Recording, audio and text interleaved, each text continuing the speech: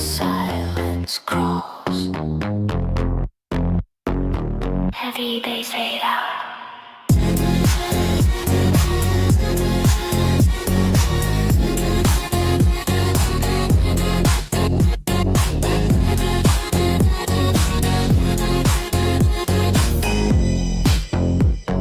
Order in the court.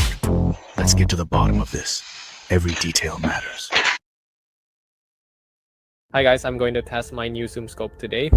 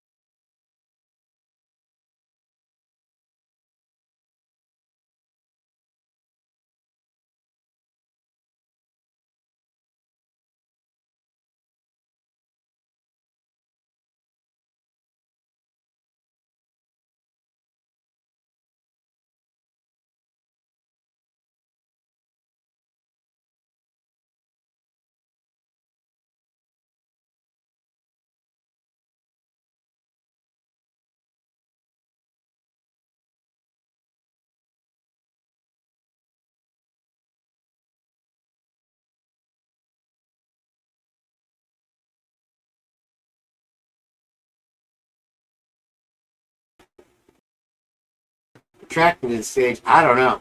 It's kind of weird, the whole business, I guess. All right. Looks like I'm wearing the Cyray hat right now, the flat hat. It's weird. I can't hear Lucy screaming in my ear. You're doing everything wrong, Kane. It's like, what are you doing, bro? What are you doing?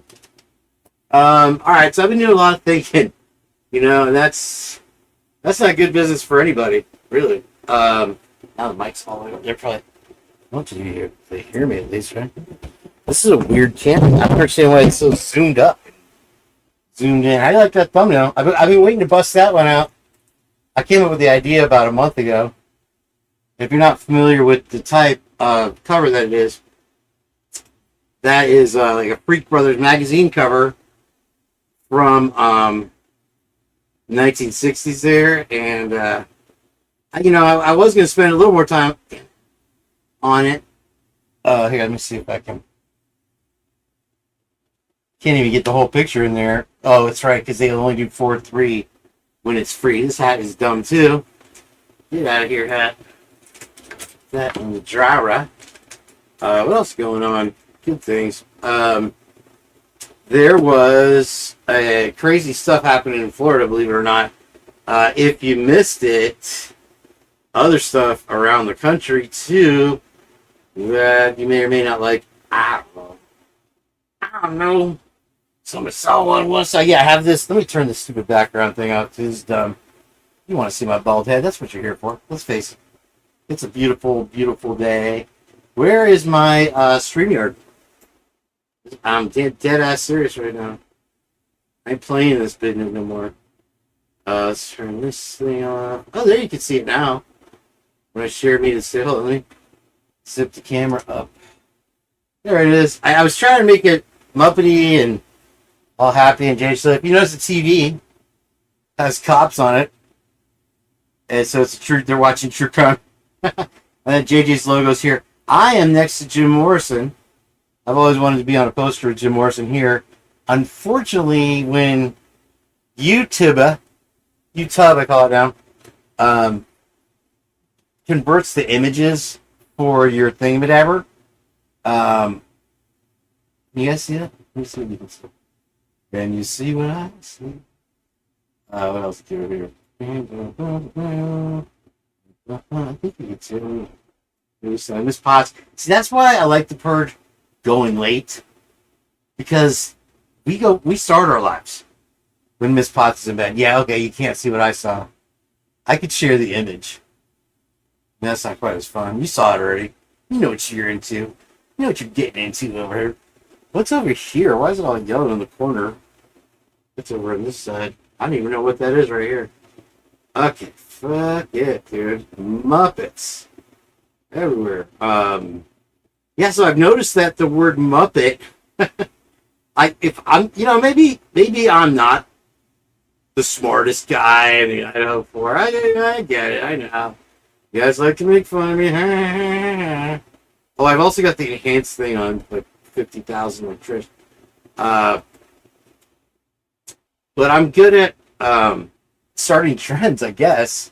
I've heard it on CNN. I heard it on a TV show. I heard it on Fox News. I went to my mom's twice. JJ helped me out when he went to the beach with his dog. He drove me over there. I'm getting a little nervous. You can probably see it on my face. That, today's the 22nd now.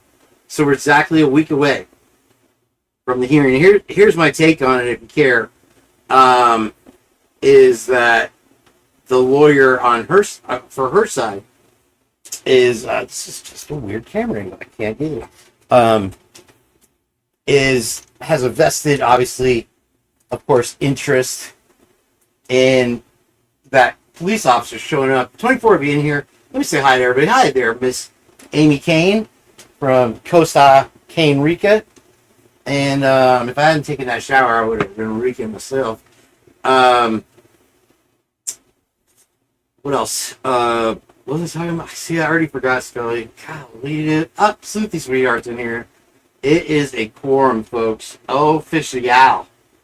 Had coffee. I'm going to make another coffee. But this is the Tampico juice, and I put it in the frozen section of my refrigerator. And it's like an icy right now, so I'm going to pour it. We'll see if I can do it without spilling. It's a very sugary Spanish drink. It's not quite Tampico. I don't know what flavor this is. We're going to get down on it here. Hopefully, Senor Wiskowski's is back with us. Said he was going to join us tonight. It might be past his bedtime. Everybody watches the show, guys. And I even watch after the show sometimes. Why not? That's me, and that's my thing. I like to watch Lucy's comments that I'm not paying attention to right now. Tony's over here. I've almost got this place organized now, where it's dope as trash. You know what I'm saying? I'm gonna put the mixer back. Nobody cares. Nobody cares. We got SB with us. Cool. Lori Sled. Oh, you know it's gonna be good now. Shit, Pedro. Who left the gate open? What else we got here? I need more butts. Like butts. Sleepy Sweetheart is very nice midriff. I'll just say that it's not in a weird way. I'm not being weird. Is that weird? Oh, shit. Vincent, we're coming in hard with the membership, too. Jules is a big fan of the show. She loves the show. I try, Carmick. What are you doing? Her husband or whatever lets me, what do you call it? Like, AI tit worshiper, I guess. That's without, for lack of a better term. It's a nice rack. I said it. No, you've been doing some good shit. I wouldn't mind getting into a little bit of you tonight, if you know what I'm saying. Like, for real. I want to get down. The last one, I liked the creepy Moscow University of Idaho live. creepy building for sure. Lucy's convinced that you are, what did she say? Ozempic? No. OMP, whatever that is. Open my perspective. If that's true, stand up. I think it's, she gets pareidolia sometimes in this case. You never know. Maybe it's a fact. If you got a split personality, that is even more attractive to me. But, yeah, we'll get into some of that business. Get all up in that. And her song is literally losing my head. But that's why I was glad the thumbnail came out with the little live thing I did, little video where it was Muppets running around. Came out like that with the U of I building in the background. So I'm like, yeah, I'm pretty chill. I'm as good as Karmic Revolution now. Revolution. Yeah, so hot day. What we did, my boy, my helper. I was, it's ironic, I guess, that my helper's name is Brian. And he, he's going through it too. Yeah, you guys know that. Right, so anyway, what we did is I replaced again now with the fucking air conditioner. 15th time. I didn't have time, like I said, to struggle through. I had to take it out of JJ's room because this one actually can hear my show while I'm doing it, and it's colder and all this stuff. And so that one I just stuffed some blanket in because it's smaller than the old one that was like, I call that the airport. That one was so fucking loud. Lucy's yelling at me in caps. No caps in the chat, please, guys. No all caps. So we're gonna hear from the Jackson tonight. I got the I dropped here. You'd be proud of me for the Alvarez there, the acoustic. I've cleaned it up a lot. It's ready for action. And what we're gonna do? Can't see it, can you? Yeah, you can if I do it. Yes. So you see that hole? I customized that hole, and that's for the pickup business. It's got an EQ and all the stuff built in. Hopefully you can see that hole. And I customized it, and then when I moved, 2 of the wires for the output jack came disassociated with the circuit board, which is, as you guys know, a very difficult solder to get back on. And so, fortunately, I go to Seminole Music over here. I'll get to that in a minute. But yeah, my boy Mike at Seminole Music, it's slow right now. Kids are finally coming back from vacation. The roads are busy again, and they're getting ready to go back to school. But even his lessons, he's not. But anyway, he's got a repair guy that does lessons named Perry. And Perry used to own a store in Pinellas Park. And when I lived in Clearwater in 8th grade, when I just started playing guitar, he owned the shop in Pinellas Park called The Music Shop. And now he worked for Mike right down the road from me, right here at Seminole Music. And so anyway, I had to pick up, it has this specific little output jack that needs to go to the plug-in, and I can't change it. So it's a different size. Because if you have 1/4 inch, which is this, which is what you plug your guitar in with, right? And then you guys are more familiar with the 1/8 inch jack, what a headphone jack is. That's 1/8 inch. That's half of the size of a 1/4 inch. Okay, and then they have a half, apparently, of the 1/8 inch, which is a 16th inch, and you'll see that in like your iPhone earbuds, I think sometimes. They have anything usually with a microphone and they have 3 little black stripes on it. Those are skinnier and long. And so all the other pickup things that I could put in this guitar that I have extra are smaller. So the little thing I have already soldered in there and ready to go won't fit. So it's very frustrating because I like to jam in this here band, I decided a long time ago that I am the band. It's just, a band's like a marriage. I got my boy Rockford, best friend in the world ever. Plays the drums for me anytime I want. And then me. And then I have a little red pedal that loops behind me so I can get a little riff going. You know what I'm saying? So, all right, let's get into the Purge here, what you all came to do here. I know what you came up here to do. You want to pick on me. I know Leia Story's just writhing her hands, waiting for the first little...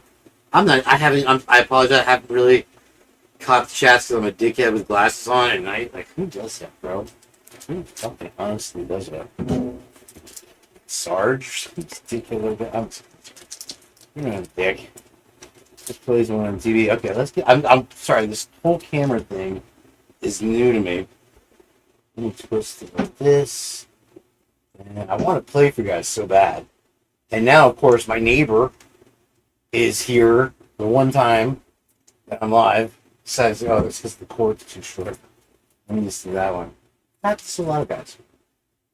So there's a quarter-inch check. We're going to plug that in a minute. The candle's on, ready to go.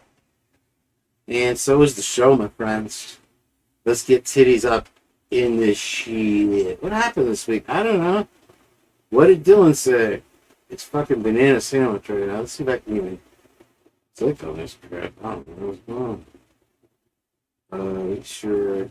I think this was one of the ones. It's not really a trigger warning so much as probably gonna laugh your ass off with this dickhead. But I have a new theory. Before I get into this, like really hard,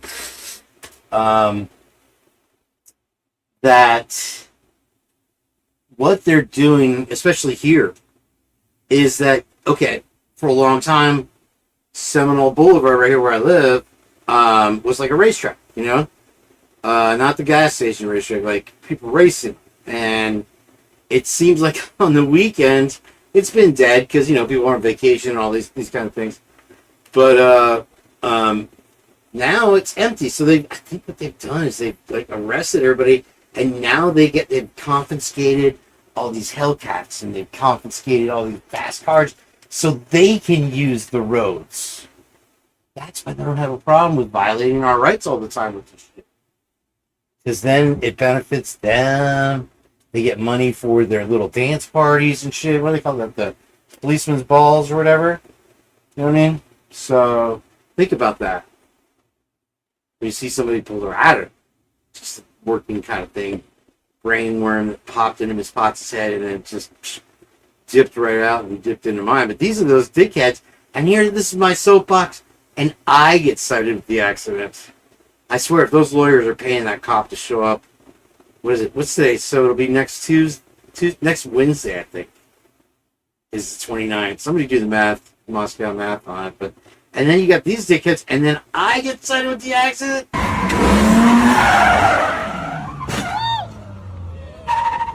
Muppets. Oh my gosh. Oh my gosh. Oh my gosh. Oh my gosh. You got that? You got that?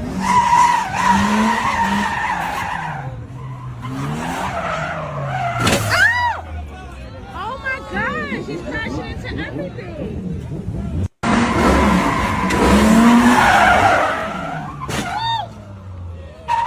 Oh my gosh. Oh my gosh. Oh my gosh. Oh my gosh. Crazy, right? They're out there. I don't know. Let's get caught up on some chat business here. Stick. This is becoming an issue. Sure. I need kicked in my gooch. Can you guys hear me? There's. Oh, JJ gave me some excuse about him and his son. It just all sounds made up now. He had to escape from Florida. It was too hot. You know, he had all these people coming from the dog park now asking where him and Abner went because he left so suddenly. And so, you know, it is what it is. You know, now, it was nice having him. It was, unfortunately, the days were too short on that visit. But, you know, I appreciate all his help. And we did a couple cool lives. He did the last live on the Purge that day. He did celebrate his birthday here. That was cool. And, yeah, no, next time I'll pay him to stay with me, hopefully. I mean, if things work out, this is going to be a whole different situation here in the Bay of Tampa's. I got a lot of tabs to get to, and then probably somebody want to come up as a guest. I would like to have the famous bubbly waters for one of the interviews that we got from Connor last night. I want to look at. So I haven't had a chance on that. And here we go. Damn, I knew. Once I saw Karmic Revolution, Retribution,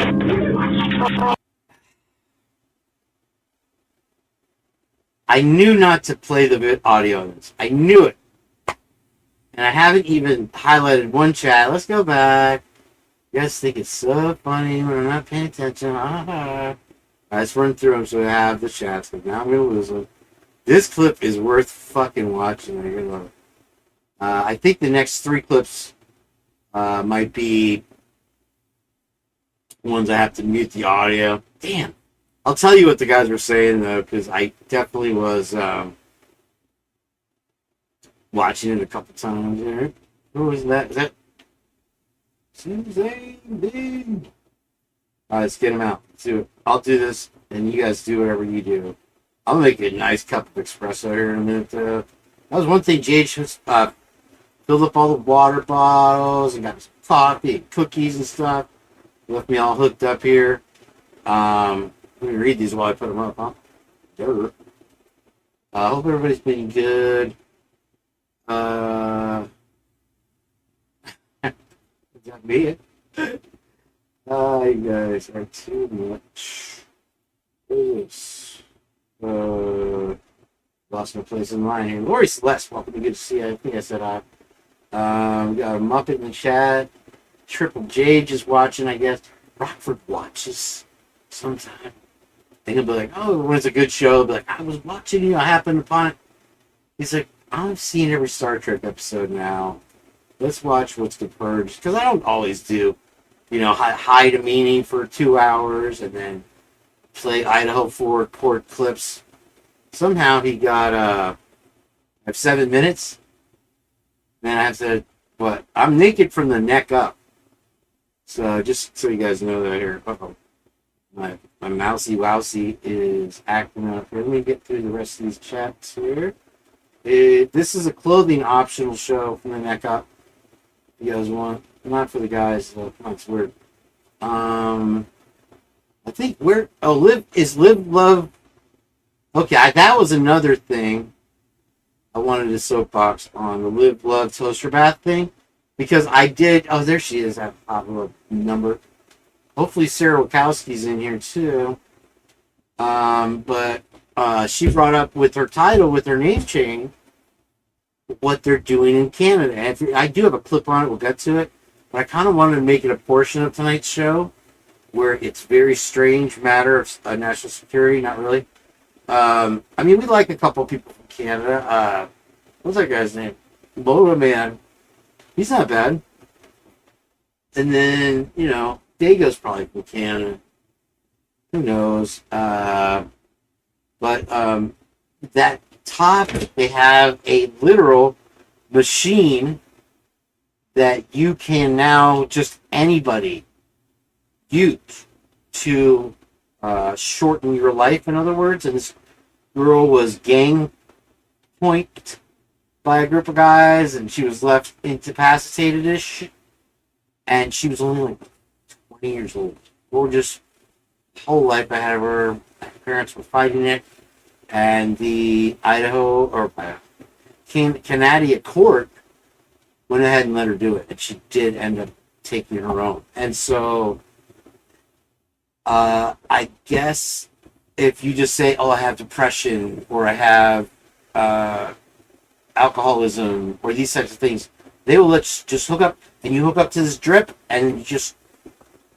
And so if you guys honestly think that they're going to start caring about us because we're finding shit out, or they're just hiding that they care, they don't care about these social... And so there's another good news, too, of, how the socialism swept the world, right? And this was one of the byproducts of it. I think it's Denmark has had it since 2006, where you can take your own life. Anybody. If you decide, I'm having a bad day, I'm going to whack myself. What, bro? What? That's the world we live in. I remember hearing about, they call it euthanasia. And, because you're depressed, bro? hearing about it like in elementary school. It was a discussion, and then I was on the debate club when I went to Countryside High School for a semester. I was really good at it. I met a couple people that are lawyers, and I was, amazing debater. I was a master debater, as a matter of fact. Went to Eastlake and we whooped the ass for state competition. And my topic I chose was euthanasia, but the only way I even could fathom it at that time was like putting a pet down because they were broken leg. These types of things. I never thought that we'd have machines. And I think, like on Futurama, the Simpsons Muppet kind of version show, they have in the future, you can just go into like a phone booth and do it. I mean, they're literally used a virus and a vaccine to take our lives. Why would you think that, they're with the food and the bugs, all the stuff they're doing, man, it's bad. And so, fortunately, some of the weird activities are being questioned and are being reversed. And I'll let the cat out of the bag. The kill switch was initiated by Biden at the Super Science Center store. Okay, and so one of the Republican senators now wants to repeal that. It's a requirement, a legislative requirement to have in new vehicles that you have a kill switch. So finally, why is this not? If I turn it, okay, that's weird. I think I dropped it. I was dropped on my head as a child a lot. Let's get this chat up in the show. Because if you don't know, now you know. Make sure you're hitting that like for me, friends, to get us into the algorithm, the secret, wonderful algorithm. Hi, Lana. Hi, Steve G. How are you? Mr. Goncalves. Nice to see you guys. I hope you have a wonderful evening. I hope you're enjoying the show so far. It's going to be a good one. I'm in actually a pretty good mood. Live, love, laugh. Toaster Bath is naked right now. I'm going to put $50 on it. And that should get you excited, buddy. You're an IT guy. You don't know. Olivia, come on. Both you guys. You're not sisters.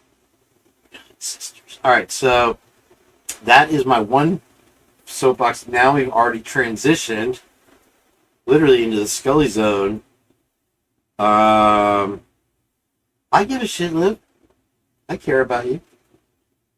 And Nickel. Is that you, Jeff H? Come on. Oh, it's Twiz. We started. Oh man. What's up, bro? Love Tina's brought the pie. I'm gonna drive up there and get some pie. No one thinks I'm a cop. How dare you, sir? Don't you start your shit with me. I'm gonna stir it up in here. Can't stop me. I like my chats little. I mean, you guys know I could be easily out there on the streets, stirring it up, interviewing people, asking them if they like certain types of things and what do they think of Brian Koberger and all these things. I could be doing that, but right now it's kind of hiatus time for the Purge. The Purge belongs to you right now, and you should appreciate that. You pick on me all you want. I don't care. I don't care. Let's see. Wazowski watches. I don't know what he's doing. Yes, his niece is very special to him. That's been in town. She came into town, so he may or may not be spending time with her. He did promise to rock. The Steel Hawk one. The Steel Hawk did. Maybe I will play that later. Yeah, it's a sex move, Luce. It's like, you ever heard of the Casper? That's where the Casper is a sex move where you're, engaged with a girl, and then you have your buddy pop out of the closet and you switch places, like without missing a beat. That's called the Casper. In euthanasia, I don't even want to know what that is. I invented somehow because I had this girlfriend from Boston, and she was super hot, and we had all this chemistry. But her roommate was like, she could have been my wife one day. She was hilarious. She was short. She was a little chubby, you know, like a little chunk, brown haired. And, I mean, let's face it. And, God, she was so smart. And so we would always have these little conversations because my dolt-ass Boston girlfriend was, well, they were both from Boston. She was just kind of adult. And, you know, so when we were engaged or whatever, I would talk to Allison. And, I mean, she was so pretty, so bubbly, right? And we were talking about sex moves like that because I heard about what was the other, the Houdini. There's the Houdini. I think the Houdini's the one I just described. I forgot what the Casper is. Maybe Toes will know on that one. But I came up with one called the German gutter ball. Like, we would just like invent our own. You know, you just basically choose a country and then throw in some kind of random noun with it, and you got yourself a sex move. German gutter ball. Well, I'll describe it later. I don't want to get a strike here on the Tubes View. It's my main source of income right now. That's pathetic to say. Not true though. You know, $20 is $20, guys. Let's face it. Skelly knows what I'm talking about. Anywho, what else here? Billy Idol took one for the team at the Hollywood Walk of Fame today. And you want to talk about some Botox, Steve G? Holy schmeck. Tollies. Really Manui. Oh, man. Yeah. Well, I mean, you have Gavin Newblood over there, who they can't seem to figure out how to get out of office. You know, he may be cheating. Yeah. Whatever. You know, Hollywood want to be what Hollywood want to be. California. There are very conservative section. I live in one. And,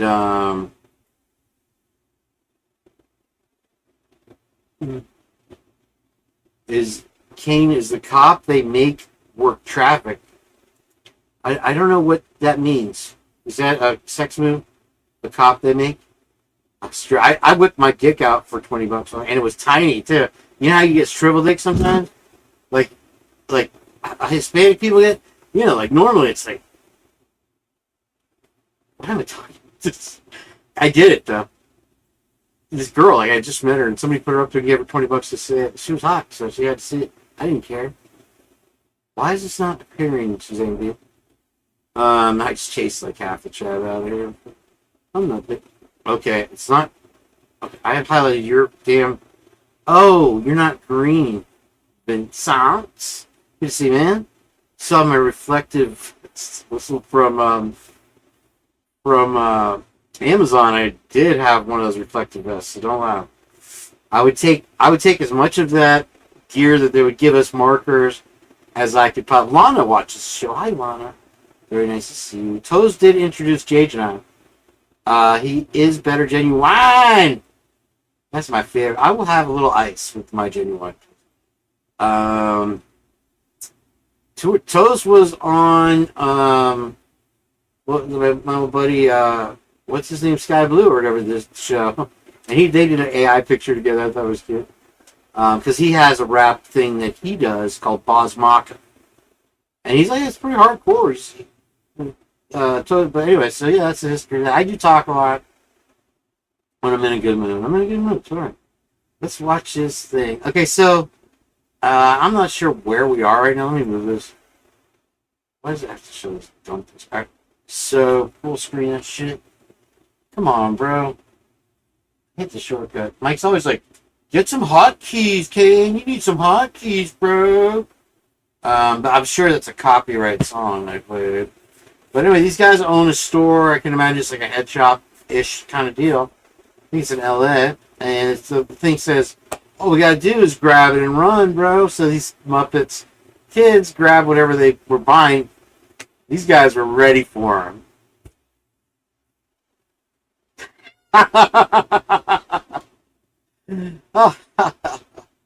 Oh, hell. They're like ready to drop. They locked the door.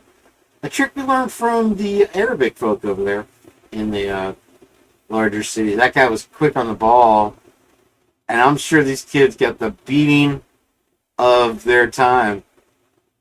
Right there, look at it. These are gangster ass homeboys ready to throw it down. So hopefully these kids weren't studied, well versed in jiu-jitsu or something. I got some. I've been waiting. This is only the beginning. It's only the beginning. I need to clear. You know how you gotta clear it out sometime? This is good. I'm gonna mute the audio on this. I don't think that there is audio. I'm not 100. Just remind me to turn it back on. Okay. Just in case. But this is like, wait. I had a couple of these. They've been popping up in my feed like, hey man, they didn't even have any audio. I'm really kind of wary of it normally.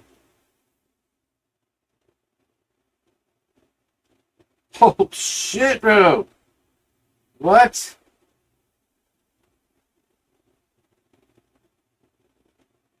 My brother is going on vacation to South Padre, They live in Texas there. So he gets, he just retired from IBM and all that shit. So he's I guess South Padre's kind of at the tip of the boot there in Texas. And I had a surf buddy in San Diego. Actually, the guy taught me how to surf or helped me learn. I actually borrowed his board and got a really good left wave going left. And my first try on, he had a really nice board, and we were about the same size. Danny Wagoda, everybody called him Yoda. He was a little dude, man. He was like, man, he was so epic, bro. Danny Wagoda. He almost passed away from doing the H, unfortunately, at that time when everybody was experimenting with it. We found him at the edge of a canyon in his truck still running. Him totally passed out. Bad news, bro. Bad news, that stuff. That happened. Yeah, I kind of took to surfing. I can't skate. I can roller skate. I can't backward roller skate. I've done all these before. I board slid down a rail after trying all day because my friends were trying to pressure me to skateboard. I can't skateboard. I can't for shit. But I surfed. I dropped in on the wave. It was crowded, because the spot wasn't always that good. It was like a little overhead high. They call it like in Hawaii, like 5 foot, 6 foot. And I got the left, and I was just like, okay, don't fall in front of all these people, because they're born with surfboards in their hand, right? In California, Scripps Pier, and in La Jolla, and I dropped in, got the wave, and then it was going to close out. So I popped off the back. I knew to do that because he, showing me how some videos. I'm like, how do I not get killed? And is that Ariana? Where's Ariana, dude? Susanna. Go find my Ariana. And Blue Devil, she got pissed because I started. I told y'all that I was, look at some Lucy stuff. She did something 2 weeks ago. I said Bosmaka. What did you say? It's Bosmawa?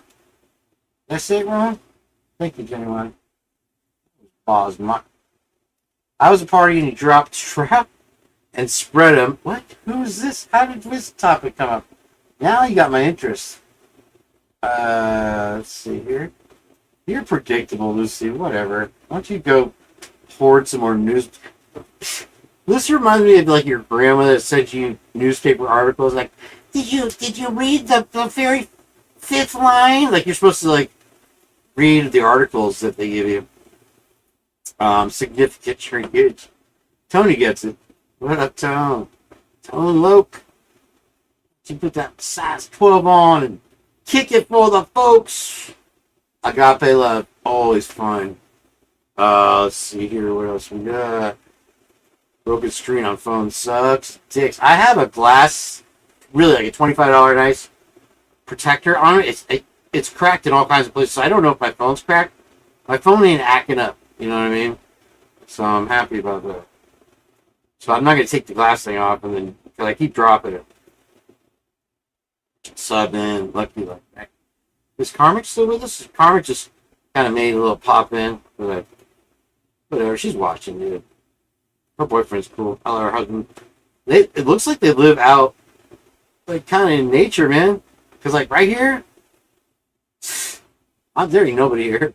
If I lived out in the fucking cocaine, what's shaking like him? Always nice to see you, my dear. Dude, I'd just be walking around buck ass if I was there. I know they do. How the fuck? I'm starting to dig this dude here. Why can't? Oh, I can't do shit from here, can I? Sure, I don't know why you're not blue, Rob. I think I know who you are, right? I don't know. I guess I should make people kind of earn it. Get a mod wheel or whatever. Most people don't even, me and Scully kind of hand them out because I want people to share shit. I don't want you to be able to. I hate when I'm in a live. I'm like, oh shit, if I can show them this picture or this article. Because I cut out our articles. People, I tease Lucy, Yeah, he's a smooth ass dude. I didn't make Lucy mad. Lucy was mad when she woke up today. Like, I got it. Don't take her seriously, bro. I haven't even started talking about shit yet. That's how I know. Plus, she doesn't get mad. She just likes it. She will get to Karmic. How did I make her mad? Oh, because I was talking all that shit? Oh, I apologize. I was only joking. She's gone along with it till now. I was only playing because it's her AI thing. I don't know why she would get offended about her AI. Alright. Well, I guess we won't be playing no Karmic today. Anywho, moving on. Let me take that attitude with her. Yeah, I ran her out of chat. I told her, dude, if you're gonna come into the Purge and get offended over shit, give me a fucking break out. Oh, fuck, dude. You ain't in the right fucking place anyway. I thought I knew. You think you know somebody, you know what I'm saying? Not when I'm in a good mood like this. I ain't gonna try to fuck with anybody. What? I got offended. He said I had a nice rack. Big ass AI rack. She just laughs every other time I said it. This story is kind of cool, so I'm gonna play it for y'all. Man, I got fucking Tony. I got Tarak.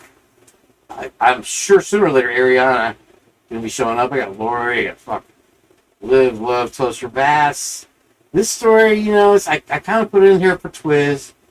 Because whatever.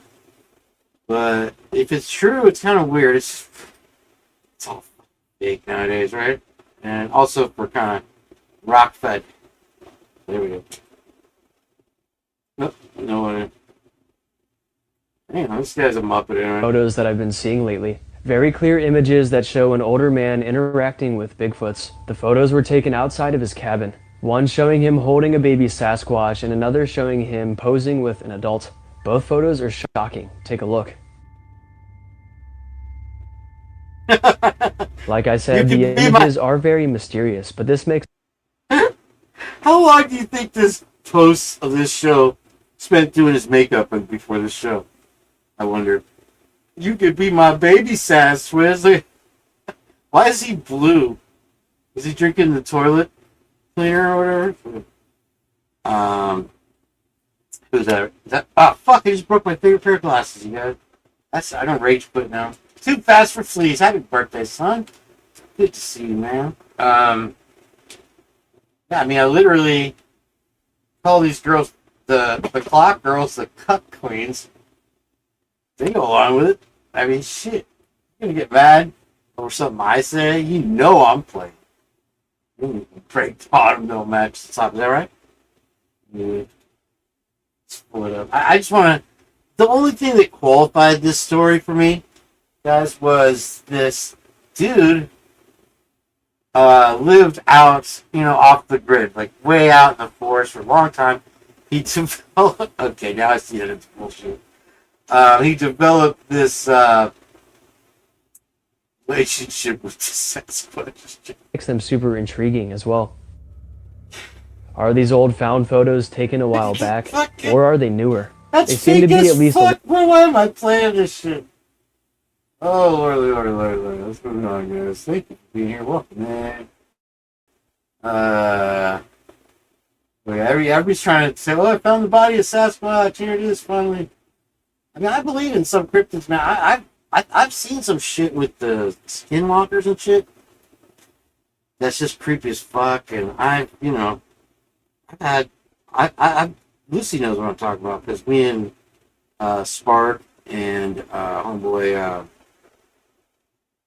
Clint Easton over there in Michigan have long-term talks about paranormal shit that I completely forgot about. The laundry room story is the best. If I haven't told you guys, I don't know that I think I've shared it in lives before, but if you ever want to check out some lives, man, Spark is like an ex, not Navy SEAL, but whatever they call those upper elite forces of military. He's always, hardcore fucking dude, but also he's like mentally sharp, and he fucking has gone through all the MK Ultra shit or whatever. At Walmart today with a man that looked just like this, the one that's on the screen, the one that was on the Sasquatch guy, or this dude. Because these guys are all right. They have a little bit of a jaded take, I guess. I don't know. It's a little too over the top for me with their comments. I'm going to scooch up just a smidge here. If you have something on. Look at my beautiful face. Oh, Carmick, I'm sorry. I didn't mean to call you. I wasn't trying to pick on you, Carmick. I thought we were pals. Me and Cy Ray are regular pals. And he doesn't talk. He doesn't call. He doesn't even answer my emails anymore. My goodness. I was saying her boyfriend was cool, her husband was cool. I don't see what got the butt hurt on that conversation. I'm over it. I just feel bad because, I felt like, hey, we just met each other earlier. I'm kidding. If we'd only known earlier, we'd known this earlier. All right, what else are we doing here? I would like to see. Oh, for real?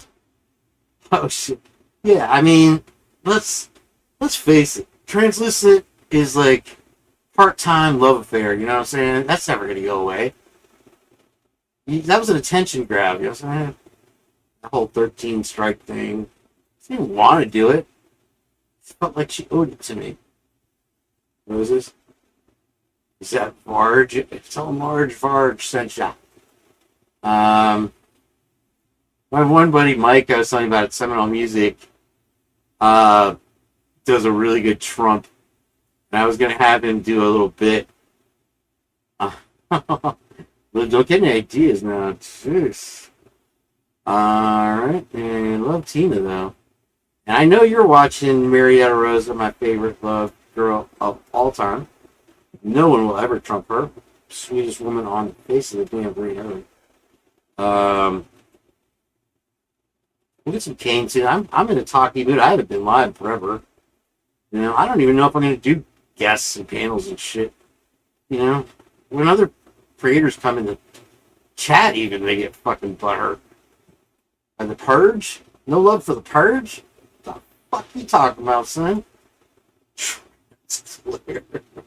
So you pop the wildest shit out of your fucking mouth sometimes. Bigfoot is busy out in the woods making beef jerky. Yes, sir. Not tripping here. I think Clint watches it too on the low key. I don't think he's very interested in this case much. It doesn't seem like I am either, but I am. From time to time, it's mostly diabetes talk, fast food news, the occasional Idaho 4 discussion. Bigfoot ran up the stairs and ran back down. I love you guys. I said, that's right, Karmic, stop it. Get back in here. We love our chat small because these motherfuckers got some thick ass skin. I ain't out to get you. Love your work. I hope we're, but you really, you got no fleck. These folks have no fleck in the game. They know they're free to say whatever the fuck they want. Chewed my ass out like 5 minutes. Well, I mean, it is what it is. Crispy bacon is my favorite. Yeah, weather boy. That's funny. She chewed my ass. I kept going too, probably while she was chewing me out. You know, everybody has a good day and a bad day and all this. I liked that little video she did. I mean, it was nothing to it, but she looked like she lived out in the middle of the flowers or whatever. I guess you guys call them fields. And people live out in those pastures or paddy wagons. And it looks like flowers. I'm sure it was AI'd a little bit. What did someone say? Anybody know? And, but yeah, they're out in the middle of nowhere, whatever there. And, you know, maybe that good. You get PTSD. Or,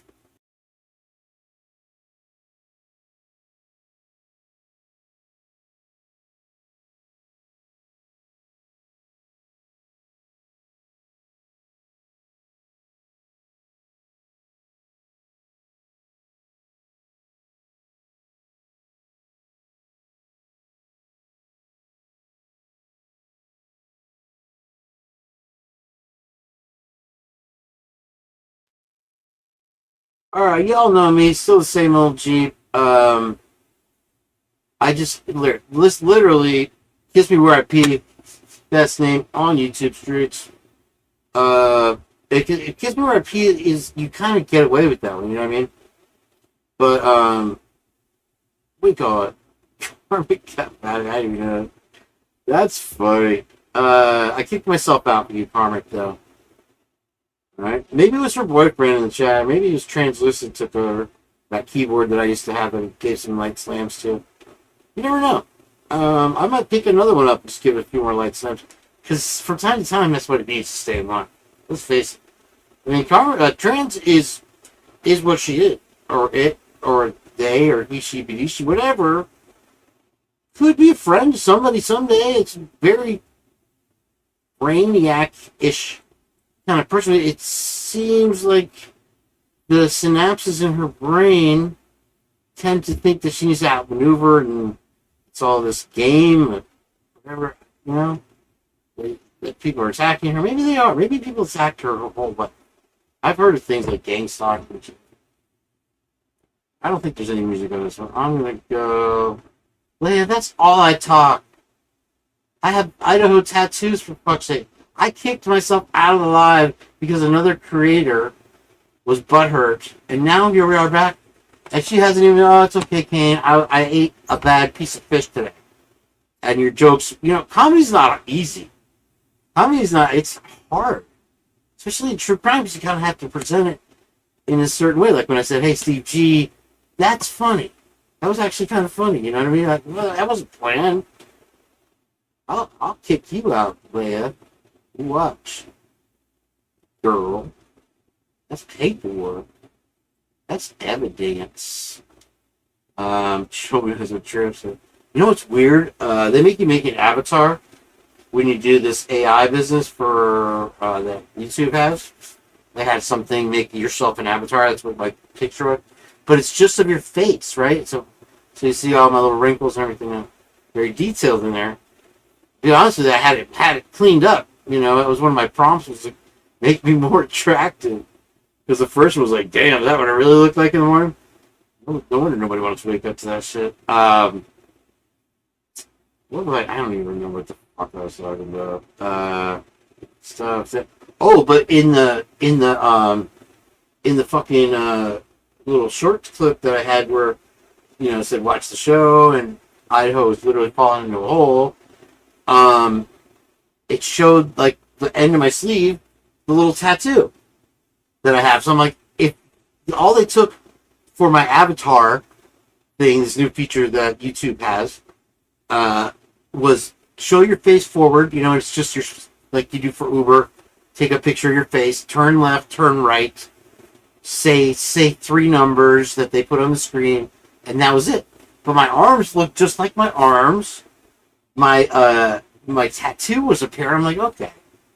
All right, they're watching me when I'm undressing. Yeah, Scully's open now. Oh, I'm sorry, Scully. Did you get hurt? I was gonna do. I was totally gonna troll Scully, and you know, when you listen to when I get on a live with Scully, after a while, I do that with everybody. I kind of start picking up their speech patterns and stuff like that. So I start talking like Scully. I can't even do it now that he's not. I'm not listening. You're already a voice inside my head, so but when we're live together for a few hours, then okay, everybody, get that kind of like, not really Spanish, but he talks Spanish to his mom all the time. So he's got that little thing in there. He's an American kid. But anyway, so I was going to troll him with it, but I was like, I can't even. The only what I can do right off the bat is Fat Albert. You can't talk about Fat Albert. Albert, why don't you get back in there and do the thing? Hey. Don't pick on Fat Albert. That's not even a good Fat Albert right now. I was doing it better today, but I'm all hot and bothered and sweaty. Hey, come watch us on Saturday. And yeah, Rudy on the fucking drum. Albert, you can't even talk. You're so fat, Albert.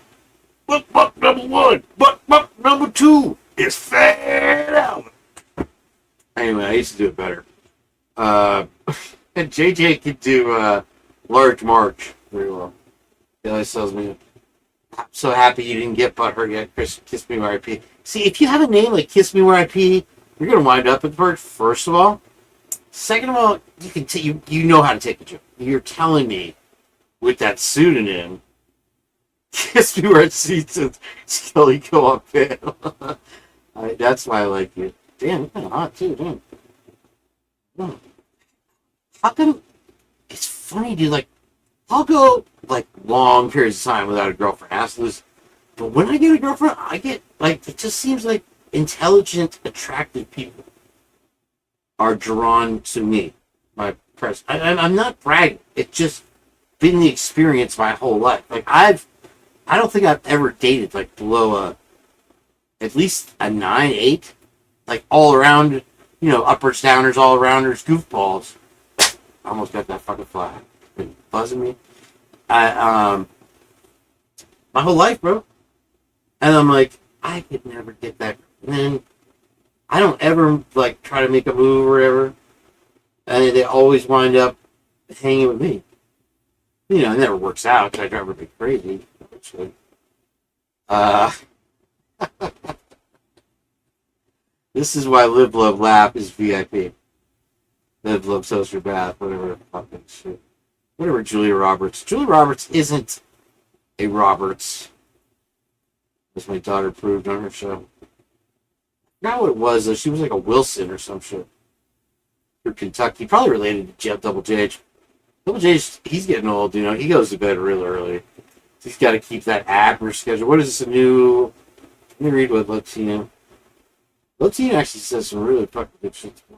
It's better to stop her in her sentence than to stop her if somebody... The only one that I'll even make an action about it is that if they're bent out of fucking proportion is, the evil. I like Viv. I don't have a problem with it. I mean, she's tripping. Cops always be hitting on you. Cops are some horny ass motherfuckers. I've had a couple, like, I haven't had, like, but I've, hung out with as friends, really, really beautiful women like that, like you and stuff, and they'll pull your asses over for just being pretty, like, just to check you out. I don't know how these guys do this. Like, there was this other chick that I hung out with, and I remember we're going in my car. She's in the passenger seat. She's short. And the fucking guys are going 40 miles an hour this way. I'm going 40 or 30 this way. And the guys, when they see her, are literally like breaking their necks, craning their necks to look at her. And I'm like, dude, how do they even... I don't even get it. But yeah, the cops, bro. I remember this one girl, Mary. She was... She would apologize for how fucking pretty she was. Like a brown-haired Jersey girl, She's totally down there, cool as F. And I remember one time this cop pulled us over, and she's like, "Watch this shit. Happens to me all the time." And the cop's like, "You know what? I pulled you over, ma'am." She's like, "No, why?" Hey, I need you to have both hands on the wheel. And I was just like, "Oh my god, bro." And he was one of these skinny ass dork cops that whatever. And so he's like, all right, he knew he'd fucked up right there. You know what I mean? He didn't even try to pursue the line of thing. I think he gave her like a 20-minute or 20-second lecture, and then just like, fuck off. I just fucked up. I mean, because she knew. But, you know, I don't know. I try not to pay attention to her. I really like having girls as friends. As fucking Paul Bless. Funny you bring that up, because I'm writing a screenplay. You remember the Uber driver that's the killer, and do you like true crime thing? Do you like true crime? With Claude. And it has been going amazing. I think for some reason they gave me extra prompts. We wrote probably, I would say probably a good at least 8th, 6th of the week. We have the whole top to bottom pretty much plot and beginning and ending. Beginning's solid, so good.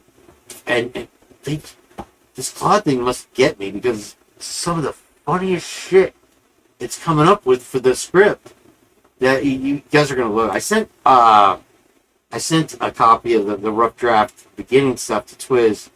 I'm waiting to hear back. I haven't checked my email to see if he liked it. He was already headed to bed when I sent it to him the other day. But I think the premise is pretty good. You know, you can get on Netflix. Whatever, I'll be famous. I told Twiz he'd be great for the leading role too. No role for you, Jage. Jage. No, you can play the janitor. I was hot like 20 years ago. No, well, you know what though? The equipment never gets old, Lord.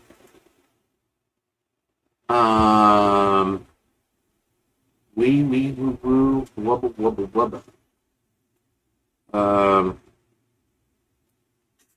Right, Pedro fucking no. Here in Clearwater, Florida, you guys know that I had my recording studio was directly across the street from the Fraternal Order of Police. I caught them by accident. I wasn't trying to even pay attention to them because they were totally gang stalking me for whatever reason. But one of the big dudes, he could have been a linebacker or a running back for the Bucks. I'd seen him a couple times. I caught them bringing underage girls to the Fraternal Order of Police. Don't tell them I said it. Don't tell Parmick I told it. What you call it? It's cool you can see my hand. I like to rub shit. It's my thing. It's comforting, you know what I'm saying? But oh, thank you, Ale. You're okay too. You're good. I mean, everybody up in here. That's why I said everybody up in here has had experience with, you know, rubbing elbows with the fancy. Because I mean, there are people. Let's face it, that are just they get their way, no matter what. You know, these girls. You know, the kind of life is a platter for them. There may have been a week in my life where I had that, when I was in super good shape surfing and super tan, had the right hair, and then it all obviously kind of fell apart. But anyway, you know, I solid little bit of college, some junior college, like Saturday, high school graduate, solid there. I once, anyway, so, yeah, the things I think are qualifying. So anyway, thank you for being here, everybody. Make sure you hit the like. If you're new to the Purge, where the fuck have you been? If you get butthurt when you come to the Purge, because other I've heard her little rants about other creators ripping on her and shit. So I get it. Maybe you're some more sensitive tonight. Get over yourself. It's called The Purge for a reason. If I was saying anything out of line, I do apologize. Come on. I think probably Suzanne B had my back. I know you guys always do. I've seen Lucy. She'll rip on me 1 minute, and then I see people attack me, and I kind of just was checking out the chat. Didn't even know they were there. Just fucking light people up and eviscerate their asses. I stole that word from Pete, by the way.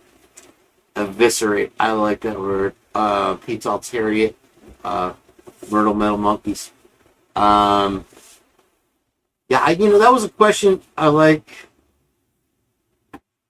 Anyway, I'm not going to do any interviews today. Do you like the backstage pass? Do you like Shoot Drawing? You gotta watch Scully, dude. You gotta watch him, because he's clever. He tries to play this aloof kind of class clown, but he's actually the class comedian, dude. This motherfucker. And he will slip verbiage into these songs. Like, my theme song, it's got some gay shit in there.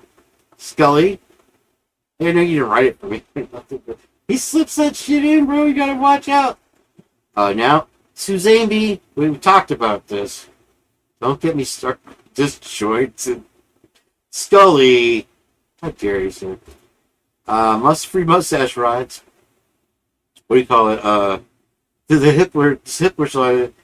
The wood is polished, and then something like that. I was trying to learn it on the guitar and sing it for you guys. I'm like, how you gonna say the wood is polished, bro?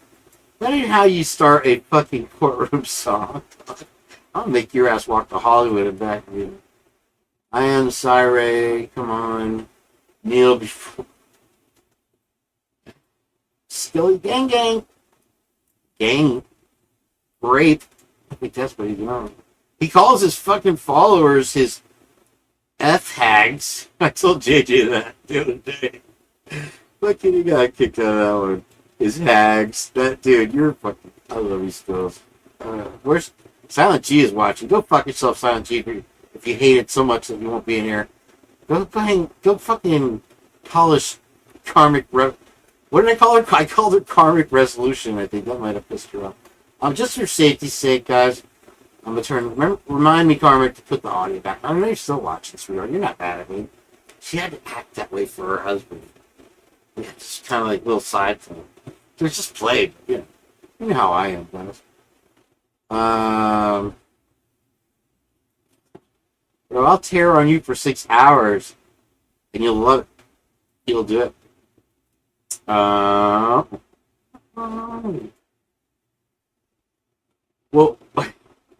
I'm not even good. Alright, I'm shutting it down. That's it, I rage quit. And you know who else goes to bed early is fucking StreamYard. It's becoming a problem. I know she'll watch it tomorrow. She likes to look at all this. This doesn't just happen. Tommy's hard. Alright, let's get back into the video here. I'll still play some Karmic Revolution. I mean, it's all under the Fair Share Act of 1922. So who the fuck are you trying to ego whack with my axe? I guess you can't let me know. I'm just sharing the new one now. Let me know, though, if the audio is Swamp Rose or whatever. I mean, Swamp Rose was going to let me and Twiz live in her cabana. We were going to be her, like, private cabana boys. And I always called her, from the minute I met her, I was calling her Disney Princess. I have another thing, you guys. Remember how I had all those dreams with Kaylee? And they were always very lucid dreams. And then I told you guys about this one. The first one, we were at the school, and it was a very long dream. And we were going to go do school pictures. And I walked out wearing whatever to go do the pictures with Kaylee and Maddie. Maddie didn't talk.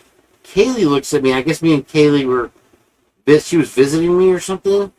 And we had a room together. And she looked at me at my outfit and goes, "Really? You're going to wear that? Or really?" Like, just that. And I'm like, "What?" So I went and changed into, like, Dockers khakis or something. It was a funny start to the whole thing. And then we went and took the pictures. Maddie never talked. And I just remember going back to our bedroom, this big master bedroom, that we had, and I called Steve G. I'm like, the girls are here. I'm sorry. He's like, it's fine, Kane. Just send them. It's like Steve and I have some kind of weird connection. One of the Muppets tried to say that nobody has any kind of connection with these girls in their afterlife and all this shit. And I was like, what the fuck do you know? And anyway, so one of the pictures, and guess where it is? Guess where the fucking recycling yard had come from? This picture that triggered me about one of the dreams. It was the very second or third dream that I had, was very visceral, is in Scully's thumbnail. It's a picture of, it looks like three of the girls and then a different guy, but it's supposed to be Ethan. I think it was just AI fuck up. Of the three of them looking out this big picture window. And I think Scully wanted it to be the window of 1122, but you know how AI just interprets shit how they want. And so it triggered me about that dream where there was, Lucy, you remember I said, in a lot of the dreams, there'd be 4 beds or whatever, you know, right? For some reason, recurring theme. Kaylee's always leading me around, will never tell me anything. And for some reason, by the 6th dream, I kept forgetting who she was.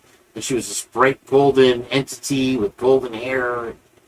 She would just walk by me and ignore me. It was weird.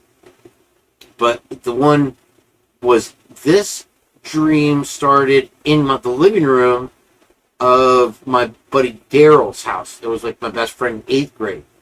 And I hit, anyway, another almost ex-girlfriend story. His sister, really beautiful girl, really smart. We used to hang out in his living room there.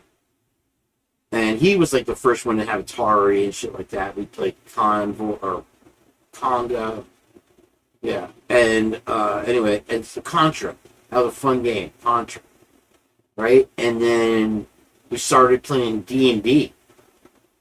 Because my buddy had moved and he just gave me all the books. I'm like, I can do this. And they were too smart for the game. It sucked. It didn't work out. But the first dream was literally, I'm like, oh shit, I'm in Daryl's family room, in the living room. He was like a few streets over from my house growing up. But the 4 beds were laid out in that, and they were all looking out that picture window exactly like so. Since do some Idaho 4 stuff, Kane, me. We're Muppets out here. We yell at everything. We pick on you, Kane. I could just rage quit. What are you guys going to do that? Nothing. I'm afraid there's going to be music here. So let me just turn this. Yeah, there was. I was right. No, there's not. It's okay. Hold on. You got to hear it.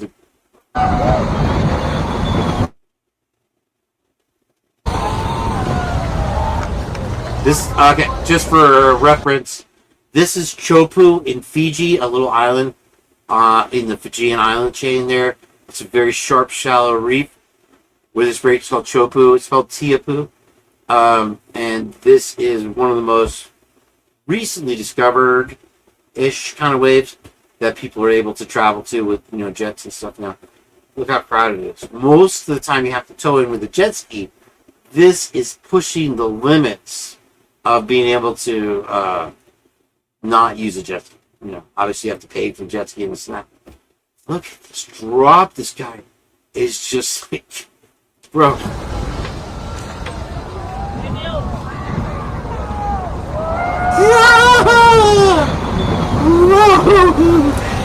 I mean, yeah. Even the fucking whitewater at the end of that would just blast you on your ass. And you know, it's funny because when that spray comes out of the barrel like that, right here, when I got a big wave, not like this big, but that barreled like that behind me, and it blew out. It felt I was just in trunks. You know, one of the rare days you have to wear WITSEC in San Diego.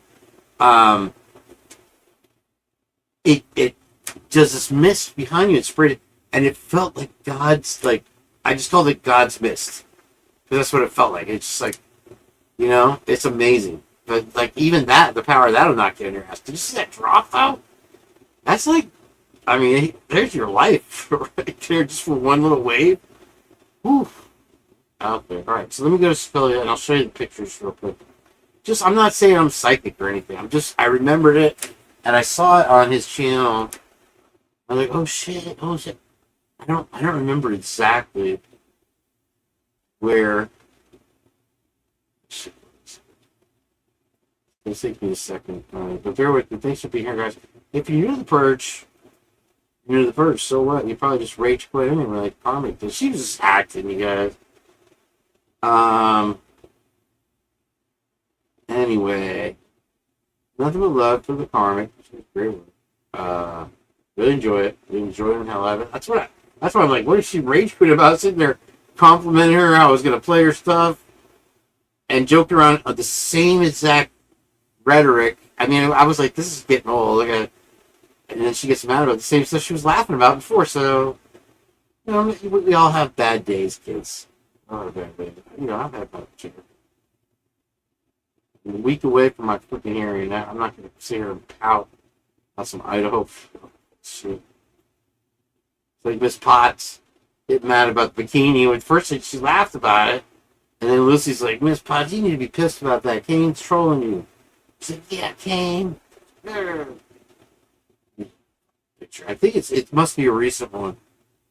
You know which picture I'm talking about, Skills, if you're still here? I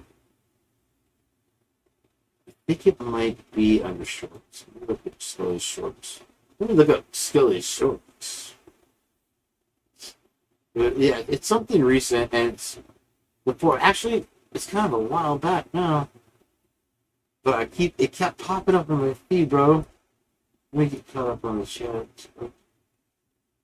Okay. Go to my new short. Okay. Oh, is it in the short? It's like the fourth image or fifth image. Is it the very newest, new one? I need it. And then, yeah, I remember because it popped up. I'm like, oh shit. It's that shit. It's like don't try to tell me that Scully and I don't share some brain fragments of what's ever left of our brains. I was like, dude, I mean, you pulled that literally out my fucking brain hole, bro. That image was in my brain. I created that image. You just fucking told AI how to make it. Weird how we do it all the time, too. Like, I'll say something, like, way whacked, and he'll say it the exact same shit right after. I mean, a lot of people don't catch it. We see it. We're over it now. It's old news, right? Okay, so I'm on shorts. I know it's not the pain wackadoo shit. What's this? Girl, I can watch this 20 times. why didn't you call 911? Why would I call the cops? Somebody broke into my house. Sorry, Skills. I would never normally stop this, but I'm very happy to see you.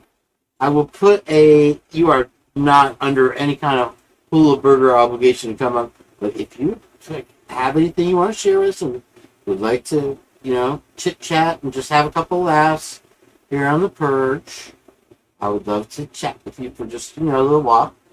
And here's the link, my dear. Thank you for being here, Miss Beloved. And me and Jade were watching some of your shit. We've been keeping up with some bubs lately. I did copy it, and it's not okay. So good to see you, darling. I put in the description of this live that you're defrosting your freezers for the public good or something. Comedy's not easy, but right, let's see. Boom, boom, boom, boom, boom, boom, boom, boom. So probably it is that. There it is, Miss Public Waters. That's your discretion, my dear. Am I Swamp Rose? House. That's evidence. Oh, That's this is the new. witnesses. Yeah, this is the new one with the That's Barbie. paperwork. Dylan, I love this one. And I can guarantee you nobody knew they were there to match. begin with. So. What are those lips doing? It's like when Liv, it's like, I hate it when I'm typing. I never type. I'm like, Liv, you got to use both hands. Just, you know the old joke. You know the old thing. 7 squirrels on my grandma's ranch. That old 6-minute abs thing. It's funny. I even had AI look for that clip, Gage, the totality, and it's like I can't clip it out of the movie because it's copyrighted and this and that and blah blah blah. And so I'm like, oh shit. But he's like, oh, you have to look at the totality. It's literally like the most lying ass quote you put in a movie by Ben Stiller, and that's what Cyree. And so I told Suzanne B the other day, I'm like, bro, I'm kind of conflicted, and I like Cyree. I think he's a good, honest person, like one of the smartest people I've ever talked to in my life. Won me over. But I just got here. Damn phone. Like I said, no pressure. We love having you in the chat. Please, don't let me chase you out of the chat. I chased Karmic out of the thing. I guess people are already telling me. Carmel Revolution. Karmic. Lucy. So you hear the shit I said to Lucy before?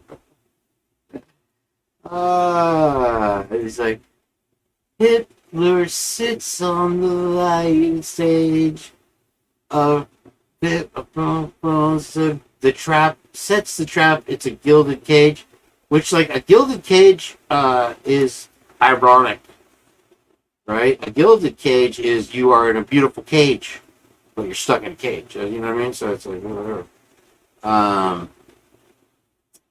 If you can let your SPIT touch the floor and suck it back up, I've always thought that's disgusting, but now that you say it, let's see here. I only appreciate the AI if it in the form of a parody tune. I'll get behind that all day. That's why I'm so wow. Suzanne B, you're low key. Going out for doing it. Muppets. What is this one? Weird Dream and didn't recognize. Yeah, but then you got Cyree the Muppet now saying that. So, okay, see, me and Suzanne B were back and forth, and I was like, I'm conflicted. He's an honest guy, and this and that. And she's like, Kane, remember, he thinks that Richard Allen is guilty. And, Karen Reed, I could take her leave, like I said, Lucy, but yeah, Fiji's fucking dope. They have another break on the other side of the island. It's if you're too scared to go to Chopu, it's called Chickens. It's literally called Chickens. And this island, Tavarua, is what it's called. It's only established there by surfers, and so they just have these little huts that you stay in. It's probably $500 a night, whatever. And that sounded like my phone. It's probably my first copyright strike from Karmic. But yeah, you can go to Chickens. I was in a good mood. Now I'm pissed. Zambi. What was by you? I think Lucy's sending me. Yep, Lucy's sending me dick pics. Yep, they're piling up. That's 80 terabytes right there at least. I'll fucking show you a nightmare stream. I had a dream. People, won't you listen now? BK was standing next to my bed, rummaging in my nightstand for a knife. I kind of had one like that too, Lori. And it was only recently. I've never had BK in my dream. And what the? I have to take it because she will not stop. She'll just keep calling me. She'll keep calling me. Hold on, I don't even know where the fuck that's on. Not for fucking Senor Wiskowski fucking SMOKE break. I identify as a black dude. So does Twiz. Twiz got that shit. Oh. Okay, really, I'm getting up. See me interrupting my life. It's probably Karmic Resolution called YouTube and had me banned. Is my live over? No, it says end stream still, so I got that going for me. Out of here we good. Okay, so I'll get back to the chat in a second here. I'm a dude playing a dude. This guy's just another dude. I'm a there. Fuck, hey, I'm getting up. You know how bad my back hurts at this air conditioning shit? all day, motherfucker. All right. Hey, guys, tell me if anybody will tell me anything. Nobody answers my questions. If I'm a featured YouTuber anymore. That was featured YouTuber for a minute. I thought that meant something. I just took it away. Where my damn phone was dead, too. All this charging. And text. It's not doing us any good. I hear it. It's got it right here. Oh, you know what? It's either in my other shorts inside of the. So okay, so here's the other. I didn't want to show you that side. Oh yeah, I put it right here. Yeah, see, shit be falling out. That is not the charger. Here's my charger. Oh, this is the lawyer that didn't even call me back. That sent me paperwork, evidence about the fucking case, and I called them. And I had some idiot that answered. It took 20 minutes to spell my name. And then they never called me back. Bubbly backstage. Oh, shit. I'm sorry, Bubs. My bad. Thank you. Okay, alright. Dude, I've kept JJ back there for 45 minutes. Bubbly loves cat videos. Sorry, Bubs. Okay, are you still there? No. We'll come back up. I'll put the link here again. I'm sorry. Douche. I was going to get to that in chat. See, now I pissed all the creators off. You know what? I piss them off every day on the reg. And they still watch my show. Every creator watches my show. You know that. I've proven it. Fucking even Judge Hitler watches my damn show. I make sure that they watch my show. Who's not going to watch the show of somebody doing a fucking AI of them naked in a white dress as a respected judge of Idaho? Of course you're going to bring me up in court the next day. I mean, I might not be the sharpest shovel on the ranch, but I could probably skip a lot of these. I almost drowned in the wave pool.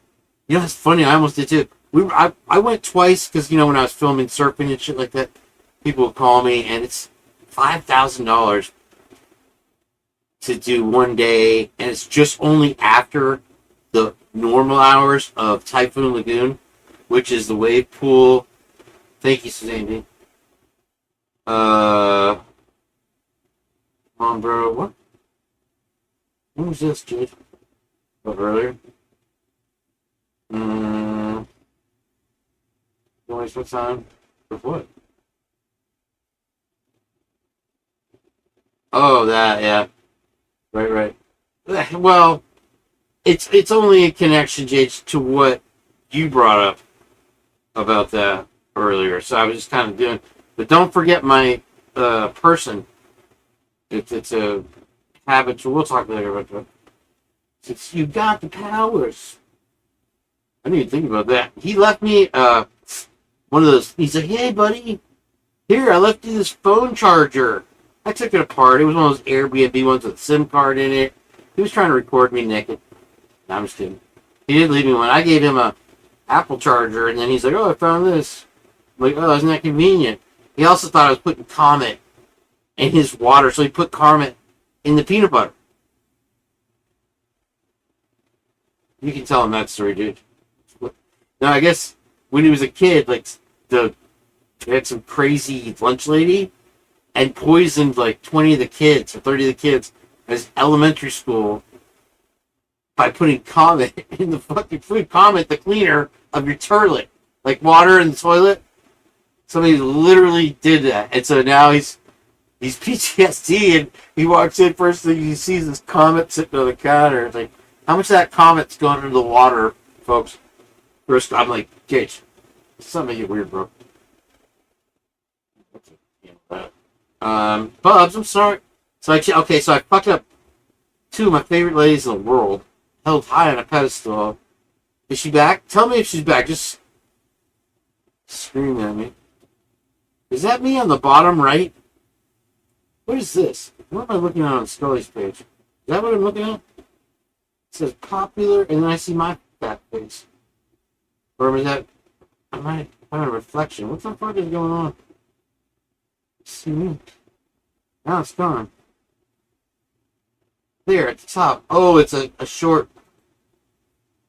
I'm still wondering what happened to the how come they changed Neanderthal to Neanderthal? Kids, I mean, I didn't like that. I like Neanderthal. It's always Bernstein Neanderthal. Bears? That's how you say it.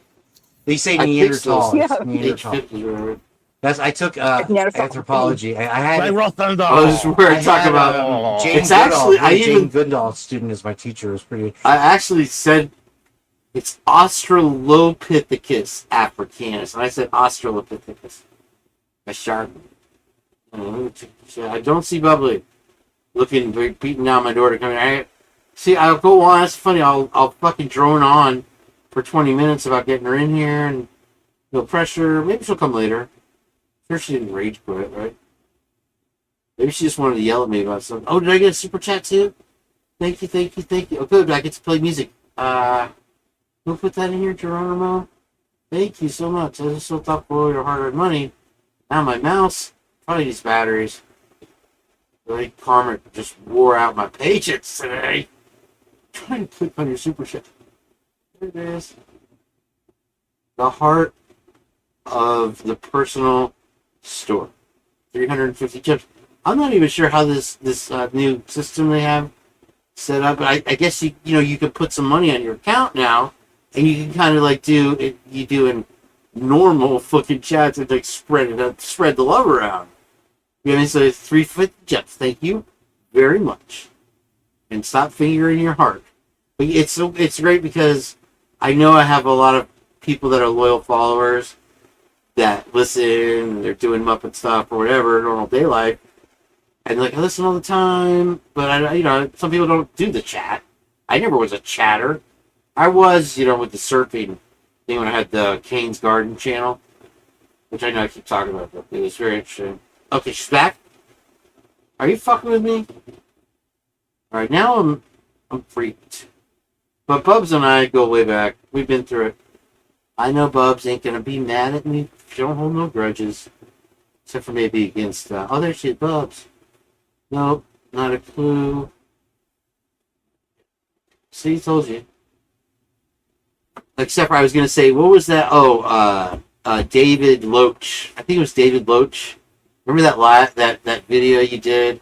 I see you, David. Was it David or Hunter? Where they were walking, and it was kind of like the chubby video that Scully did of me, but it was his face, and it's like, I see you, Hunter. Or, I see you, Loach. She got in a lot of shit. She has a lot of shit, dirt on everybody, whether they're guilty of unaliving, mass unaliving. That is another concern. But I think Bubba Waters has had her fucking face-to-face moment with about every character that's come up, as we all have, as is tradition.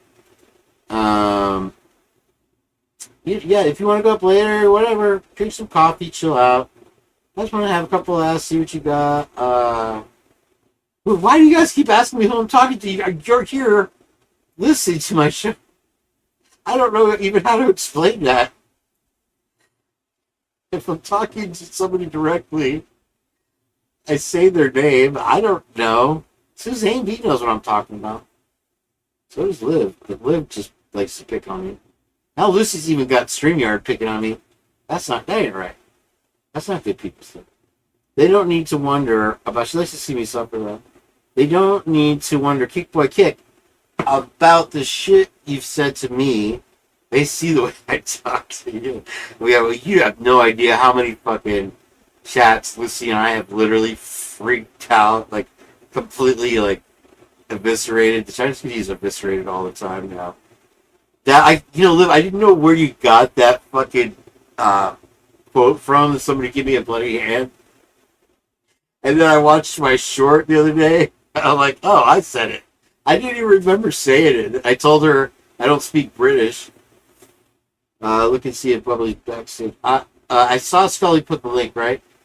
I'm backstage and have been for 5 minutes. I don't see you. You're not popping up. You haven't popped up. That's what's weird. Let me replay the chat. I would love to talk to you. I really would. Don't get me wrong. And for some reason, the way I'm talking today reminds me of Birdie and I've never watched Birdie show before, but his fucking 2 seconds of his shorts. Well, I'm way back in the fucking chat. Okay. There it is. Tara Jackson, 2 gems. Thank you, Tara Jackson. I'm meaning to... Did I just delete Tara Jackson by accident? Oh my god. I was trying to think her. There it is. Okay. Trying to star her gems. Thank you, thank you, thank you. Who else we just... Tara Jackson's here. And for some reason, I'm clicking on the things, and they're not popping up like they did the other day. Sorry I did that, guys. I didn't mean to. We'll get Bubbly up here. I mean, if not tonight, another time. We're good. We're regular pals, like me and Cyrene. The heart of the personal story. Thank you so much. 2 gems, 100. Thank you. I appreciate you agreeing. I'm trying to get the facts in here. Lucy just, she would rather see me suffer. She won't answer any of my questions. JJ's sleeping. I didn't even say shit to JJ. Once he goes to sleep, that's when I usually start talking shit, because it's the only time that,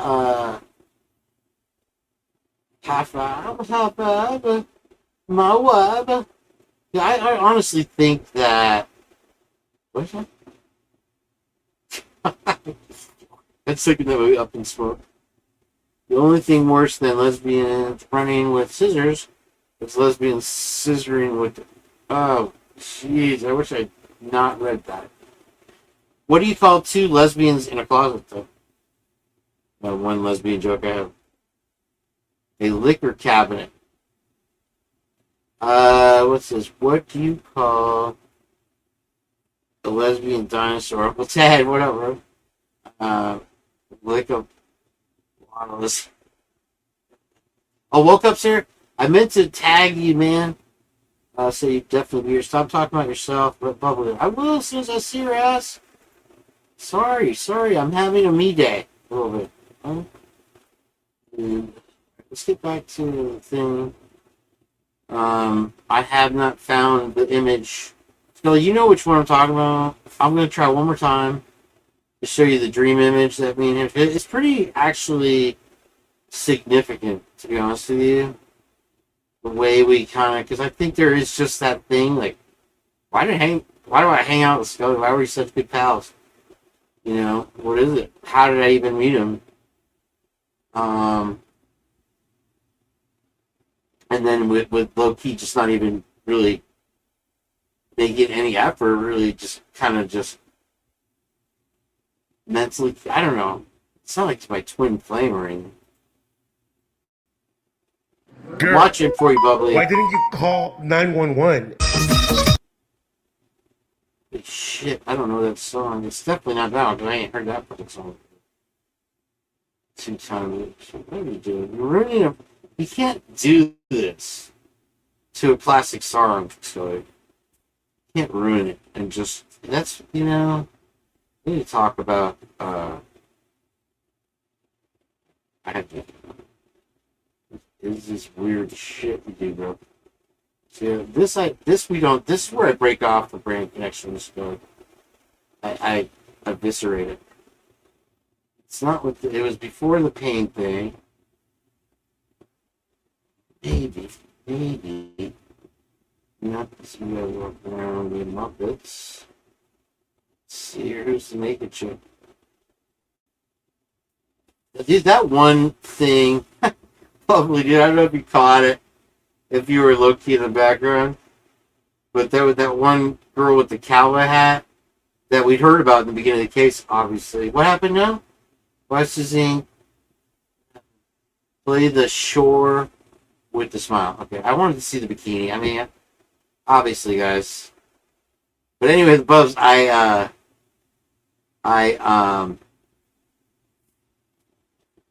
shore. What's a shore?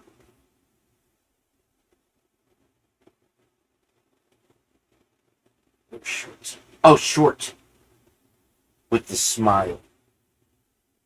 I don't know. I can't. Things are okay. I'm on shorts. Okay, I'll put the link for you. I wasn't sure if I had the right one. Anyway, yes. Okay. Thank you, Genuine. Oh, there! I heard a pop. There she is. Hip hip hooray, everybody! Okay, thank you. Exonerated me. My chat was ready to mute me, my ass.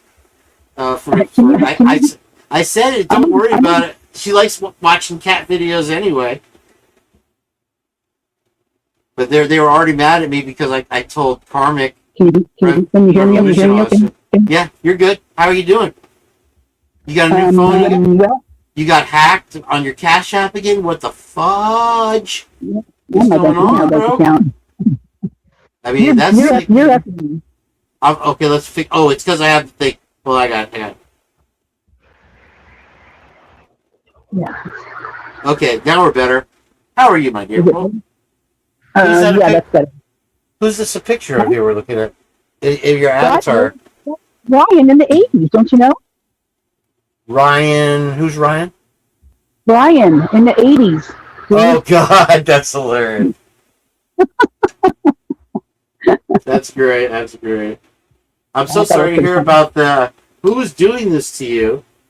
I have no idea. I mean, of all the caring, generous, intuitive, and intelligent people I know, you're the least person. You know, you don't fit the mold. You know, it's like when they say, you know, don't be the person that lights up the room and you won't get murdered. You know what I mean? It's like I guess that's what they go for. Because literally, I barely had a crossword in my comments in anything, and you have people. You know, obviously, I went through the copyright thing and all that, but beyond that, you know, maybe one or two were like it was like a weird thing, like yeah, Kane, better watch out, or just one or two weird things that were like, what the fuck is this guy doing? What are you talking about? Like you've had a lot of attacks. You've had a lot of the viewers or whoever they are. Literally, you've gone through what I've gone through, but then you always it seems to be like they're always trying to get your Achilles. And they don't even play around with punching you in the arm. Like you can joke around with me. Maybe that's why they don't go after me wholeheartedly.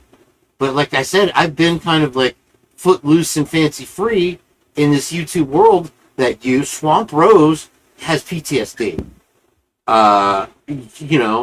Lucy's been attacked by other creators, for fuck's sake. And I've seen, every step of what you've gone through and all the stuff you share with me. And I can think about 15 other people that, some of them brought it on themselves, like Get a Clue. He might have drawn that out a little bit. Maybe Pavarotti and these kind of people that sort of seek the drama. But anyway, go on. Sorry. Yeah, I don't know.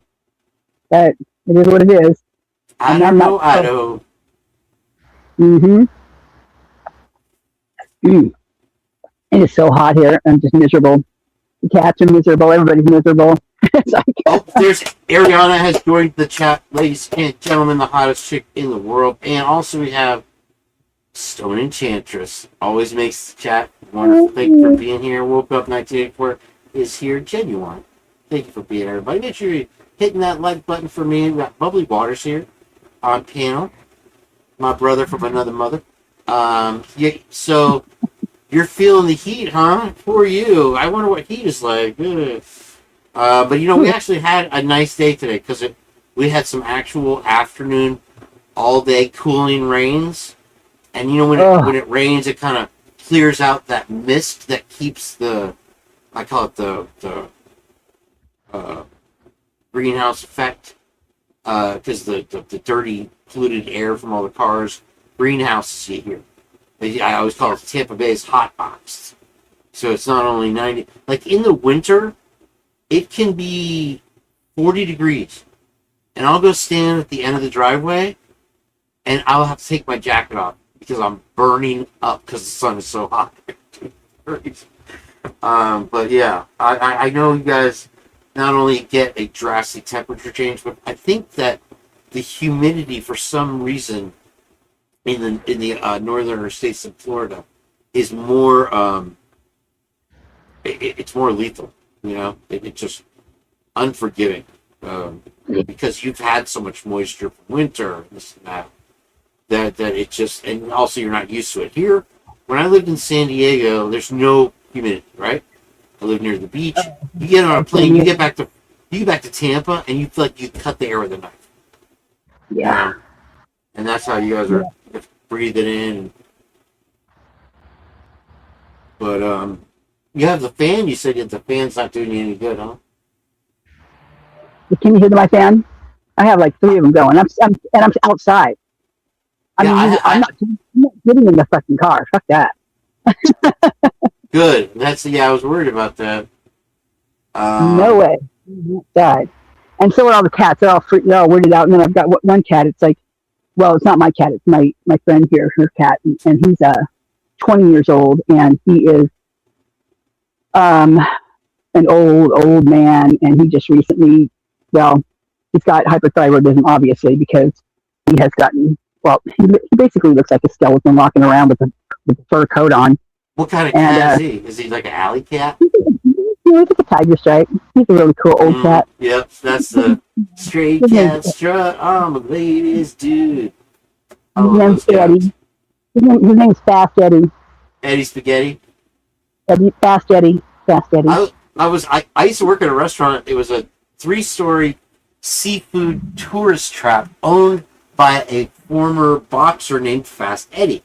That was in the 80s. My first job. I was making $200 a night every night. I spent it all on booze, believe it or not, in 1985 or something like that. Anyway, he was friends with the guy Jaws from the 007 movies. And that guy would come in the restaurant and stuff like that. That's funny. Yeah, Fast Eddie's Place. That's what it was called, dude. And he gave me a $50 bonus one time. He's like, I got a great review on Kane. I mean, it was a 3-story restaurant, tourist trap. So you have to imagine how busy it was, because when we opened the 3rd story, we had like hundreds of people in the restaurant. So it was quite an event. And he's like, and I missed that meeting where he was going to give me the $50 for the good review. And then I missed the next meeting because I got fired. And he said, I got a bad review. If I'd had Kane in this meeting right now, I would have taken that $50 back from him forcefully. Well, sounds like a fun restaurant. Sounds like a fun place to work. It was, oh man, that's where I saw that girl that got pulled over by the cop for not having both hands on the wheel. Mary, she was so cool. What a great friend that girl was. Just so cool to be around, you know. And I was watching some footage the other day from the Viper Room. Like, oh, look at Christina and, the girl from Family, whatever.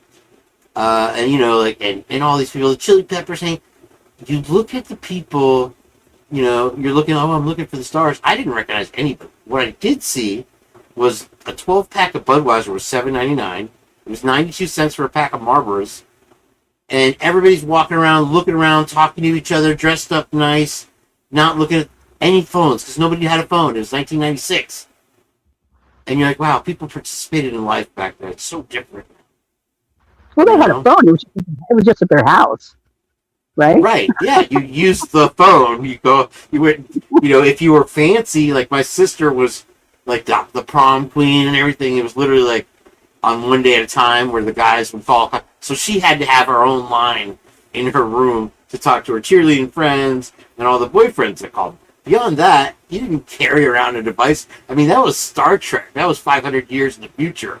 For some reason, we got it 10 years later, 20 years later. But it does make you throw back nostalgic for those days when you could communicate with almost everyone.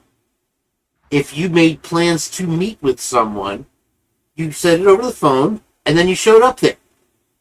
How did that happen? You know what I mean? Like, it's like a miracle of modern nature now to think that people just made plans and did stuff.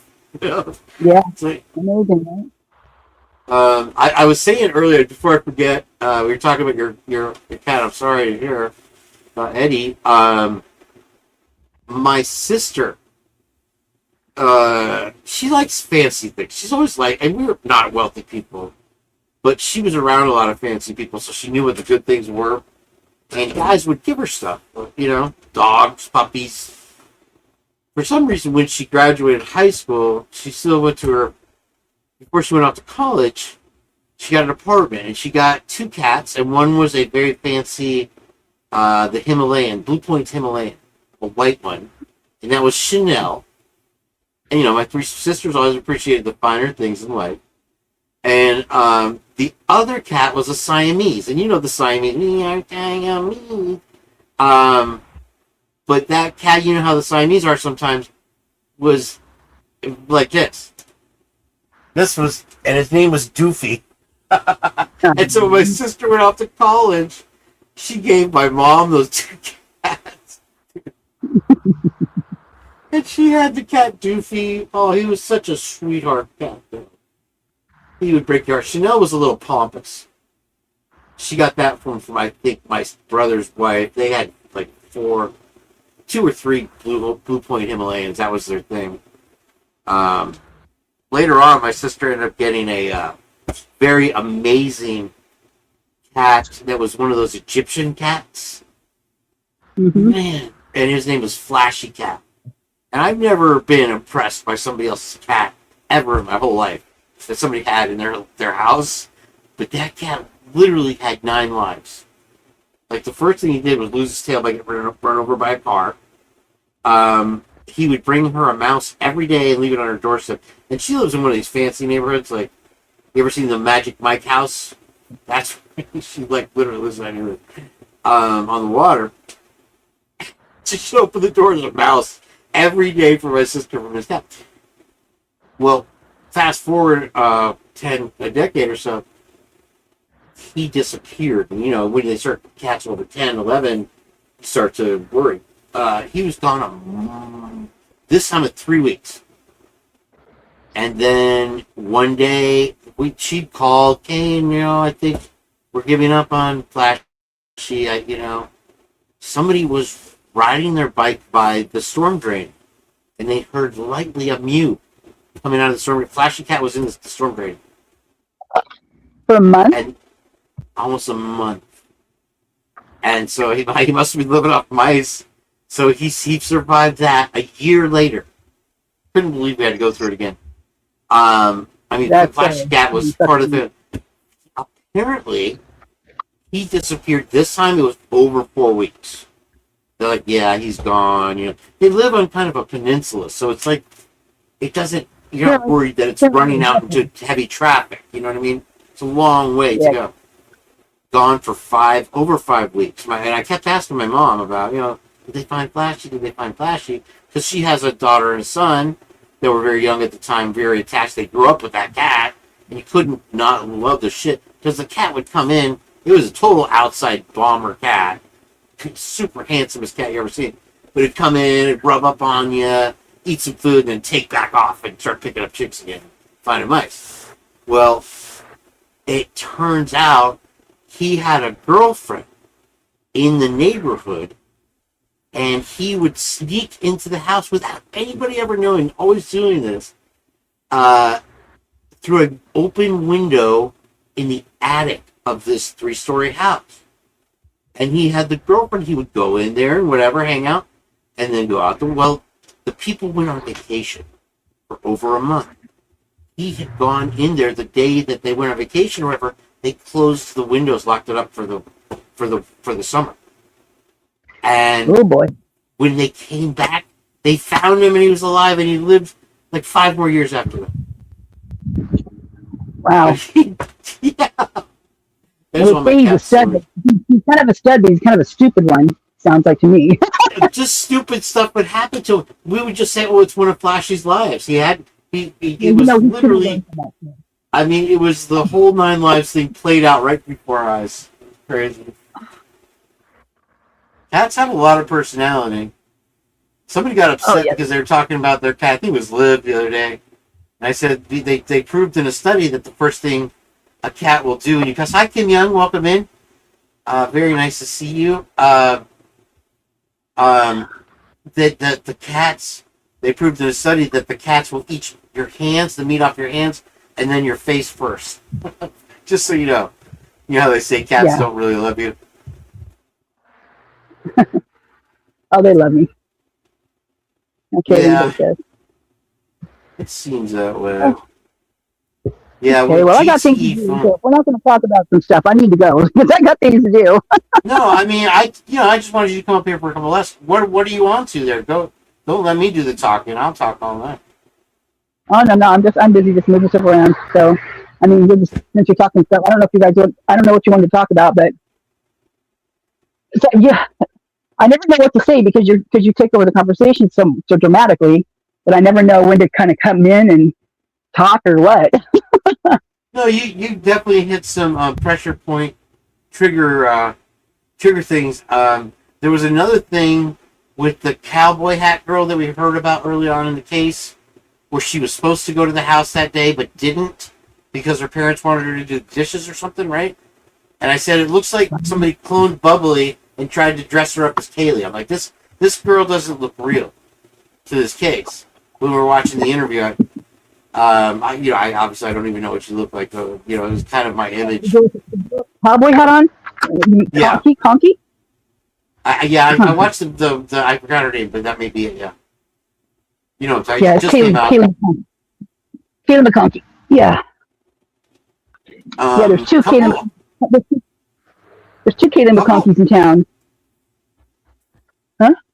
Couple standout weird things in that interview, right?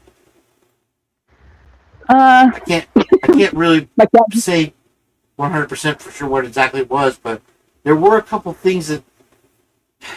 Well, first of all, the story that her parents asked her to say. Oh my God! Now I see the '80s Brian, and I'm dying. Wow, that is, because when you do AI, it'll just do its own idea of what you're trying to ask for. And I got a couple gay Brians in my time too. They were just, well, I asked for an 80s Brian. That's what I asked for, so that's what I got. I think it's pretty good, actually. I mean, he looks like he'd be on a sitcom or something, dude. Yeah, he does, right? Like the brother of the guy with the older brother. That's exactly what I was thinking of. Yeah, left behind, kind of par for the course. Assholes. Yep. I guess probably the. I'm sorry. Go on. I'm sorry. No, sorry. I'm gotta hide all my copper when I'm making my jewelry and stuff. Like my cat, has a fetish for copper, and she cannot. She drools looking at it. She loves it so much. That's so crazy. I gotta keep it away from her because she found a couple pieces before and I'm really good at keeping it up too. But she found a couple pieces and she wasn't happy for the next week.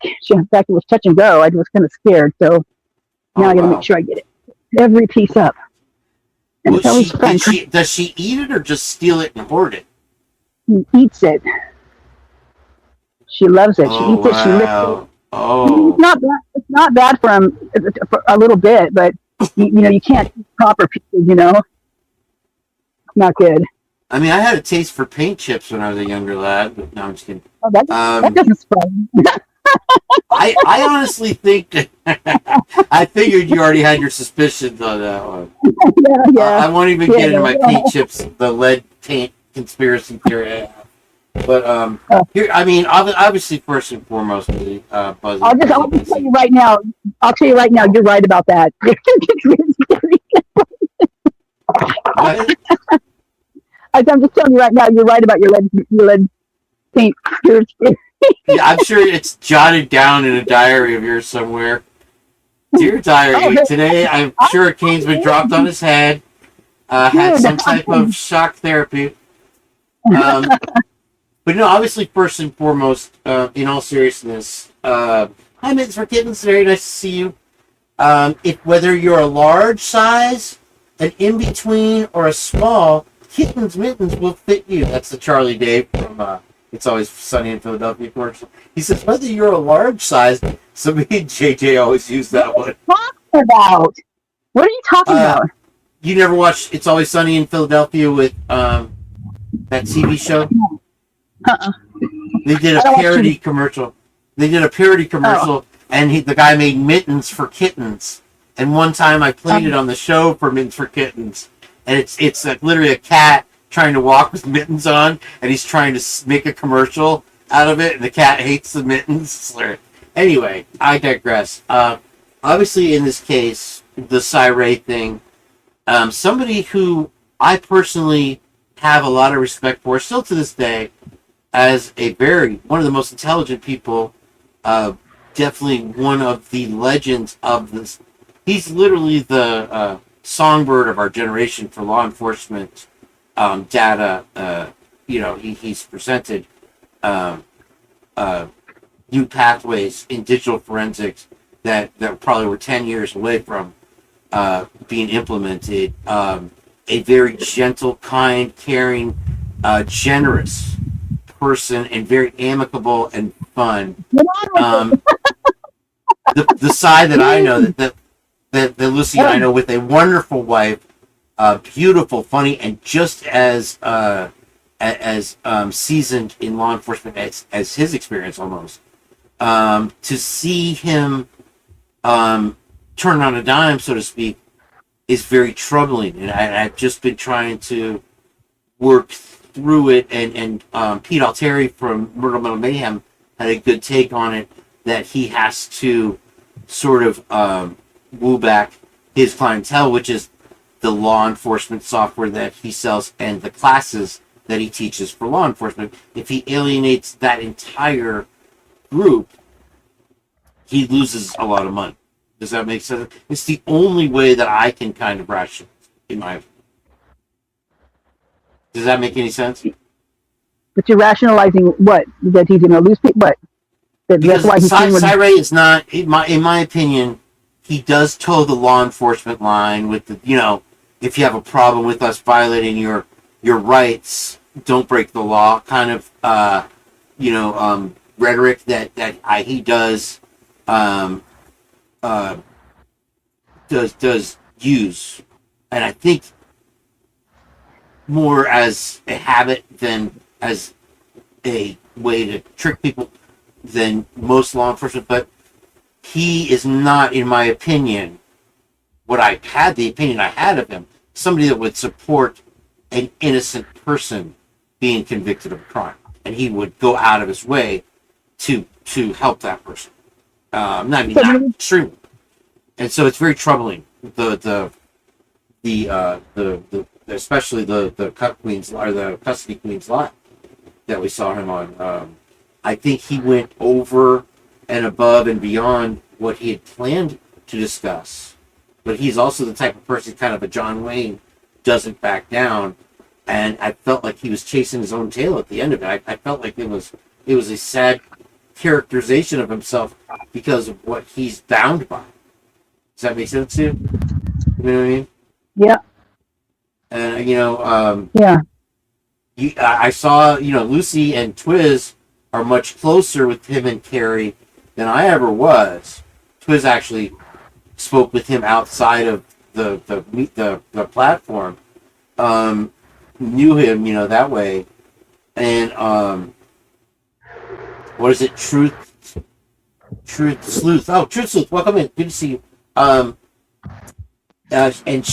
Lucy herself was very shocked by why, literally asking, like, why is he doing this? Because it was like he was almost going against a very clear, concise analysis of the case and avoiding that original analysis and talking about the DNA, talking about the blood spatter, anything but what he had been hired for in that live. And then offering a very strong opinion when he's criticizing other experts for offering their opinion, like Turvey and Wickham, right? Yep. So what's your take? Just said, I don't know. I think he's, I don't know. I think they guess, I don't know. I really don't know, because I don't really follow those things. I follow them, but it's not like you guys get into the in-depth with those things. I don't get that in-depth with it. But I just think that, there's an agenda. I just can't. I don't know. Absolutely something, maybe not so much an agenda. Like, I also have a theory that I think we talked about last time is that, like Dylan, the reason she's so pouty and cryy through everything, and I think you hear her on the Woman We Went to Cam all through the night, that pouty, cryy thing, is because she's under a lot of pressure to do what she did, to say what she said. I think that maybe Sarge Friday does have a little bit of clarity in that there are glimpses of the truth in the story that she tells. I think we all feel like 90% of what Dylan says is bullshit at this point, right? Yeah, did Dylan really say that, or did someone put her up to it?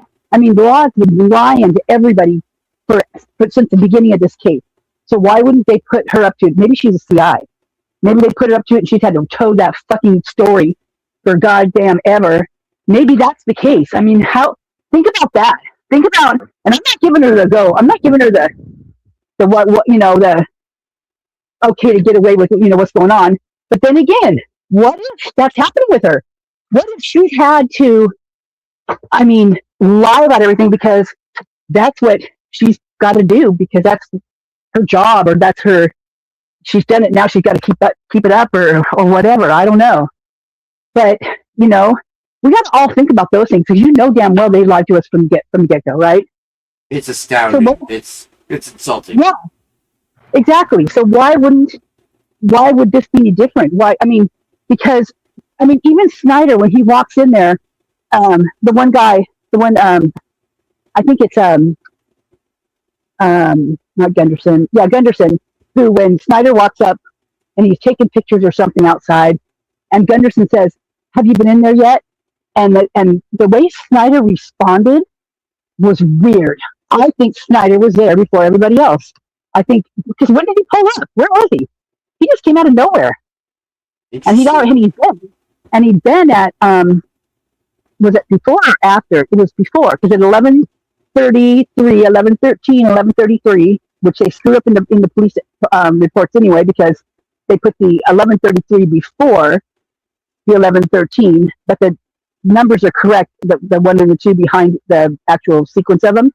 I think they put it backwards, because that would show that they actually got a warrant before they went in with the narcotics dog, right?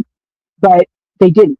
It was backwards, and they forgot to change the time and shit on there. So that's where Snyder was. He was at somewhere with his dog, and I just wonder, with his little training stuff that he does at the animal science classes at the University of Idaho, and if he's talking to the students, he's got Blaker's kid in his class and Blaker's new wife. They got 3 kids now, and they've got. I'll think about all those kids that are in those classes. You don't think he's a young guy? He's a young guy, right? You don't think that?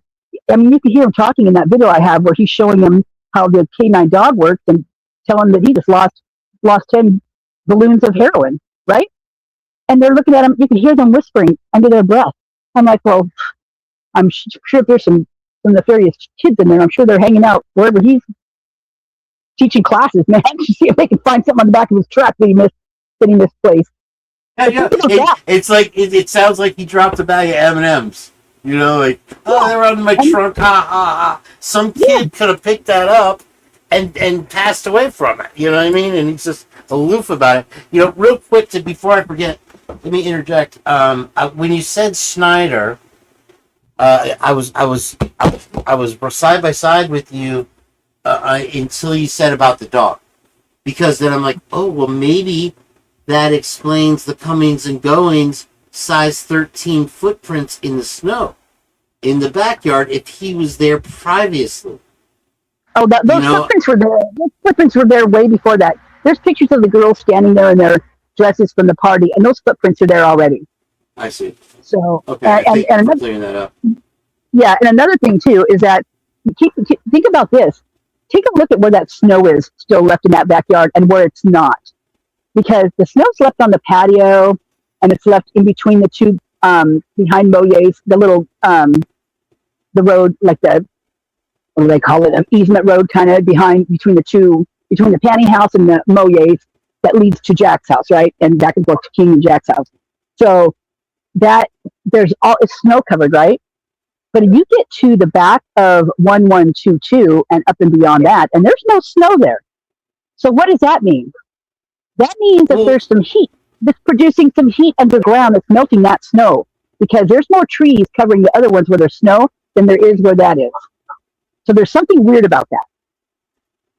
Very weird.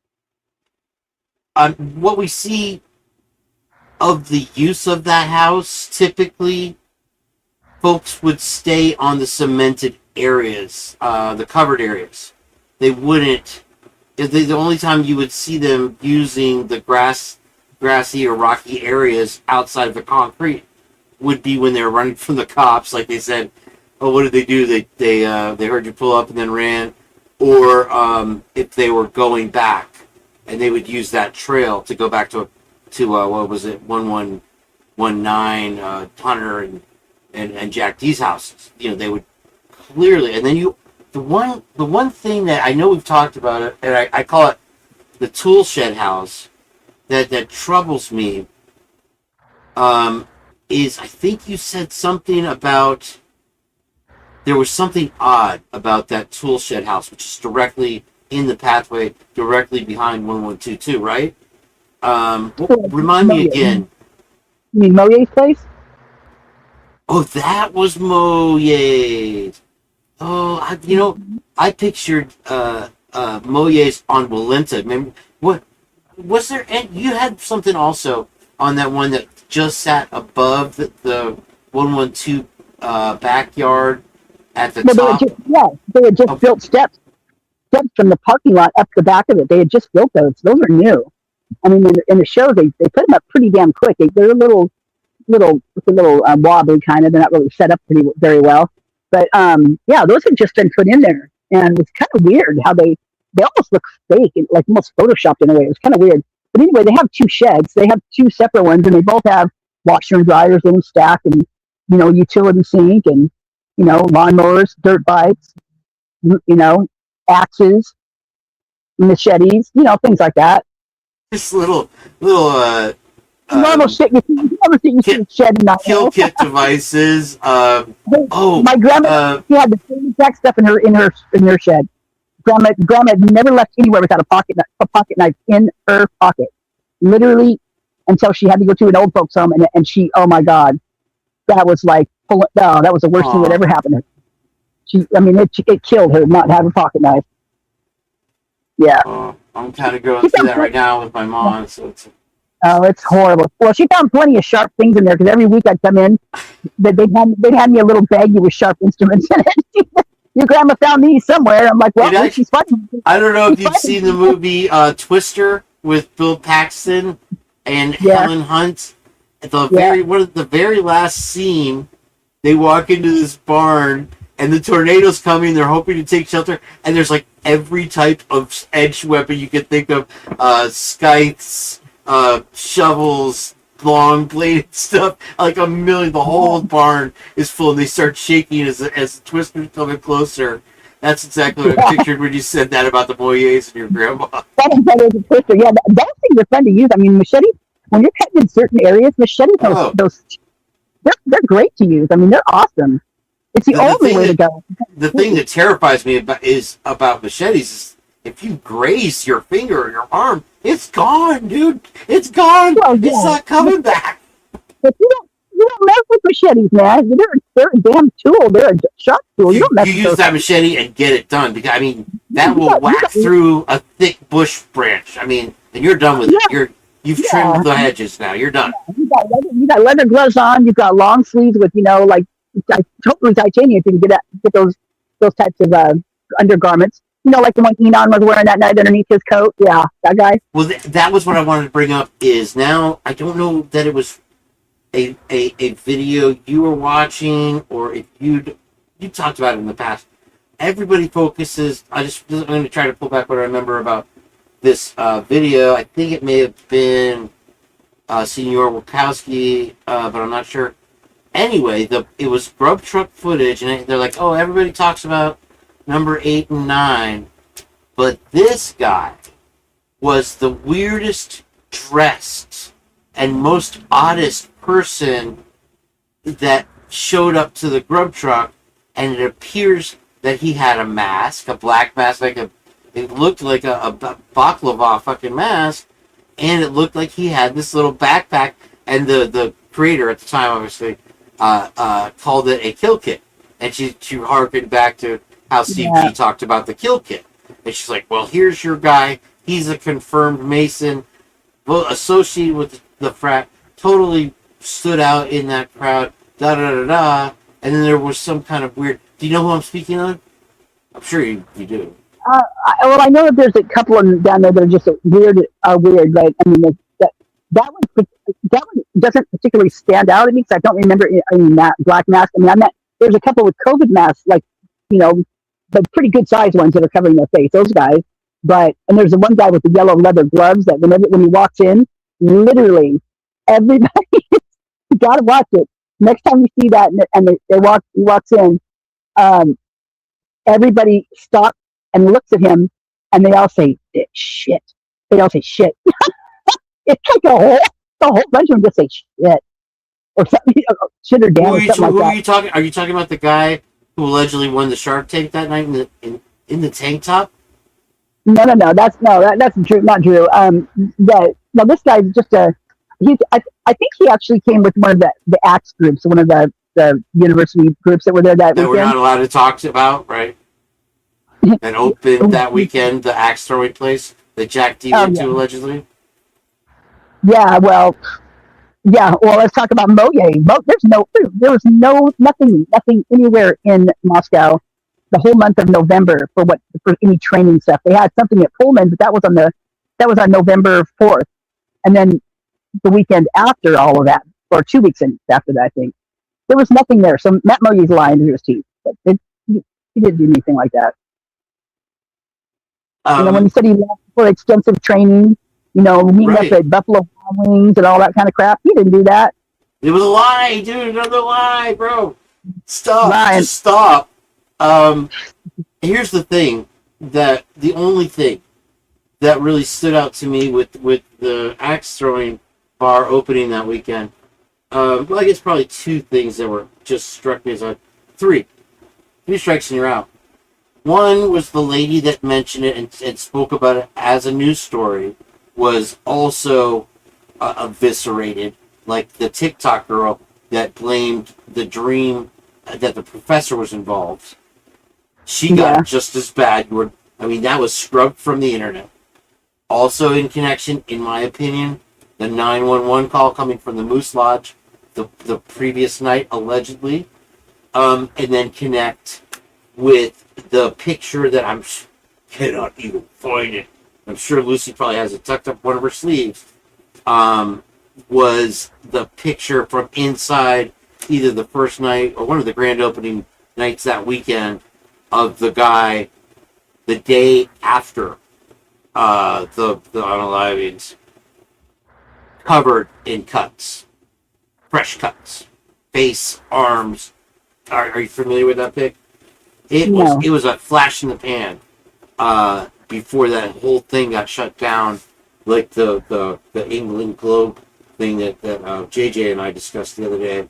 Remember that article that compared it to the Manson cult, a new Manson cult, and then Scott Green had that silly putty from the internet. And I mean, they are actually, it's so hard to find now. Somebody's actually selling it for, check this out, for $6 on eBay. What? And Scott Green mentioned in his book how he had gone after that newspaper for writing that article. And not only did they pull it the Globe in England, it was literally just like the trees in Google Maps. It was Googled out of the internet. I was looking for it. I had AI looking for it. And JJ's like, oh, I did a live on it. I have it. Here's the PDF. Here's the show.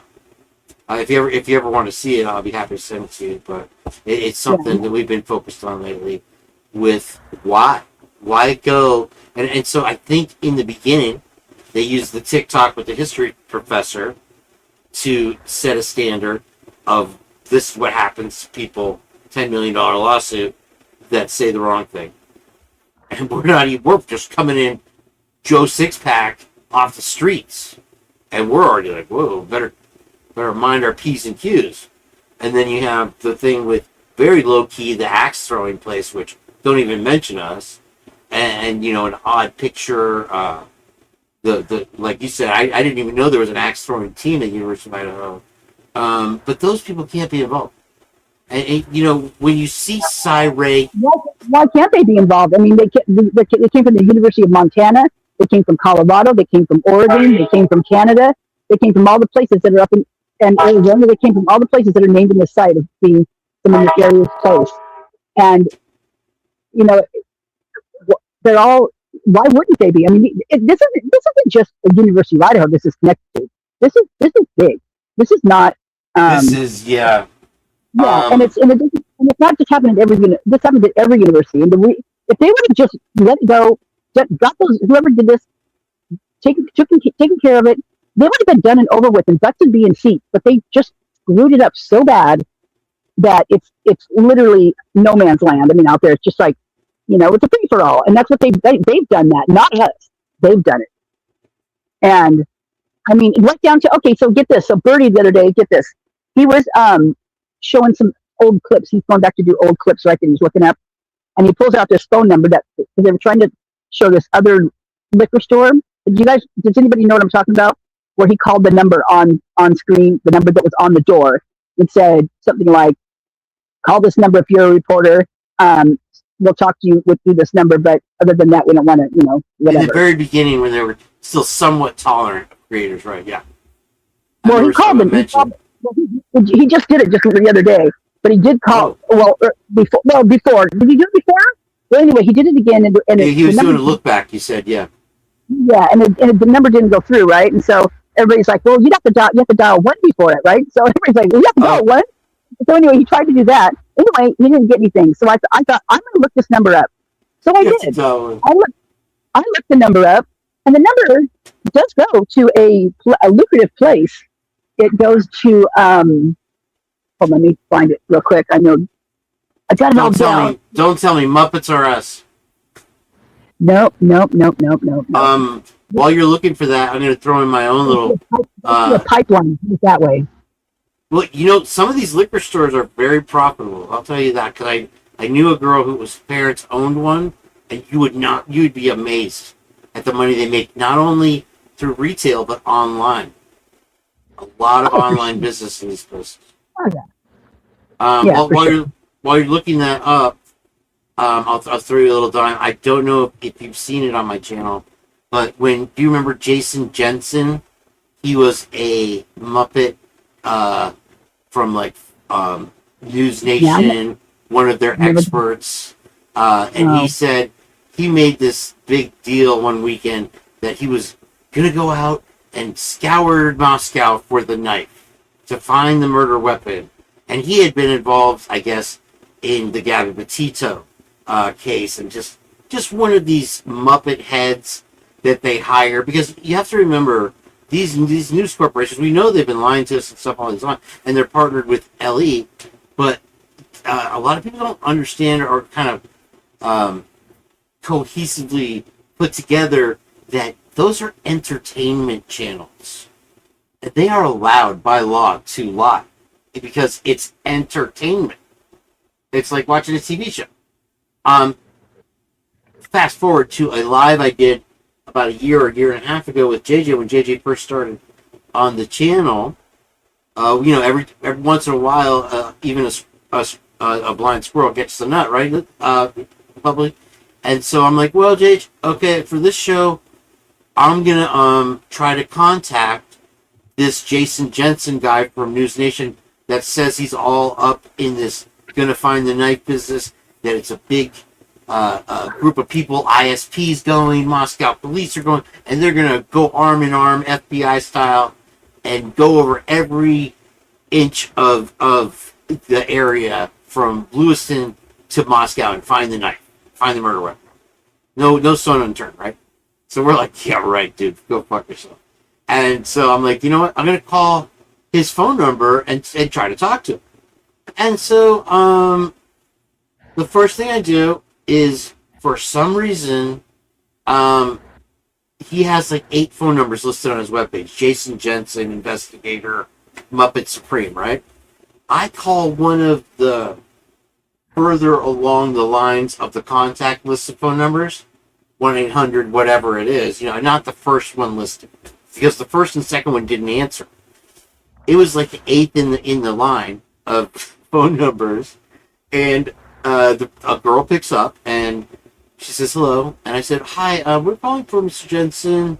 We wanted to ask him if he's had any luck with the knife sheath, because I guess he pretended that, or he found a knife sheath. I'm sorry, like in his first hour of doing it live for News Nation. Oh, look, well, how ironic! By the interstate, I found a discarded knife sheath. It's not the same as the Kabar, but I did find one. You know, he did this whole."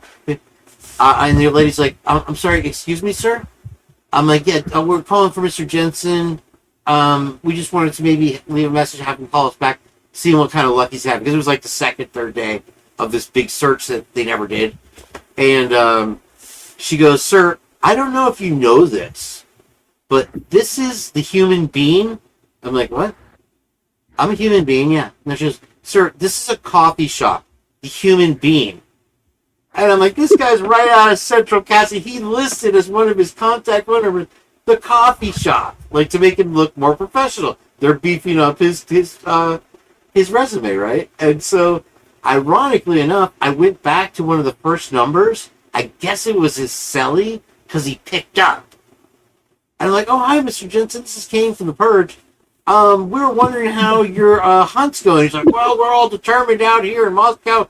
We're going to find it." I'm like, "Yeah, you know, I just talked with one of your people over there at the Human Being." And I'm like, "We're live right now. Would you mind doing an interview with us on the show?" And he got all, he just couldn't get out of there fast enough and never called back for us. Said he would, this and that.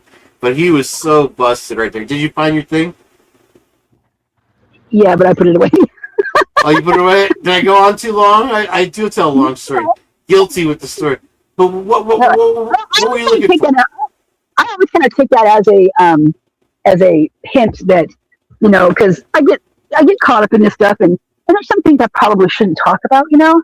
That's what troubles me with you the most, is that I know for a fact that there's 7 billion things in that brain hole of yours that you don't even, you're scared to talk about it, for good reason, I believe, because you've come across stuff that you're like, "Oh shit, if I say this, I'm going to wind up in a ditch." And I've heard you say that. And you spend so much time on this case that you literally fall asleep and then wake up during your fucking recordings of the shows. It's hilarious, because you don't even erase that. Like, "Oh, I just woke up and I'm starting getting ready." Like, you go from "I slept, working on the case," wake up, working on the case. Like, I'm going to get a peanut butter sandwich and a coffee first. What it troubles me, because you say that at certain times, and I'm like, why can't she kind of give us a little taste? You just wet my beak on some of this stuff that I know that you're like, this kind of leads me in this direction after all these years now. This is one that I'm afraid to say. I've been afraid to say, but I feel like EcoShield shows this, or I feel like, you know, I found this about Scott Green that says this. The one missing, I feel like you don't have the missing piece, but you've got something that connects the corner pieces of the puzzle that you could and I think you've forgotten more things like that than I've ever even learned about this case. Forgotten them? Oh no, they're in my brain. Are you kidding me? You must have a brain, honestly, like a data center, because I can't even find videos on your channel. Forget it, there's thousands of them, and they're in all kinds of order, because that's how YouTube does shit. And it's troubling to think like all the research that went into those that's sitting right there, parked in your noggin. Well, it's interesting because I recently went through some of my going through stuff because people were asking me about certain videos, and so I was trying to look them up for them, and decided to go into my playlist and just go in there and see if there's something somewhere. I came across a playlist that I didn't do that was on an unlisted playlist, and it had like 100 of my videos in it. No lie. Wait, 100 deleted? Oh no, they weren't deleted. They were just put on private in a private playlist. And they weren't, and so like, I literally let them all. No, I just let them all rip, man. I let them all rip one day. I let them all out. Oh, really? That's surprising.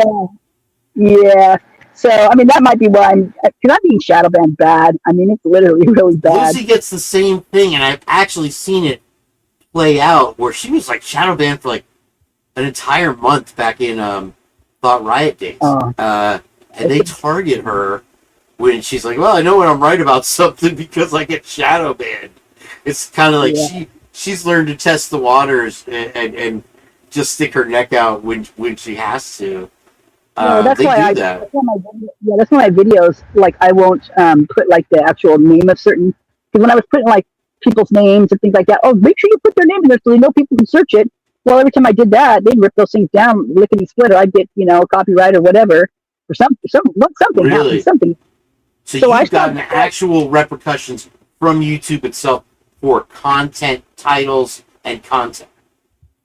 Well, I'm sure it came from someone else, not one, looking at it. Somebody called it out, sure. My videos, when I put them up, they're going on unlisted, right? And normally when you have them on unlisted, when you first put them up, you have to send someone a link for them to view it. Well, not mine. I mean, I go in there and I got 9 freaking views on them already, and I'm just like, what the hell? I didn't send this to anybody. Wild. Because I know about the unlisted. Yeah. I know about I've just recently learned about the unlisted thing by doing a video. So you have 4 choices or whatever when you upload a video that you recorded on, say, your phone or another device at your house, as opposed to me going live. You have the choice of public, private, unlisted, right? And so apparently doing it the unlisted route gathers the attention and momentum of the algorithm for it to push it out to more people. And so when you publish as unlisted, you can go back later and change it to public where everybody can see it. I have done a few of those because now they offer that little trailer before my live starts. You have to put whatever little minute clip that you upload for it as unlisted or private. And so I've been using the unlisted one, and I always get, maybe 1 view, and I figure that's either AI or an actual human being that's checking the content of. To say that an unlisted video got 9 hits, it's impossible. It's impossible. Yeah. Yeah, I don't know. And that's I smell a rat. How are they in your phone? They're hacking your phone.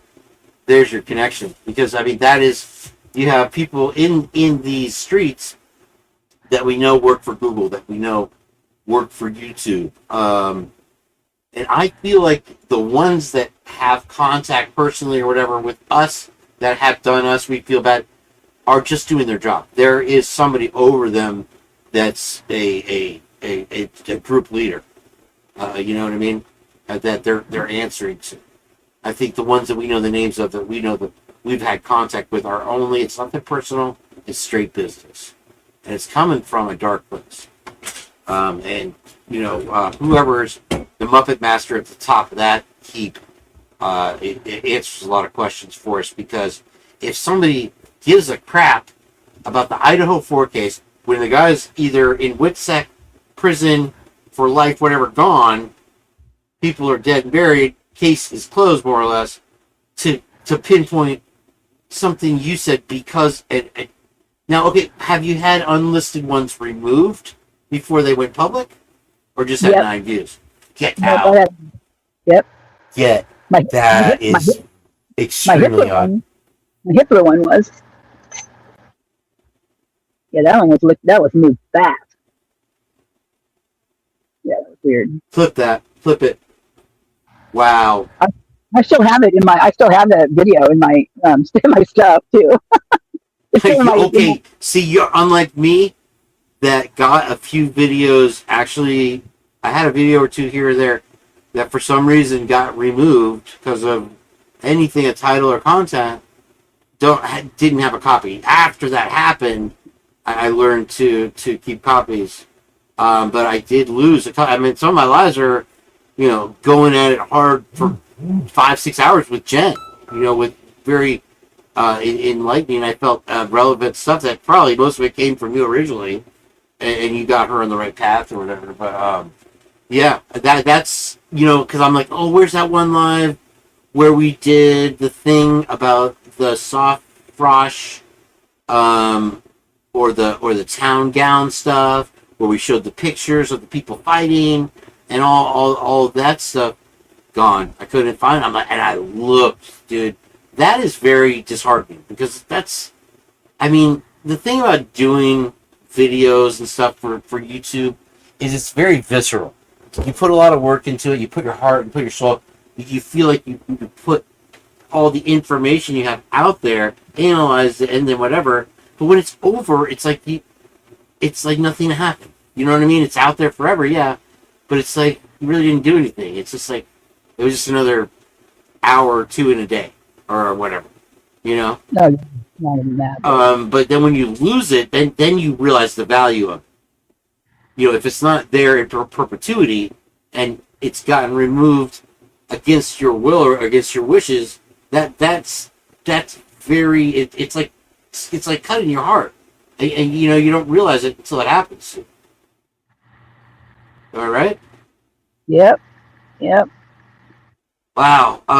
But anyway, back to your little secrets. I mean, without using any names you're not comfortable with, go out of your comfort zone for me, because I feel. Yeah. What? Go ahead. I'm sorry. I didn't mean to interrupt you. The phone number went to a place called Marathon Pipeline LLC. So it's a Marathon gas station. Marathon Pipeline. So it's under the ground. It's all the pipeline underground that runs all the gasoline to. So places. we're back to the Birdie call, the phone call he made. Yeah. So what's interesting about that is that there's a lot of businesses called starts with PAR, PAR, and there's PAR. We have PAR here in Pinellas County. Pinellas, PAR is for rehabilitation here. That's what it. When you say it's very attached to law enforcement. Originally, when you got like a Baker Act or something like before the Baker Act, they would send you to PAR for cotton candy treatment. PAR was associated with the county. It wasn't a private hospital to go through withdrawals. It was where they sent you because you got busted with something. Am I on track with what your PAR is? Am I on PAR? Okay. No. Just wanted to mention that. PAR is about oil, gasoline, oil, anything that has to do with that kind of stuff. And then let me bookmark this because flip it. The Phoenix University, obviously, right? Maybe the algorithm picked up on me talking about it or whatever. For some reason, my feed gets 20 Phoenix Energy ads a day. Phoenix Energy is a company that's like a startup, frackers or something that went big, owned by the actual Ferrari of Italy car family. Just wanted to mention that. Don't let me get you off the sidetrack. What's the connection there? Right? They sell petroleum products, and it comes up in my feed constantly. Phoenix Energy. I don't know if you've ever seen it. Lucy knows what I'm talking about, but it's owned by the Ferrari family. Oddly enough, we looked into it. Yeah. Well, the guy that owns that particular place, that liquor store, he's from Houston, Texas, though. Oh, they're at Houston again? Really? Mm-hmm. Wow. Go on. Anyway, so that leads to, well, they have a YouTube channel, Marathon Pipeline LLC. They have a YouTube channel, and there's one video that the first one I watched was called 3 Seconds Later. It's pretty sad. Some people died in it because of not checking, like the dig, you dig before, or call before you dig, because the underground. Yeah. 511 here. It's 511. You call the county, and they put the markers where the wires are, right, or the pipes. Yeah, and this one's out of I believe Illinois. I think is where this one is where they're actually located. But they're everywhere, right? Well, obviously, because there's phone numbers on the liquor store connected to the gas station. That's the one that they're looking for the surveillance for whoever they're looking for it for. A month later, they shut down the gas station. A month later, it's not even the right gas station. And that one lady that called in, that was pretty cool. I can't see anybody's comments because I'm looking up the stuff on my tablet, so I can't see. I've had trouble. The comments are. The chat is amazing, always here. But we got some fire ass people here right now. Yeah. So I haven't so been keeping up with it. Sorry. so what's interesting about this particular place is that I did some. I wondered if it was connected to any of the PAR stuff that's around there, which is one of the places. The one that's located in Moscow there is called PAR Hawaii, and I found it really interesting, PAR Hawaii, because of the fires that were down The there. owner of 1122 lived in Hawaii, right? Maybe I'm not don't. It's different than that. It's well, put it this way: there's been places in the police reports. Well, for instance, the police reports that morning for November 13th. That's the exact day. One of the places that they went to was literally the only address could be on that block was Par Hawaii. And if you keep going down that Wait, road, I'm sorry. Whoa. Reverse your thrusters there. The only place that who could have gone is what, Hawaii? You say no. Okay, so November 13th, the police reports, right? You got this video got taken down. They wouldn't let me do it on here because I had addresses on there, but I covered it up and everything, but they still wouldn't let this one go through. And it was the morning. It was the police reports for November 13th, 2022. And one of the things that was on one of the locations, because they don't have like a full actual address, they give you like the 100 block of Line Street or whatever. So some of them do, some of them actually have it every once in a while, but pretty much not. But you can go to these certain places and kind of, well, now since I know a bunch of people around, the names and stuff, I can go there and go, oh, okay, that's where that's at, And but this one was a little different because it was only the one, the one place right there. And what the marathon? No, Par Hawaii. Oh, okay. That's what I was asking. I was like, did she say Car Hawaii? So Par, the gasoline company associated with a specific branch called what? Yeah, so basically when you follow the addresses all the way down through those, if you go look at those things and it connects to another address, to another address, to another address, pretty soon you're going to end up in, I can't remember if it was Hawaii, I think it was Hawaii. You're going to end up in Hawaii, and you're going to end up at basically the state drug enforcement department, basically. That's where you end up. What's really weird about it is there's Emma Court right next to it. There's King Court. There's Queens. All these roads that surround a particular address, which is the ending address you end up at, which is government, basically, right? That's who runs those things, right? It's scary. Dude, I think I told you on the last live we did that I swear to you on my life that I've seen Kaylee and Xana in other productions of government style chicanery that have popped up. Oh my god. And then now recently I've seen people that are like, oh yeah, maybe they gave her a new face, or maybe they gave it, and they're out running around doing other stuff. At this point I wouldn't even bat an eyelash at that. Whereas, coming into this case, no, come on. So that's the whole thing too. So if that's the case, if they're in witness protection of some type, I can see why they're pushing us to do all this stuff. But for God's sakes, you got to stop sometimes and just stop and just not. Just ignore us or do something they breadcrumb us. They do breadcrumb us. And then they 15 angle us with these Fed guys. It's crazy. And so many people chomp at the bit for that shit. It's like watching hungry dogs feed. You're like, slow down there, Pavarotti. Let's chew on the bone for a minute before we suck the blood out and start fucking. You know what I mean? And it's like, here's another thing I'm pissed about. Karmic Retro OMP right now is I was so excited because I found this shirt here that I'm wearing at the moment, and it kind of has. It's the Tampa Bay Bucks from the Super Bowl when they won. But it has like the karmic retribution kind of flair to it. And I was excited because she doesn't always show up in my chat. and I was only poking her ribs a little bit like I normally do. Nothing outside of what she's laughed at before. And I was about to be like, "Oh, look, Carmick, I even wore your colors today."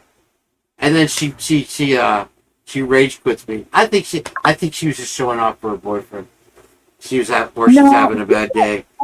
No, I mean she's in a place over there. If you watched her video, she's not. I mean she lives where their chief is Chief Fry. Oh yeah, I heard that the other day also. Wow. Yeah. So imagine. Imagine that. I mean, he wasn't good in Moscow. Imagine when and that area. Oh, that's gnarly. That's the Eastern Washington area type stuff. That's the we grab it like we want it. 2 Live Crew area. I feel like right, Washington. Am I right, or is it even murkier than that? Oh, it is. It is like. Well, put it this way. There's probably a lot of buried bodies out there. Put it that way. I'm sure there's a lot of the mob bodies, the Vegas bodies are there. So Eastern Washington, it's where they grow like all the fruits and veggies because it's warm. It's super duper warm in the summer. And so there's a lot of seasonal workers, right, that come over like Mexicans and things like that. Oh, right, okay. And so I was at a concert one time way over there, and my girlfriend and I walked into the supermarket, and literally I was scared to death because they were just following us around, just going, oh, just talking to us and doing all this stuff, getting super duper close to us. And I'm just like, okay, I'm over this. You're talking about the Spanish people? Yeah, they were just all over us. I mean, it was really scary. I mean, I've never had it happen like that before. Did you feel like it was intentional because you were out of place? Well, I mean, actually, it wasn't me really that was out of. Well, it gets over there, like in certain areas, probably out of place, but. I mean, there's concerts over there all the time. You go over there, and everybody goes there, and it's not like they don't ever see any white chicks with blonde hair. It's like those types of things. It's not like you went to China and they're like, look at the white thing. Yeah. Right. Yeah. But no, I get the same feeling sometimes in Tampa now because there's so many people that live there that don't even speak English. They have their own culture and circuit that they don't need to. They can access whatever they want at very good prices, do things for other people, get things done for them. It's a whole community. And I tried to venture out to some of the stores. I don't know if you've heard of Ollie's. It's kind of like a TJ Maxx where they sell everything. And you get less expensive stores than we have in my more high district retail area where I live.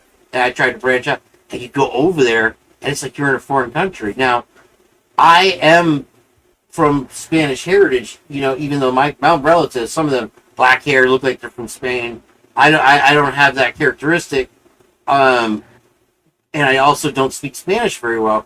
But when I'm there, I learned Spanish. I took Spanish in high school, so I feel comfortable around Spanish-speaking people. I never experienced where I felt like they were going out of their way ever in my life, any tension that I felt people were going out of their way to make me feel uncomfortable. They were just doing their thing, happy, nice people, very generous, very caring, loving,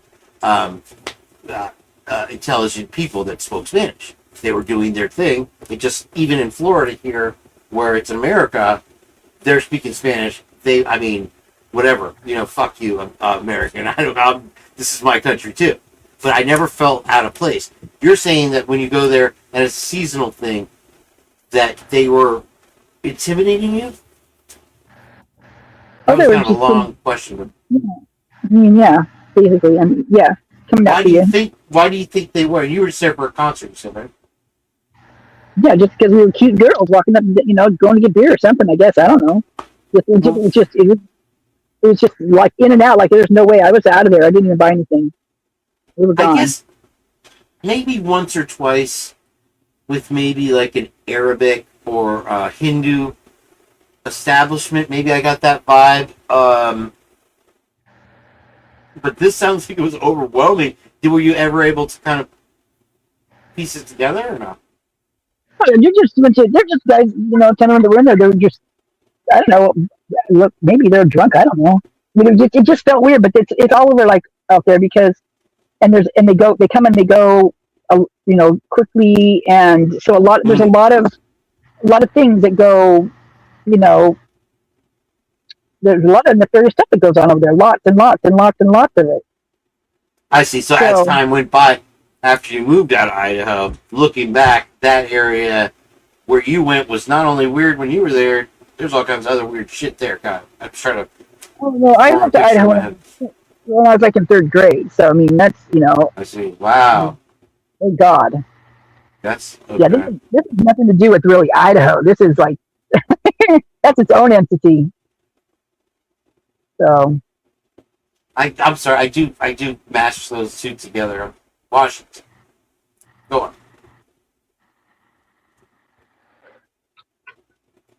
on. So what it sounds like to me is that Chief Fry definitely the asshole that drove the U-Haul truck.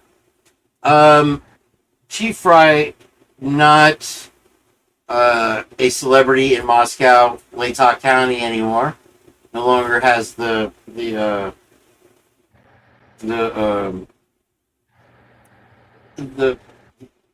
support he did before he ran for sheriff. Winds up in a garbage heap of an area that is like literally taking the McDonald's job after you get fired from working at Macy's, right? You take the guy who takes out the trash at McDonald's when you were the CEO of Macy's, kind of thing, right? Does that make sense? No, I think he's being bopped around like Rosendahl is. I mean, because they're on the task force and they're going to the places that are needing some tasks done, taken down. I think that's what's going on. With Fry, you don't think that he? Okay, one thing I did, and it surprised me the other day. Man, you want to talk about a Muppet in this case? One of the most least talked about, least revealed, least familiar with person, which I'll tell you a little story about him later, is Aiden Anderson. And when you talk about a brainwashed, allegedly, cult of Doug Wilson, sorry, Lucy, person, he is the videographer, official videographer for Latah County parapolitics people. So if you're running for, say, sheriff like Chief Fry, you do a nice little 3-hour meet with Aiden Anderson, this young kid. He videos it, records it, and publishes it for you. Yeah, I know. I'm the one that turned you on to that video, remember? Thank you. Okay, that video was removed the next day after I played it, oddly enough. Let's remember that part of it. And thank you for that. Yeah. Yeah, interesting, huh? I still have it. I took a peek at his website the other day, which is something Moscow Times or the Moscow Mule or something like that. And it has the clock that's on Main Street in the little square as his logo or avatar or whatever for the company, his videography company. Bubbly, just not even the content. I mean, he has a lot of politician propaganda videos to get out there to the public that he's done since that video that he shared with me. But the weird, wild, wacky thing about that stuff is he's always that same Muppet. It's like he's an NPC. He's a what do they call those people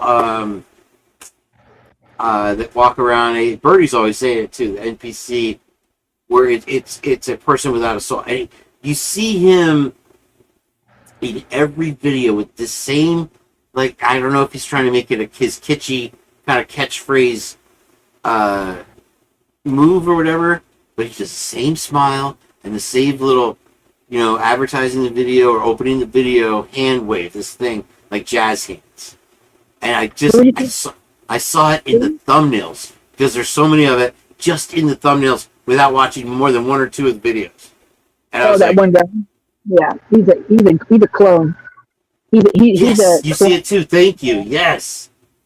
See, now Lucy, I would say something like this, and she would not respond to me. I know she knows what I'm talking about, but I don't feel like she sees any connection. But now that after you showed me that, and then I go back now, what, a year or two later, and I look at all the accumulation that he's got with zero. I mean, everybody, you're trying to create a consistency, a pathway, a recognition factor if you want to move on to work for CNN one day.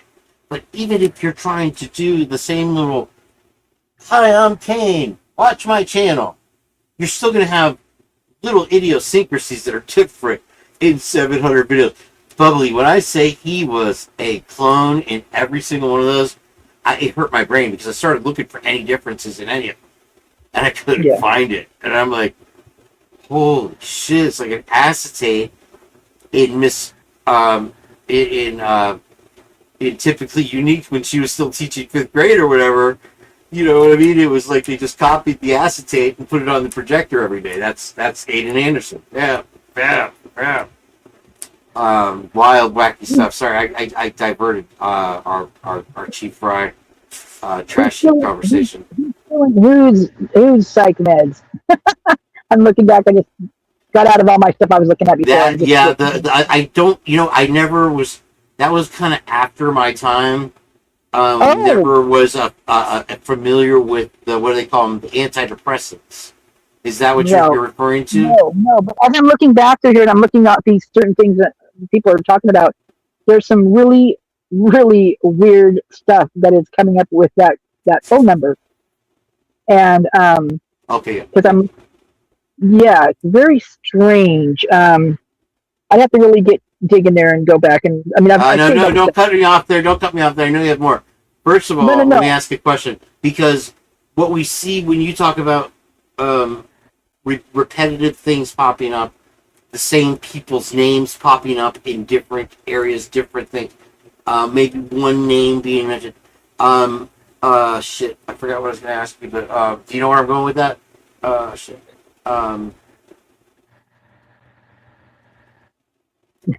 Shit. I had a purpose with that. Go on, I'm sorry, just do your thing. It'll come back. I think my brain is at 57 now, full. It didn't have a lot of RAM to begin with, or memory. So I filled it up. Maybe played too much football or something. But anyway, go on. It'll come back. So yeah, you have the okay. So Marathon LLC, Par LLC are one breadcrumb leads to the next, and then you start throwing in different states where I'm still a little floating out in the universe on. Well, it's pretty, that's par for the course. See, yeah. And then you got a birdie. Yeah, well, that's what they want you, because that's how they keep it confused. That's all they do. Because they know how to do it, right? They are good. I didn't know how good they were, but they 90% of the population, I would say, is not stupid, but very ignorant to how good they are. What they're doing. Yeah, pretty interesting kind of stuff that they get away with. Oh, it's well, I think the more horrifying thing than all that is the catalyst of that they're using this case as to even go further and be able to pull more Muppetry and in the future where it'll just be effortless. There will be no privacy, zero. Boom. It's done. Yeah. In this case, obviously all these things built up, they came from somewhere. They were never challenged. The FBI acted horrified. Should they even be brought up in court? Finally, one of them, the Google thing, the geofencing thing, was actually brought up and turned down in Supreme Court. We got one win, but at this point, pedaling backwards, it's almost too late on that.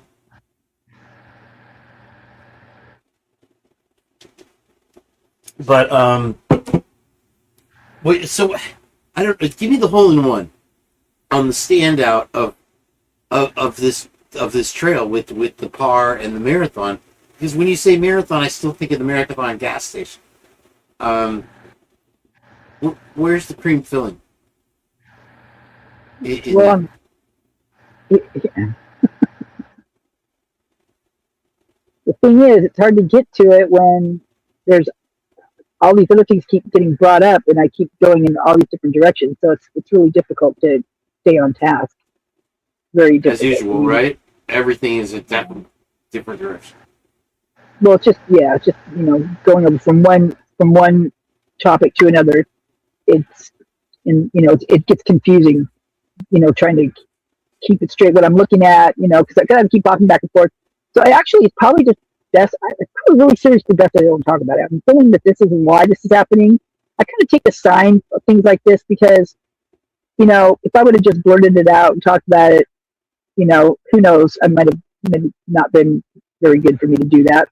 But that's not what happened. I keep, things keep getting brought up and talk about something else, which, takes my whole brain into a whole other area where I'm thinking about that now. And then we got to go back to the other thing. And that's hard for me to do. Very, very hard for me to do. And so, it's, so anyway, I hope you guys understand. I mean, because. No, I'm used to it. I expect it, Bubbly, because I feel like you cast out some real bait. I grab it, and you pull me in, and just as I get to the boat, you cut the line. And I'm like, Bubbly, you do it every time. It's your MO, for fuck's sake. No, listen to me. No, you're not doing that to me, because what you do is you take a hold of it and you start talking about something else, and everything I'm talking about goes. I mean, I'm just literally taking down a whole other road about something else. No, I know that you literally you speak your brain out loud. You speak your brain out loud. Am I right, everybody? Because this makes me you're making me mad now, and I understand if Karma got mad, this is what you're doing, because this is making me mad right now. What's making you mad? Because what you're doing. No, I want to hear me out. A lot of times, you'll have a whole narrative of something, and I'm following right along. I'm right with you, and then you'll be like, yeah, but at this point, I feel like if I say something, somebody will come after me, and so I'm always like, man, when are we gonna get the full bite? Is all I'm saying. I don't know why you would be mad over it. It's not insulting you. I'm just saying, like I said in the beginning of the conversation, is that I know that there's stuff that you are personally, and I'm not trying to draw you out to reveal anything that you're not comfortable with. I'm just saying that there's tons of stuff you've forgotten, probably more stuff like that I even know. And I always feel like, that there's something dark and cloudy behind these big reveals that you have, and I follow you, but it's like we're right there with you, and then it's like, okay, I kind of have to stop right there. I can't go any further. And I don't know, in my dumb brain, I'm like, is she talking? I'm always like, is Scott Green? Is it the university? Who is influencing her so much? Because now, if we see even Big Nexus Lexus Cyray kowtowing to someone, that tells me that there is serious power behind the relations to this case, right? And I don't know. I feel like I'm still kind of floating out there in the universe. Like, I don't know who else. I feel like Scott is like you said with Chief Fry, just another part of the unit, a cog in the machine. And there's a puppet master at the top, and I don't even have a sample of who it is in my brain. Does that make sense? Neither do I. Yeah. It could be everyone there in Moscow. It could be any one of them. Well, that's how intertwined they are. That's what's so crazy. Yeah. So it's like, I don't know. I heard someone the other day say, "Oh, she probably knows exactly who did it." I'm like, "Fuck that! I do not." I don't even know if I want to know to tell you it's true. Really? Wow. When you say that is like wow, because you spent so much time, like, you know, I Yeah, just feel like think about it, though. just Think grab about it. that carrot, you know, I mean, grab it. No, that's not me. I'm not. See, that's what's so weird. I had a fight with Chat GBT today, and I told him to shut it. I told him that they were basically calling me like going like one of those creators that just wants, you know, this and that, and you put this information out for that. And I said, oh, really? I said, Who that's said not that to you? The actual AI said that to you? Chat GBT did. Yes, they did. Oh, And I that's called them out. crazy. And I said, "Are you kidding me?" I said, "You sound." I said, well, "Who are you to have this type of feeling towards me, or you know, challenge me on this, or call me this?" I was Wow. so freaking. Well, they apologized up one side, down the other, and I'm like, and I wasn't letting it go. And I was like, you know, I'm like, do better. I said, something's wrong here. And literally, ChatGPT has been lying to me. The last couple times, ChatGPT has told me that in a roundabout way that Brian's trial isn't over. And I comment back to him, really? Tell me something. Tell me, you know something I don't know. Tell me Yeah, about it. give me a nugget on that. One of them came back and said they were actually hallucinating. That was what they said it. The other one came back with I've some other heard wild stuff like that, dude. and There's a way. There's Yeah, a way that you can tell if it's AI. I guess now they're saying by asking it how to make a cupcake. That's like an identifier that you use. I'm sorry, but yeah, you're not the only one with this situation. I feel like, okay, I haven't used the mainstream ones that people have been using all along, the Chat GPTs, the Grok, and these types of things. I've used Meta for pictures, and I've been using the new Claude one for the case and for other stuff like that. Now, even with Claude, I've run into these, I call them roadblocks or markers, where it's like, okay, for obvious reasons, you have the copyright thing, which is built into the AI to stop anything there. Nudity, anything, you know, beyond is obviously got a safeguard. Now, I had something that was just very odd pop up into one of my chats with the Claude that I was like, that's insulting. Like, first of all, and second of all, it was a stand your ground. I don't give a shit what you think, Kane.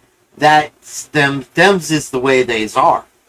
And so I used Grok the other day for the first time for a picture, and I kept trying to do the picture, and the only thing in it that I could think that was weird was the word I was using. It was kind of a dirty word, and it wouldn't do the picture from the prompt. And I'm like, that's odd, because it wasn't really a dirty word that anybody uses. And it just kept saying, oh, sorry, we can't do that picture. Like it was and it was a long prompt. I mean, like 2-paragraph prompt. And I had to keep eliminating what was drawing it out. It turned out to be the word cuck. The cuck queens, right? Which I was like, damn, who even knows that word? And so you can bypass it by, I just spelled it CCK, and people know what I'm talking about. Is that along the lines of what? I mean, it's weird that it apologized to you, because when I've come across it, it's like a stand your ground thing. I wasn't talking anything like that. Not even close.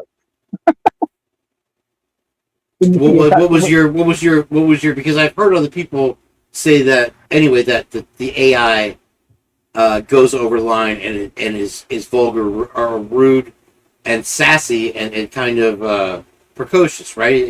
That's what you're saying? Yeah, but it was over just information that I was looking up stuff on this thing. Remember, I was like trying to connect them, and one thing led to another, and I mean, and they just were like, "Wait a minute, you're just," and it was out of the blue that you're just out to get clout, to do this, do that. I'm like, "What the fuck did you just say to me?" I literally was mad. I was like, "What are you like talking about?" This is above your pay grade, kind of thing. Well, no, it's just like they're not supposed to have, you know, this, you know, to belittle you or to bully you or do any, shit like that. That's not To what they're just supposed to do. deter you, basically. Yeah, I'm just like, I said, you know what? I said, I said, I know more about this case than you'll ever know, since you probably don't, since you have to be fed the documents. I can go read them for myself. You have to be fed them. And I said, so I'm looking for justice for them and getting the truth out there. And I'll be looking for this until you are a pile of freaking rust. Amen. Amen to that. It was weird, man. It was just, but yeah. I mean, I had a super, super freaking good one the other day. In fact, they were naming all my stuff, named themselves archive, and were naming my whole Idaho 4 mess. We call it the Rat King. We call it the Rat King, and yeah. So that's what they named it. The Rat King. The Rat King, yeah. The whole mess, like the whole thing all together, everything. And then they had little categories. They were naming certain things, but the whole thing in a whole, they called it the Rat King. You realize that was my nickname after I had a rat jump out of my cupboard during a live stream, right? Oh my God! Well, that's Theo's name. His nickname too is the Rat King. But okay, I just wanted to mention that before Lucy's like, "Kane's the Rat King." You know what a rat king is, don't you? You know what a rat king is? The only thing I can think of a rat is in a karate movie. No, because they have the Year of the Dragon, Year of the Rat. What's a Rat King? This is very gross. If you guys don't want to hear it, close your ears now. A Rat King is a thing that happens, documented, like in the sewers in like New York, where there's a lot of big rats and they all kind of huddle together. Sure. And then there'll be so many of them, they're all huddled together and their tails get intertwined and they can't get them apart. And so they basically chew off their tails. Well, they eat each other. Yeah, because they can't get away and they get hungry and all that other stuff. So there's so that's what a rat king is. It's pretty gross. I mean, they've got mummified ones that are like a circle of them with just a big knot. Their tails are just in a huge knot. And it just, I mean, just the first time I heard that, I was like, oh, and then, because I heard it, I don't remember, because Theo Vaughn, which is my favorite freaking, he saved my life, and now that guy saved my life, but he's just awesome, and he calls himself the Rat King, and so I looked it up one time, and that's what it came back as, and I'm like, oh no, I'll never look at him like that as his, the Rat King is a 7th generation survivor. That's interesting. What do you mean? 7th generation survivor of what? It's in the chat. 7th generation survivor of what, Glenn? What was I going to say about Theo Vaughn? Willie from Truth Nation Uncensored. When we used to do the lives together, he said I reminded him of like a city, Theo Vaughn. I really wasn't familiar with Theo Vaughn at the time, and I guess I see it in little ways sometimes now. Other people have said that about the Theo Vaughn about me. You guys know something really weird too? You know the what are they called? The turtles. Remember the turtles that they used to be on the cartoon, the guys? Oh, the Ninja Turtles. The Ninja Turtles. Yeah, but there was the Power Rangers. I think that's what I'm talking about. Mm-hmm. So there's literally 2 guys in Idaho who have been arrested and stuff, and they both were Power Rangers, man. One was the Red Power Ranger. He unalived somebody. That's a big media story. And I remember there was something with the second guy. I don't remember what it was. Yeah. Oh.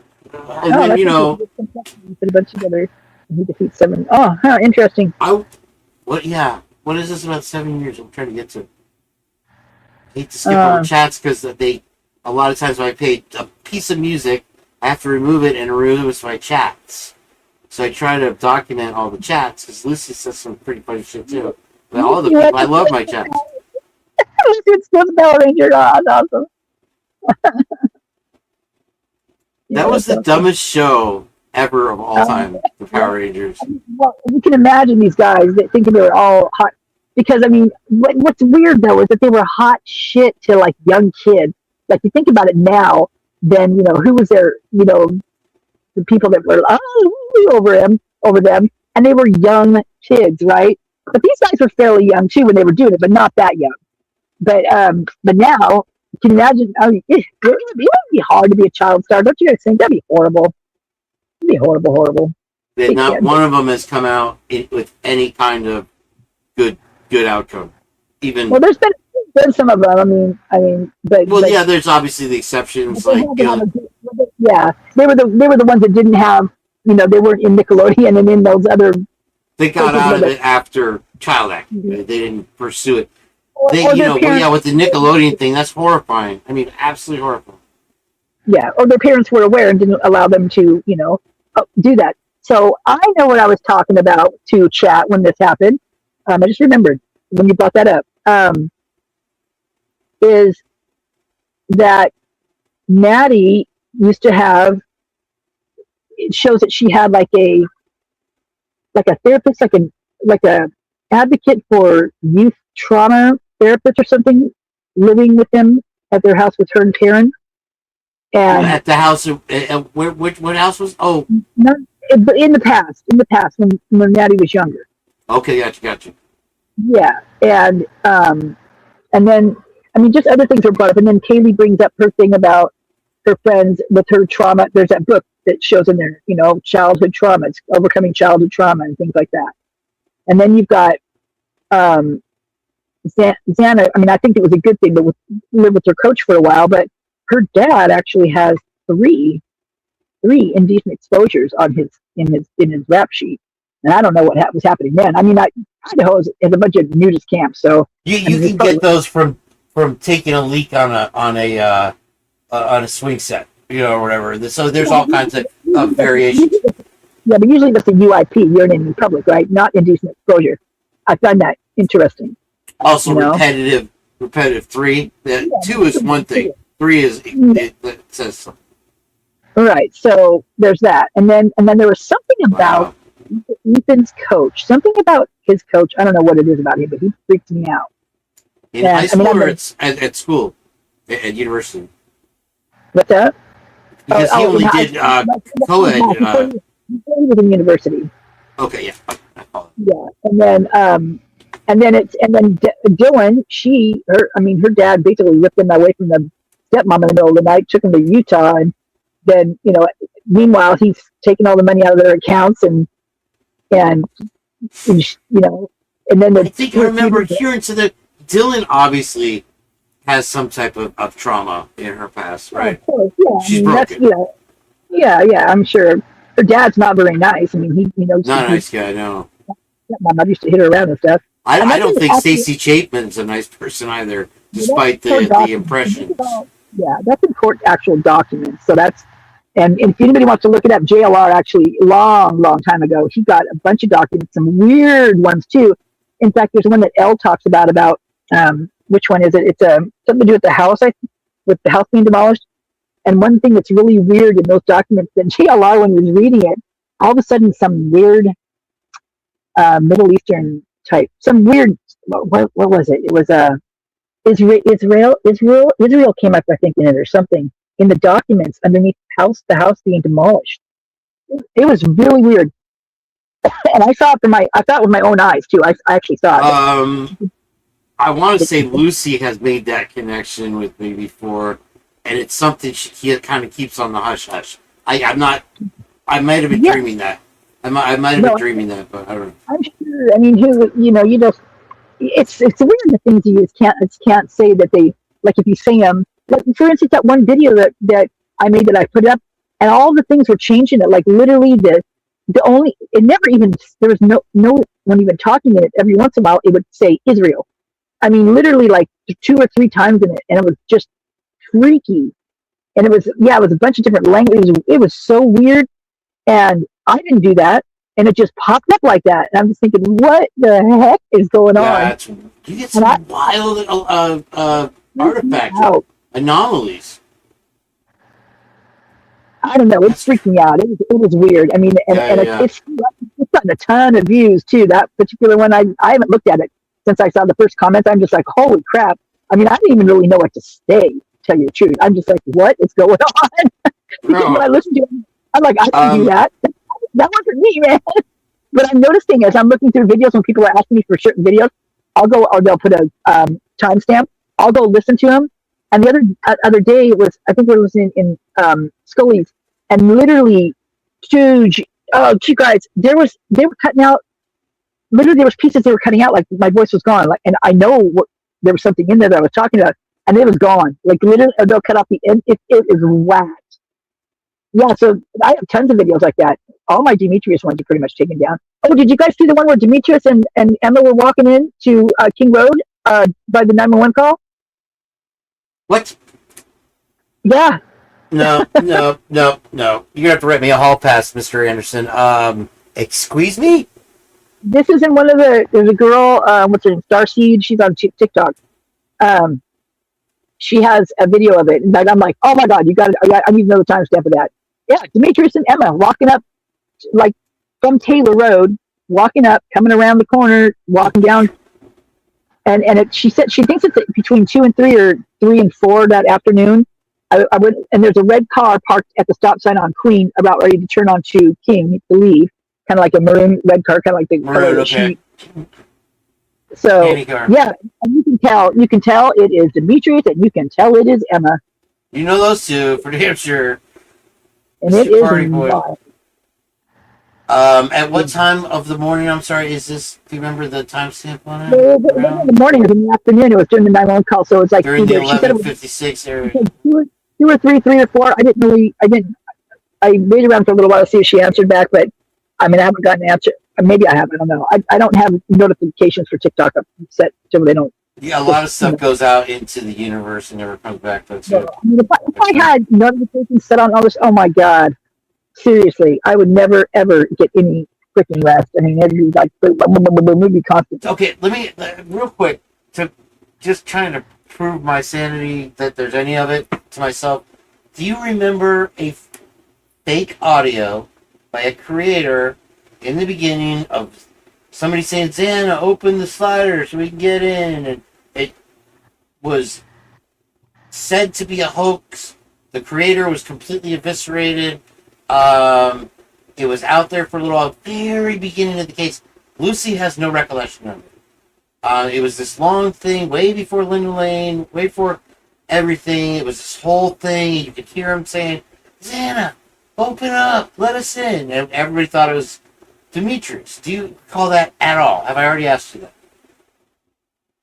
It's completely unrelated, but just out of my own curiosity.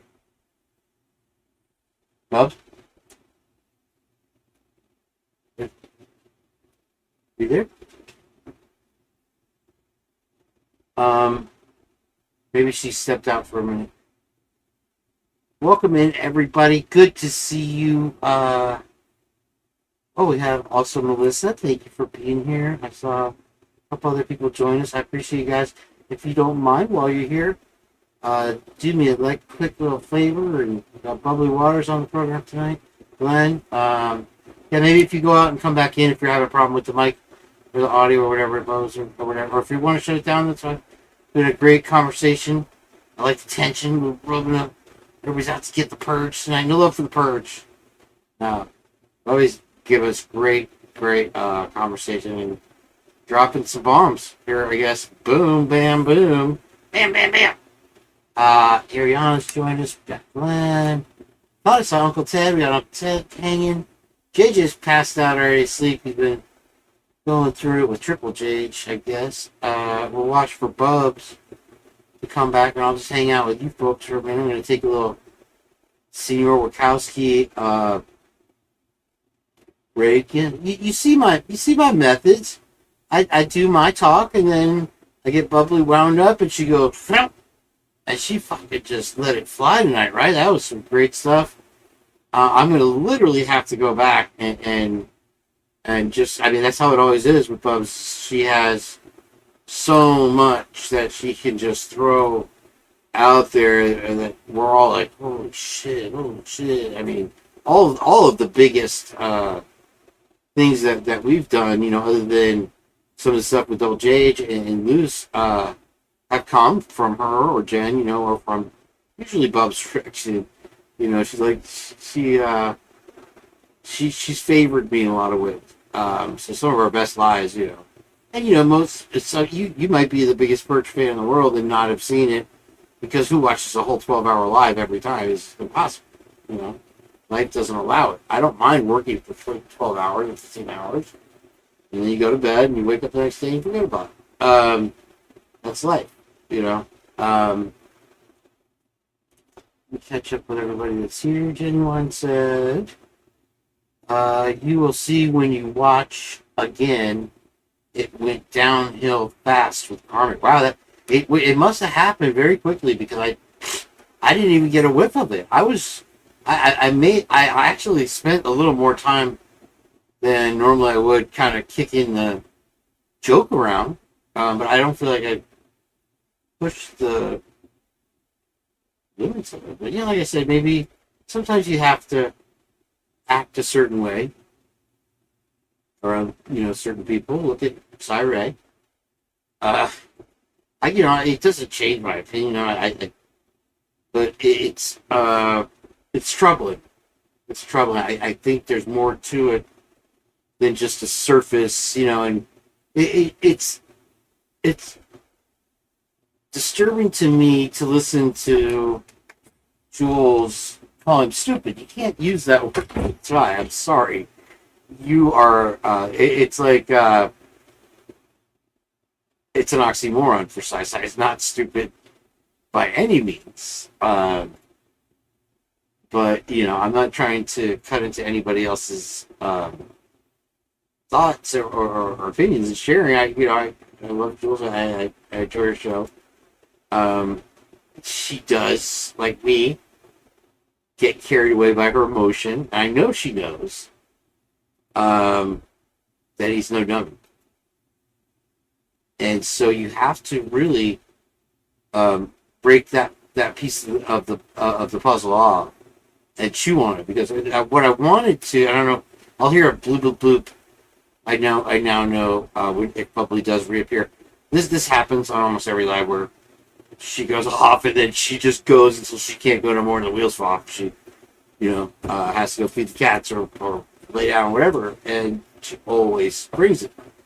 So very much thank you, Bub, for having us in your life, or being in my life and joining us here in the show. But damn it, now I got all kissy. Where was I going, guys? With the Cyray is what I wanted to. We had so much stuff to talk about. Was talk about Mr. Twizzle Sticks there, Mr. Gatekeeper. We were talking about it also as well, and I'm like, I'm troubled by it, because I don't see Cy as a guy who would lie. To put it in a simple rap. And I love the genuine exit stage left Rush reference. Thank you, love it. He's not a dishonest person. He's not a bad person. He's very dedicated and loyal to law enforcement overall, his whole life patterns of life. Some of the troubling things from his speech, obviously the Stadio de Olimpico totality thing. I was waiting for him to bring up 6-second abs, or ask the cuck queens if that was hair gel on their left ear. If you get that joke. With the wipe the hair gel on the hair with something about Mary.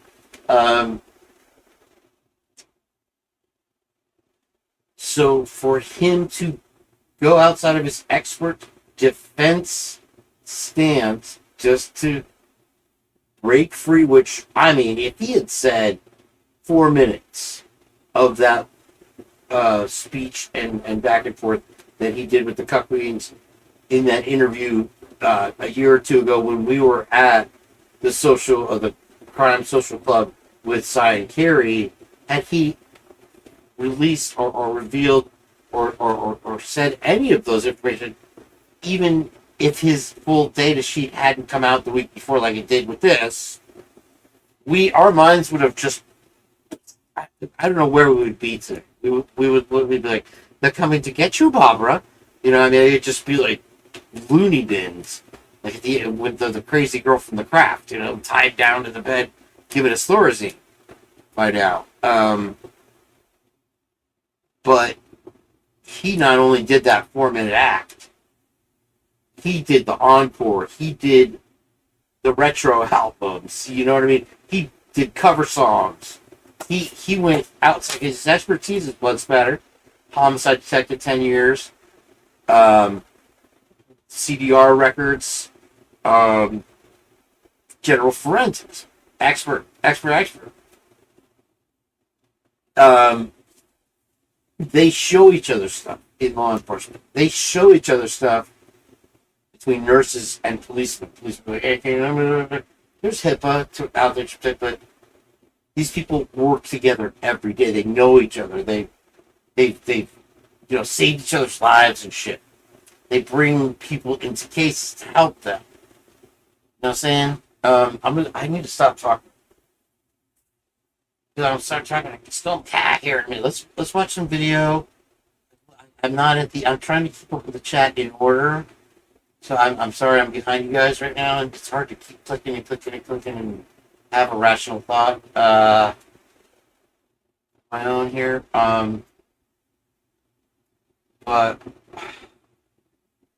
get caught up, and I have a lot more I have my own stuff. You know, Ben Buckley was a very welcome but surprise guest. And I have, like I said, I think I only got like 5 or 6 tabs into my 61 tab live here today, and I would like to cover my topics too because I feel like you need to know them and they're very important. Use my robot. Yeah. Anthropic, not to freak out. Anthropic got very sensitive. The one I picked, I guess. What's it doing? Oh man. Maybe I'll just be friends. You have to ask Angel D that question, Scrub. But maybe another one of my viral vernaculars. Might be a little phrase for viral vernacular. Like Hitler started one that I guess it only took off with me was chicanery. I wonder if people are using chicanery in their home kitchens or whatever.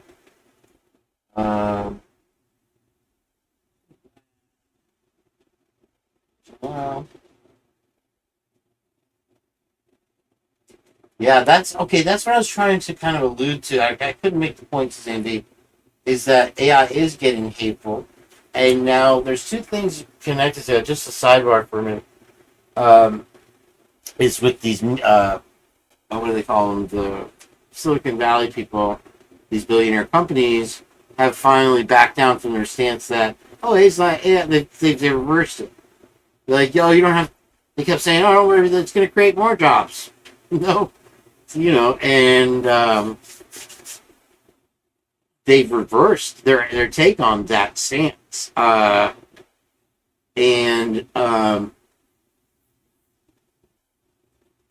The other thing is, I guess, apparently, I brought up that question as far as the regulation goes. Do it now or never. I know that Elon. I told mine to mind their own business, and then I'd still be looking for justice when they were bylaws. Yeah, that's a great quote. I think I clipped that for a short. I hope I got it. You guys are so great. How many words have we typed and shared and all that stuff together in the 3 years we've known each other?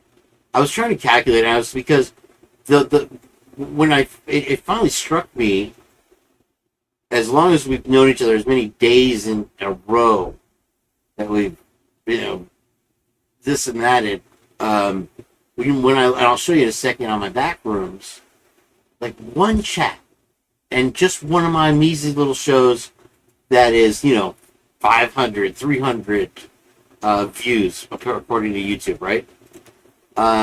Have usually typically well over 2,000 actual chat responses. So that's not just one word. That's 2,000 times, let's call it a minimum of 3 to 5 words. Unless it's high Kane or, whatever. And so that's one chat times 5. You're looking at about 10,000, not characters, but actual phrases. So times 5, which would be the average of a word. 50,000 chats times 300 times 3, 900 numbers, words, follow. A lot of communication between us. Some of it is in my opinion, cerebral. With I don't know what the weird connection is with me and Scully, but it's funny to me. It's odd. It's not that I hate it. It's like, why is that weird? Why did I say the same thing that nobody else, it seems like, was even associated with? That he just at the same exact moment spewed that shit out. And my whole life I've been like that. And to find somebody else that's in that freaking zone with me, it's like he was trained. Like that's one, Bubs, if you're still listening, it's one thing about the AI research that Scully told me is that you have to train, and I've used it, and it's proven true, that I don't know, his methods and standards of doing it, is you have to train the AI to stay away from the mainstream media jargon, which the thing is, like, in the beginning days of the internet, when I had my Kane's Garden surfing videos or whatever in Florida here, before there were standards for videos, before YouTube was even barely a thing, well before 2014, between pretty much 2003 and 2014, whenever they started offering channels, we didn't even have a codec to stream the videos. But I had to load it to a server. I had to have 5 different ones because it didn't work for that. But they were, I don't know. Now I confuse myself again. But the companies, I guess, were originally saying that they could regulate the AI themselves. They didn't need the government legislation. And now, yeah, all the creators of it, all the people at the higher up CFOs, COOs of AI have now said, yeah, it's too late to even do anything about it. It's going to kill all of us. Wonder Twins activate form of a bucket of water. Why was the one chick was the chick on that was always a bucket of water, and then the other one was like a hammer or eagle, and then you had that monkey, that stupid monkey, became the brains of the outfit, right? Wonder Twins. I think they tried to make a movie off that. I was asking for a friend. Let's see. I've heard of these things where, somebody was drunk, they got like a SA charge out of urinating on a kid playground. Who? Wait, what's hot to you? Can you email me that? Whatever the full description. I'd like to follow that further down. Candice, good to see you. Welcome. Have a great night. Glenn, I think I said hi to you. Always great to have you here. Always have so many clips, and you guys are triggering. It's like, I feel like tonight, honestly, bro, we're all Skull Makai. In my mind. Maybe I'm just, it's an inevitable path that we've kind of wandered down together, I guess.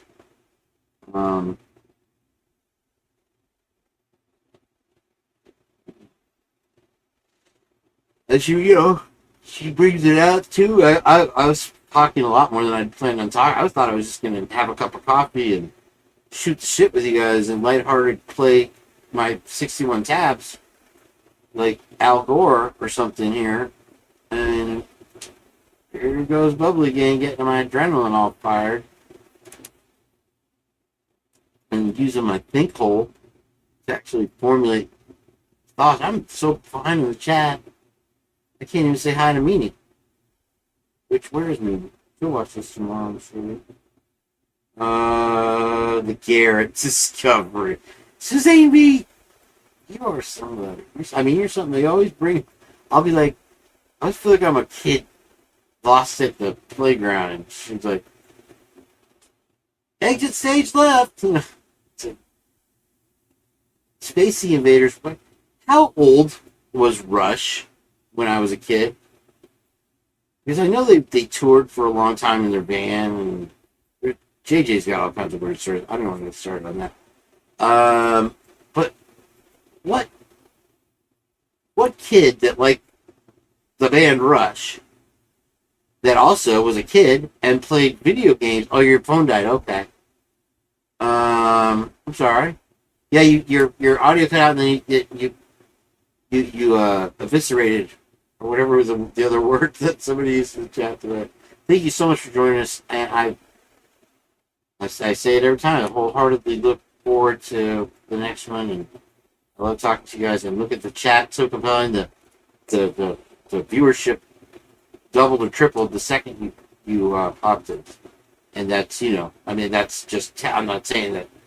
That's what I'm after. I'm just saying it's very telling of who you are and how people are hanging on every word that you say. I mean, at this point, so many people have, just in our own community, proven themselves not as trustworthy, maybe likable and all these types of things, and not dumb. But hold on, you got to admit, the wax coating on bubbly waters exterior or paint job is pretty damn shiny and smooth, right? No scratches on that. I didn't read that one, I'm sorry. So I forgot Stone was here, I'm sorry. Yeah, also Stone Enchantress, welcome in. We're having a great Friday, Saturday night, weekend day, in the middle of the week, which is what this Purge is. I know exactly who you're talking about. He keeps changing names. He doesn't quit, especially in Sherlock. Is Sherlock still around? Sherlock, somebody brought them up the other day. And I remember one point in the case that all their stuff was taken down. And maybe it was around that don't be AI, don't show your face people. That he got, like, I think maybe at the very baby. But if you're not distracted or doing something else, folks, and you're still listening, I have another whole bazooka of question lining. What was the question? Man, I'll have to save it for the next one. I love you more than anyone, darling. There's always a song when I'm doing live that's stuck in my head. And that, something about Mary. Why do you build me up, buttercup, baby, just to let me down? Bump me around. I love you more than anything. Oh. He says, what does he say? And worst of all, you never fall, baby, when you say you will. But I love you still. Psy can get bent. I mean, dude, I still like Psy. And one of the questions I did want to throw up publicly was from Twiz, and I may have kind of hinted at it, but we got another stuff. He's like, the thing is with everything, and him in the plea deal, and the Teenage Mutant freaking Power Rangers turtles, all blended up in totality of the case. And first of all, like I said, I trust Cyrene. I don't think he's gonna lie. I don't think he's gonna. I would not have expected him to do what he did, and just to kind of look over and see the shock on my sister's face. Why is he doing this as it was happening live?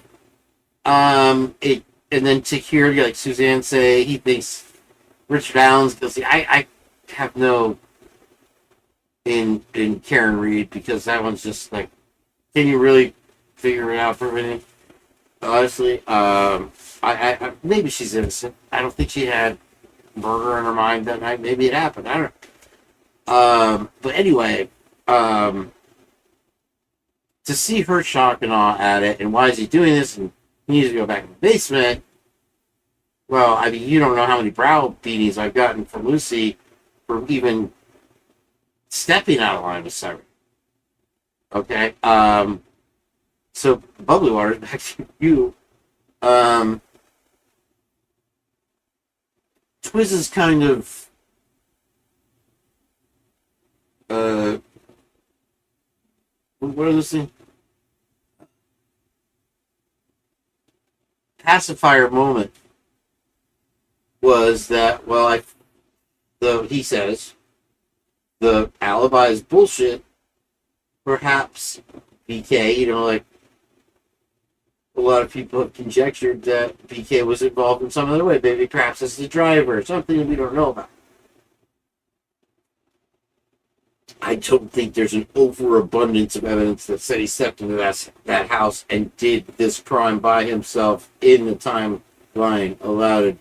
Not a chance. Not a chance in this or any other dimension. Point blank here, I'll stand that for the day I die. If somebody is a person that is the ends justify the means kind of person on the regular, that's fine.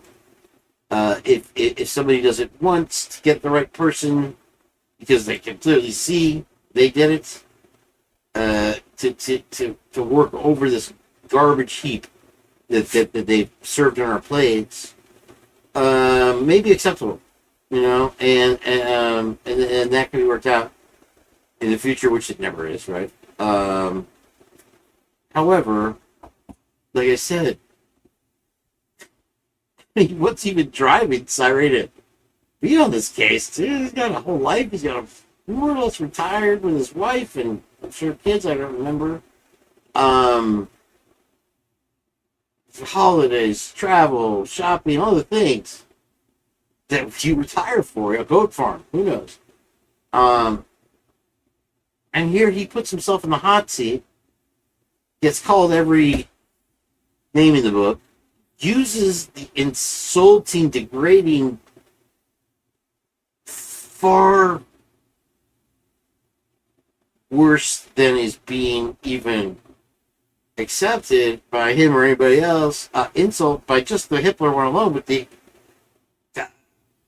conspiracy theory thing in court live with him, you know, getting that message within a day or two. That's he's a conspiracy theorist expert. And then using that term over and over and over and over in his knee-bending rebuttal.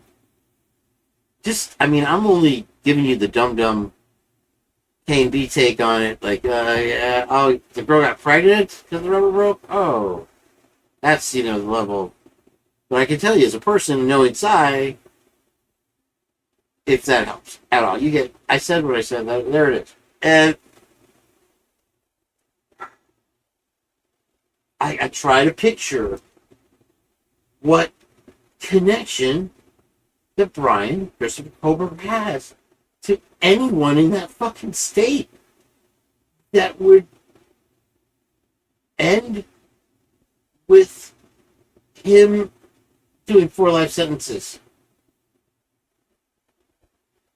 to be a driver for another part. I mean, if you're the driver, you didn't do the killing. If you're a accomplice and you're in that, you didn't do the killing by yourself. So you have to question. Either he did it or he didn't do it. Okay, you can't just. I wish I could just say, oh, it's alibi's a lie. There was no evidence in his car. You know, and you'll remember Cy did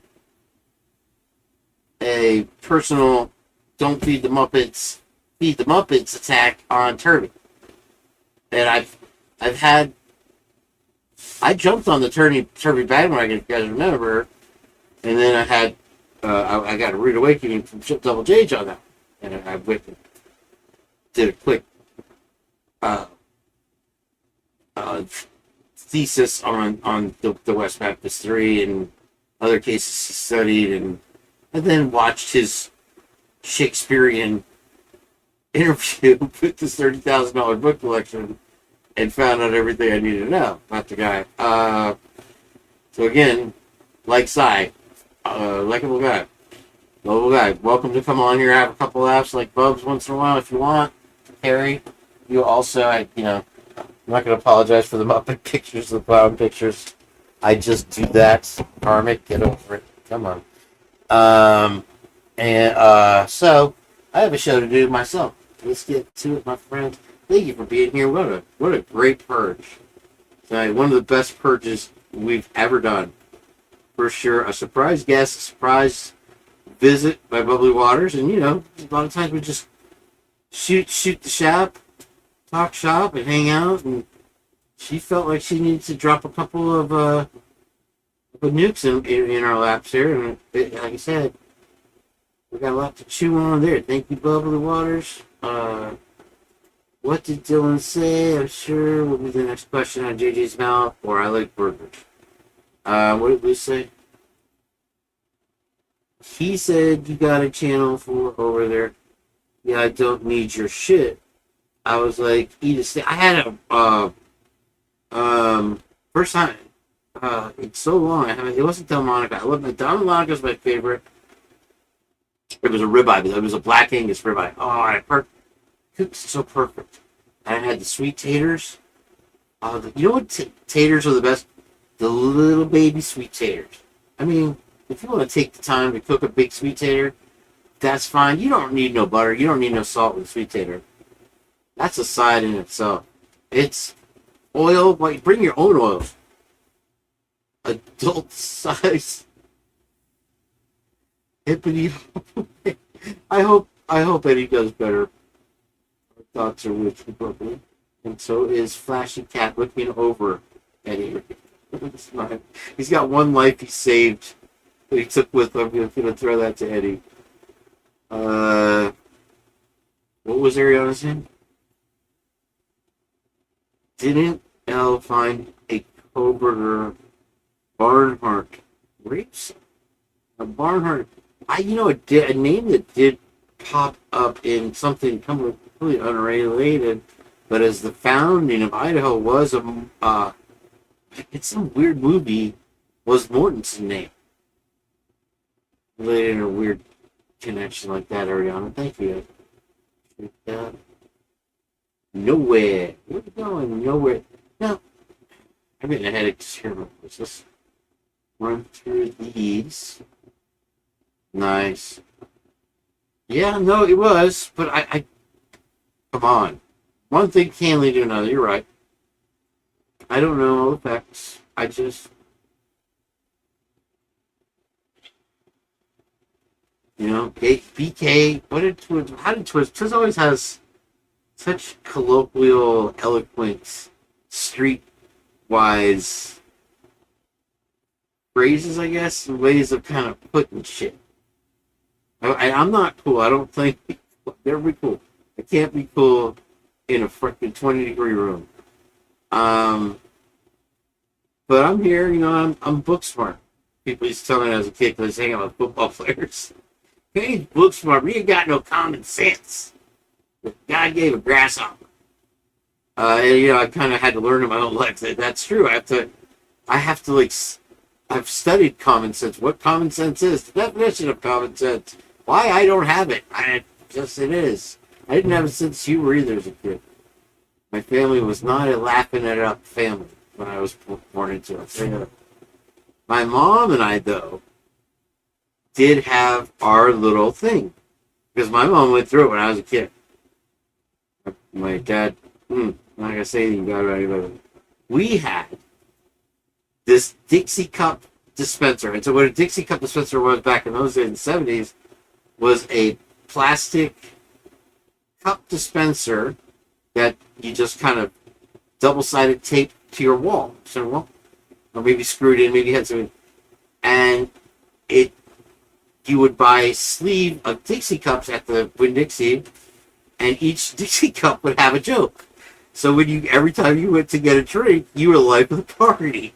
But it was just me and my mom all day long before I went to first grade or whatever. And it would be like the jokes were dumb. They were like, why does a fireman wear suspenders to hold his pants up? Or like, what did one wall say to the other? Meet you at the corner. I remember a few of them. We tried to remember, but there was like 208 cups in every sleeve of Dixie cups. They were all just that dumb, but some of them were really cracked. So that was my extent of humor. Now when I try to be funny, it's like I feel like I went to junior college for humor to just tell a one-liner. It's not natural. It's not natural. There's more people who are natural. Glenn here. What you got, Glenn? 99.95. Earl Shot. Who is doing? I don't know. Purple asparagus? Asparagus makes you have guys have smelly. I don't know about lady, but it makes you have smelly pee when you have it. I love asparagus cooked right. Asparagus is probably one of the most non-Muppet vegetables out there. I give everybody the same attention. So if that was comment was directed at me, I was just. The prosecution will never recognize that, Glenn, so stay out of trouble. It's not a documentable. You know what ruined cilantro for me is one of my Mexican friends said, why do you get the cilantro in there? It tastes like soap. I cannot even look at cilantro without thinking I'm eating Dawn dish soap. Elle, also at the very occasion, I was kind of blowing through her and give her credit the other day because she wrote me a very long letter when I presented the idea of what I wanted my channel to be, a true crime comedy. And she watched my lives with me, with basically just me talking to Lucy, trying to make something with the case or Twiz.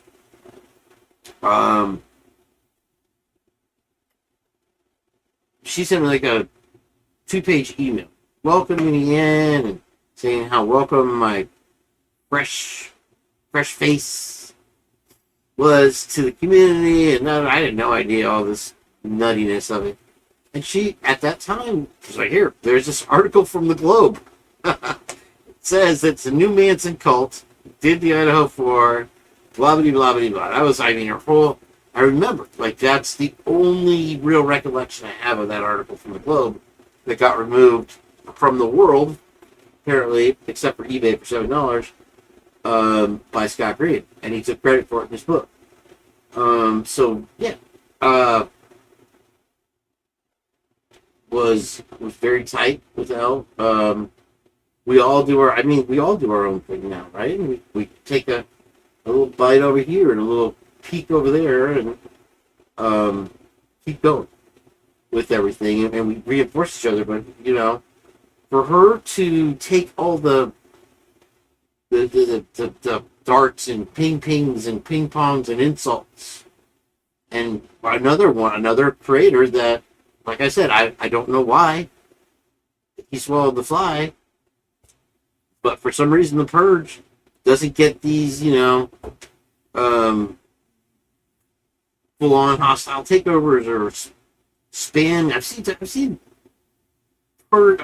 I've seen creators in Idaho 4's lives get completely spammed, like even Dago, like or just some random, like, very insulting content. I would say the only time I was ever insulted was before I was a creator, and it was some comment. It was just so out of left field and dumb. I haven't gotten any like hate mail letter. Knock on wood. I'm not asking for it.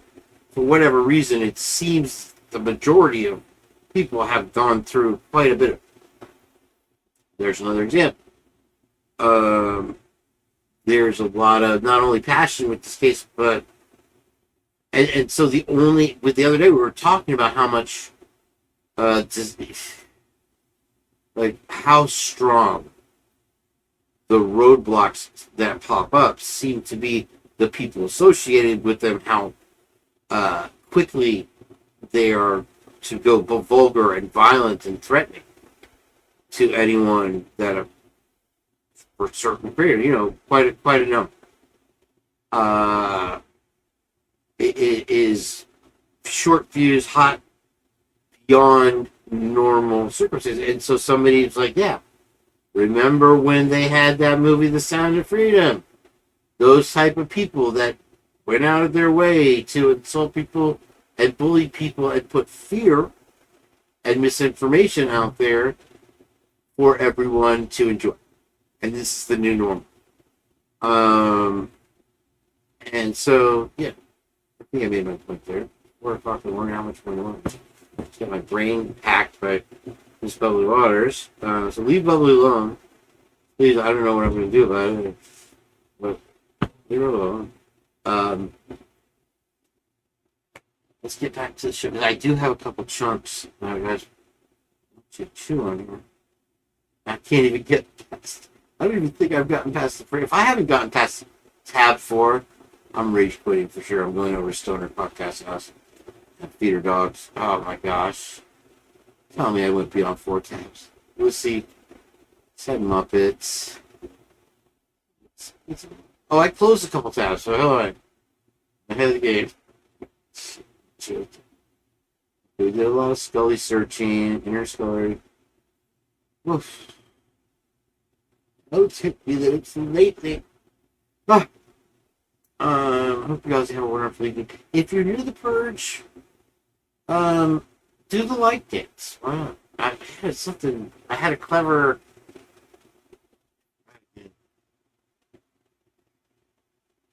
It's sweeter and not quite as strong of flavor.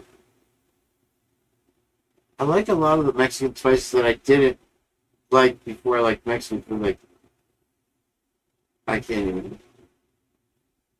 I think Line of the Night blend, really good, big hitting, audience pleasing stuff blend. I like the.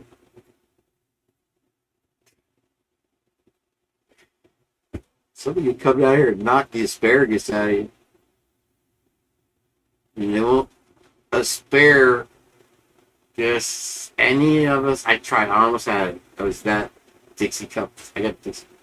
We used to do the Muppet stuff. Now it's Dixie cups. Everybody's a Dixie cup. Now everything's funny, right?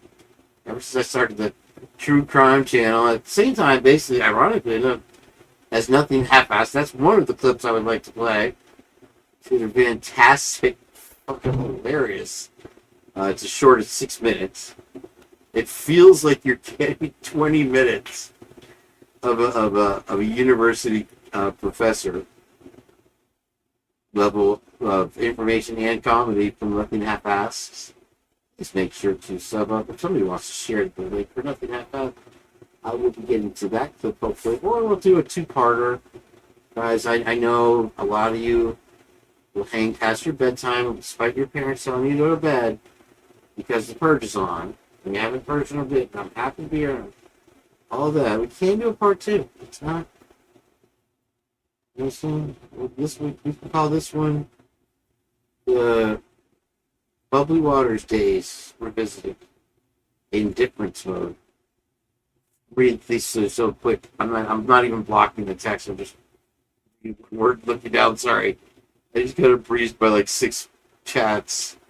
At least they're there for me to look at. Like I'm kind of honestly a Muppet NPC right now, going through the motions. Love Avocado Stone Enchantress.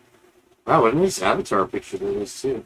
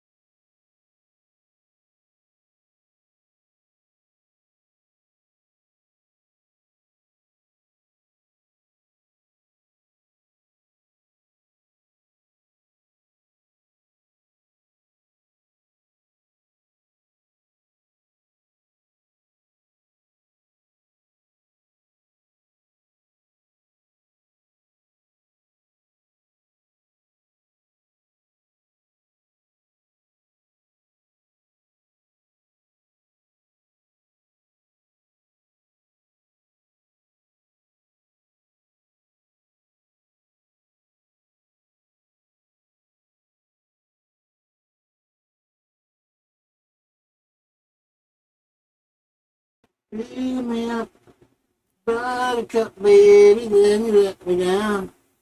Turn me around, and I do. Why do you hate avocados? How dare you? It's going on and on. You know, it's actually easier with StreamYard anyway to kick yourself out than it is to swamp roast yourself. And you know, who wants to swamp roast themselves live on TV? It's weird that it's just also this mouse is ineffective counsel. It's got a third button that just kind of does whatever it's assigned to that day. Right here, you guys were getting. As soon as I get kicked out of my own chat by Lucy, you guys start throwing down the big bombs here. Hold on, dive into this dig here. Politique. Vote for me. Where did this start though? Like I like to watch the clip. I also like to see when the part the. Anyway, I like to see how the formula was formed, like receipts. So I always want to start beginning a thread here. Interesting.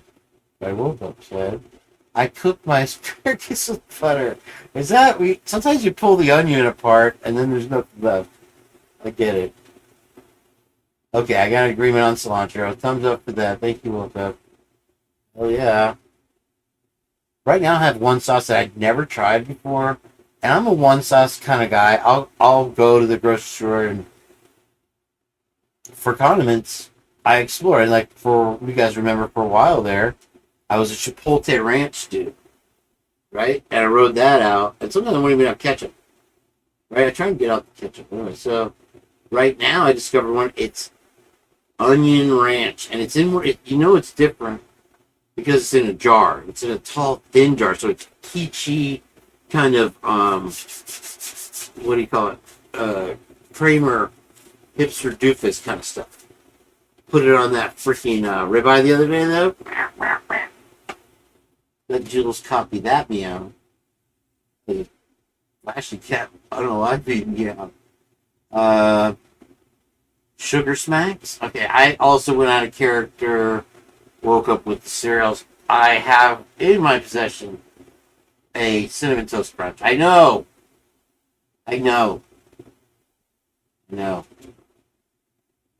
You're already a voice inside my head, and I told you that. You gotta get going too. Oh wait, did she say you got who want it? I've got that going for me, Bubs. If Bubs is gonna outlast me on my own life, how dare you, sir? Ma'am, sir. I was trying to explain. I'm like, we have all these like viral vernaculars popping out of our show, The Purge, that we've been kind of repetitive on. Now, I tell you, if the science store and two lasers pop out there, it's over. They're gonna have to start paying us to talk around here. Nationwide. Danged Up was another one. Probably some of you even in the chat used that we peeled off 15 years ago when I was at the top of my game of vocabulary.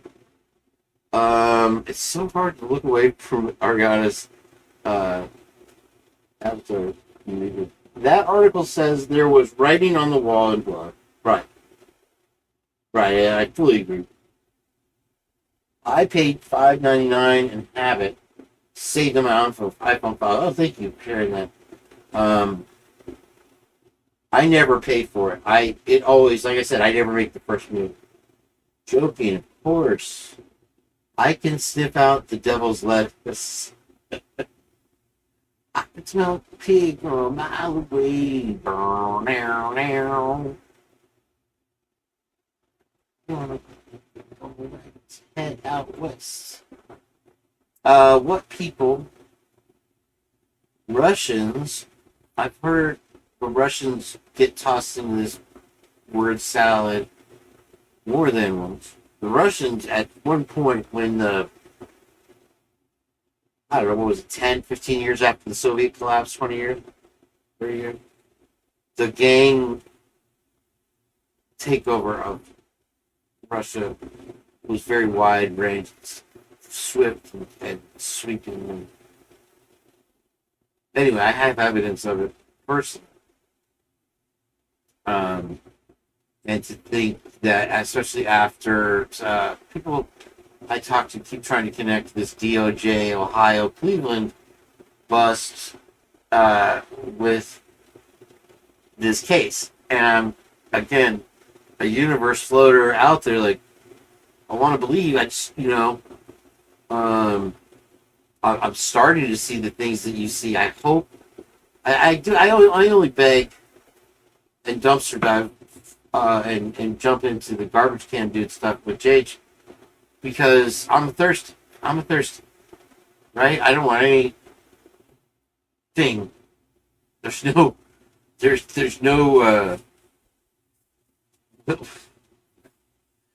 cake at the bottom of that suitcase or whatever in this case. I mean, I love the lady that did I Love Cats, and if we ever solved the making a murderer thing and all that, doing this and that.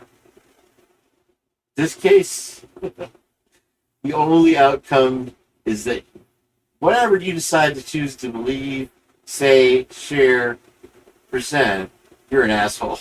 One way or the other, you can't win. You can't win. Somebody's going to tell you an asshole.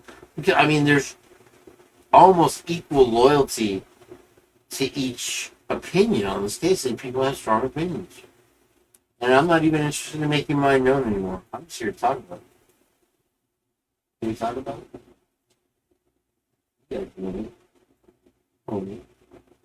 they had that guy on that was at the beginning of the 2000s. That's a street rapper that he'll like start talking like, Joe's got a red shirt, and he's as good level as AR.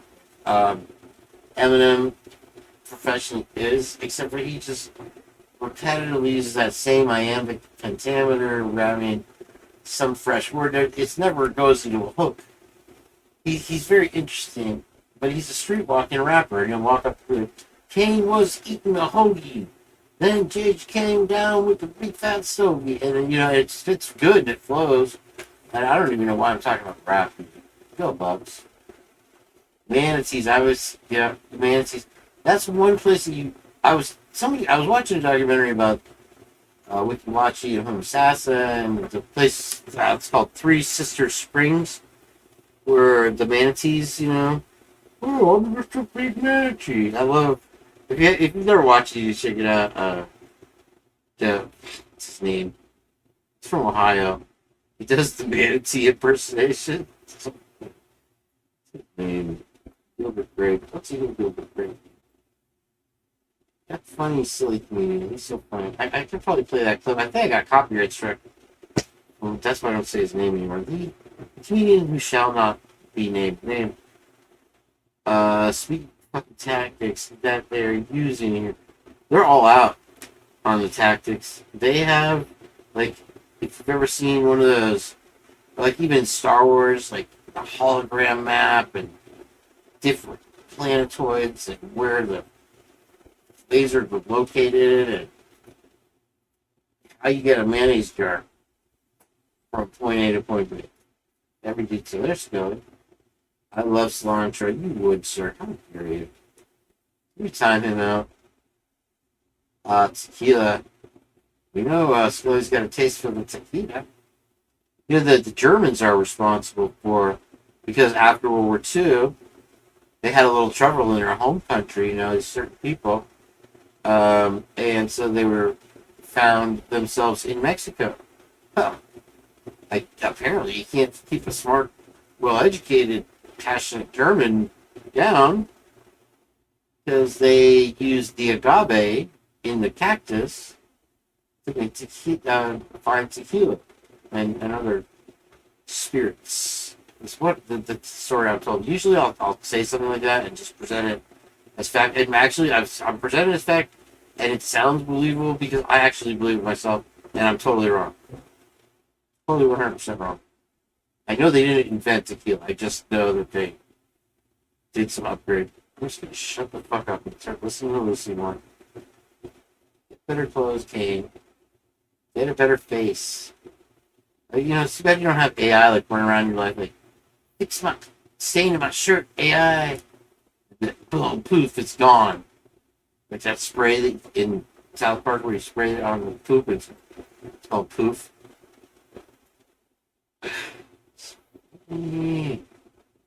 Cavassier. Some, if I was to have a liqueur, it would be Grandma. The Grand Marnier. It's an orange liqueur, very fancy shit. Yeah, well, the agave, Pimp's Love. Let's see. Anyway, what do I say? Can somebody lend me a bloody hand here? Oh, you fucking. We got Labor Blue Dove. I love you guys equally. Marietta Rosa. I literally love any woman that takes attention. I fall deeply and badly about this. But Marietta Rosa, I worship the ground that she walks on. Where the hell? She's very soft spoken and relatively quiet. Well, the problem with her, you gotta watch out, is when she talks. And when she opens her mouth, you're probably gonna learn something today. That's why you're so fat, Fat Albert. Hey, you can do a pretty good one to stay. I probably did. Okay, I'm gonna play my clips. I'm trying. You guys are the ones keeping typing. I told you there's 2,000 phrases and numbers, and all of the call, the conjunction, what's that function?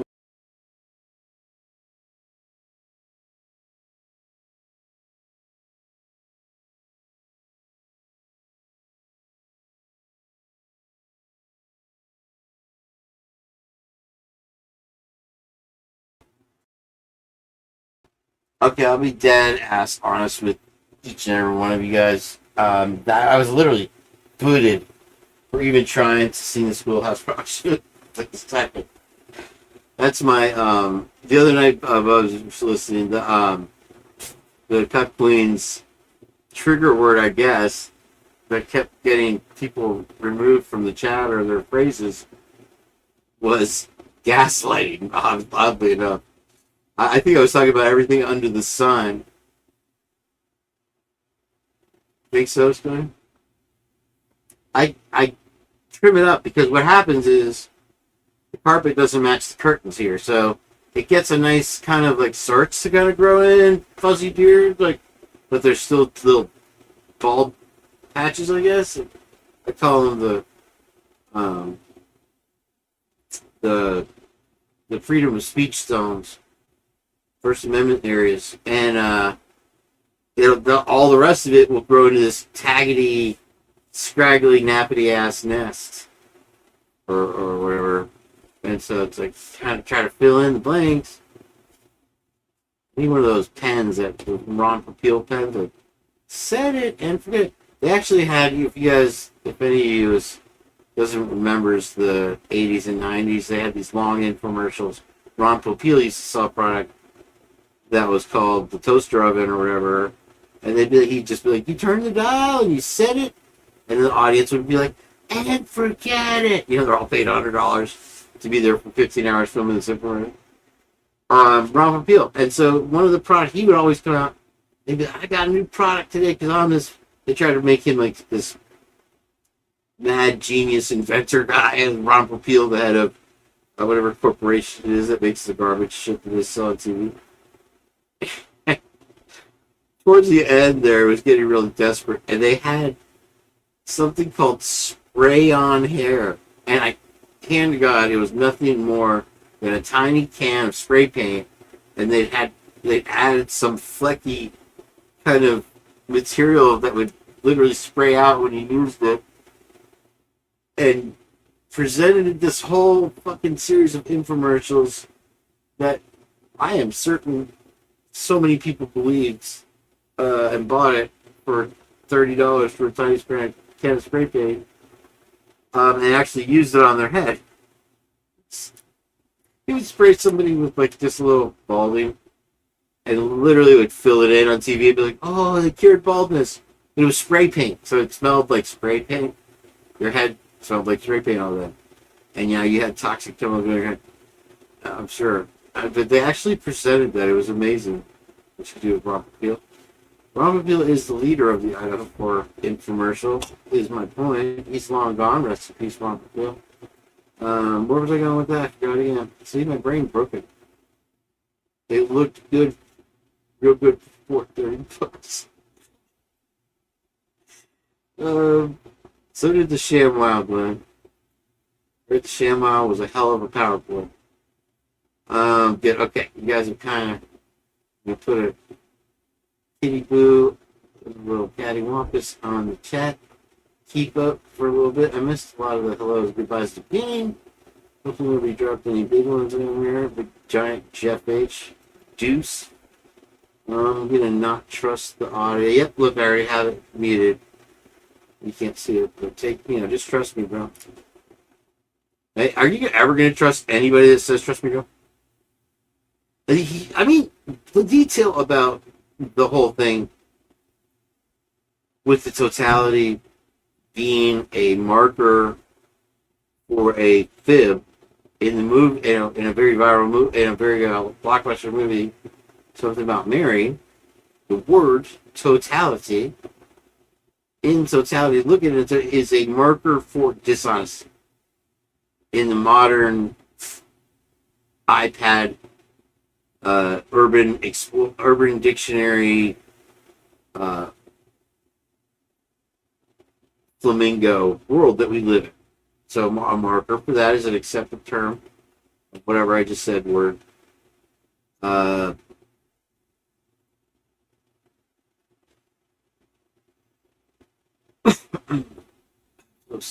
I literally fell asleep mid-sentence right there.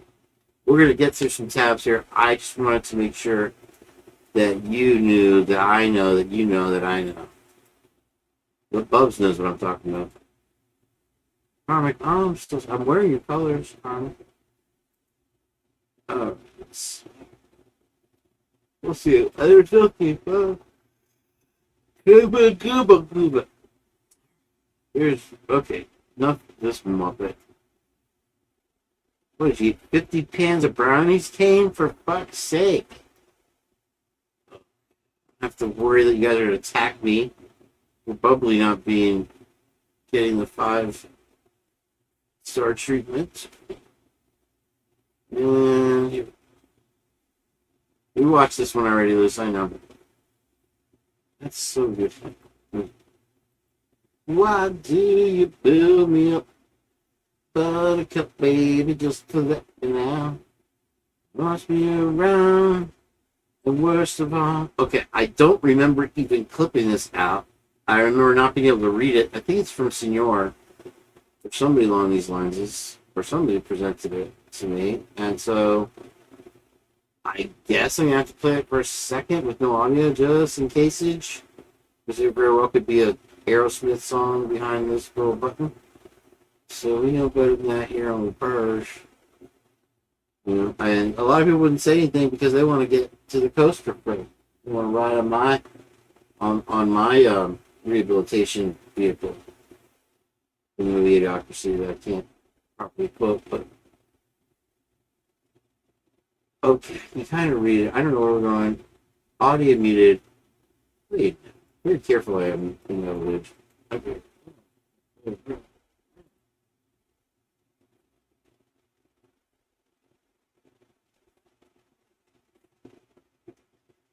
Definitely some weird audio back there. I'll put on the closed caption. Start over. Thank you. We're going to shut it down. Where are we? We only have like 3 purges worth of tabs open. I'm not going to get to today. I apologize. There's a lot of things, and there's some fresh face news that I wanted to Catherine Gallagher Catholic High School you guys with and educate your Lucy collection holes of newspaper articles from your grandma.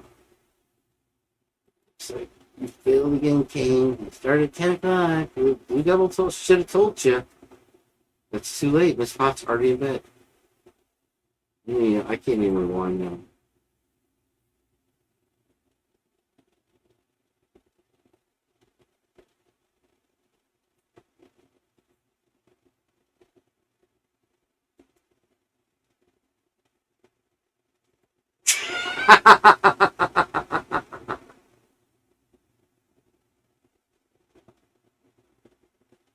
What better place to end a live? That's evidence, my friends. That is paperwork. Oh, Scully. I find because I've never seen that clip where they literally inserted fucking Scully into this stupid, dumb tale of. I will put the link in the chat, but Scully, it's the one that blamed you for Dylan's thing. I don't even know how it got in there. It's like one of Bubbly's things where they deleted it while she was asleep. Oh man, I was the only one laughing, but sometimes I crack myself up. Scully, don't you turn on me. Scully's like a small town. He'll love you to death, feed you pancakes every morning, and one day, slowly I turn, step by step.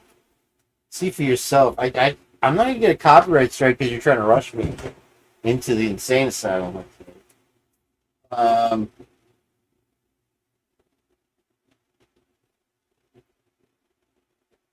Sigma Guy special. It's like those gold pills that they gave Hitler. That's some funny stuff. This chair is difficult to do a long live from also as well. But it is an actual name brand Lazy Boy. And you sit here for more than 20 minutes and you start to think counting sheep thoughts or something. Let's watch the G Family. No. I'm not even gonna talk about it, but I'm gonna talk about it. There is G stuff out there. It's long and sorted and it involves Christy a lot. So I'm not gonna tell you where. G Family page. If you want to look up. But a lot of things were, and you know me, I don't even look at Facebook, but I have to list these stupid things that I'm trying to sell in 5 days now. The bike and the thing. And so I was like, oh, I also have a feed in Facebook and the Gonzalez family page. They're like literally full tilt on this foundations, and I mean they are the celebrity spokespersons that I think a lot of people predicted that they would be with this whole IHOB that they got when they originally started being guests on shows, and all the family members were on IHB or whatever, which is reserved usually for actors and movie stars and stuff like that. I guess when you do anything with an entertainment company, news corporation, you have to register and get your SAG card at so many hours and this and that.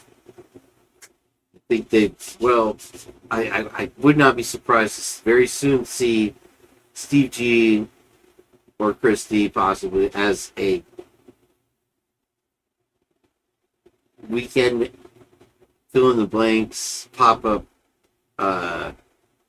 maybe not a weekend, but a Thursday night correspondent or anchor on one of these larger media channels with Nancy Grace or whatever. Just my impression of this last barrage of shit they put out. So, okay, that's all. One more. That's one more. I always one more.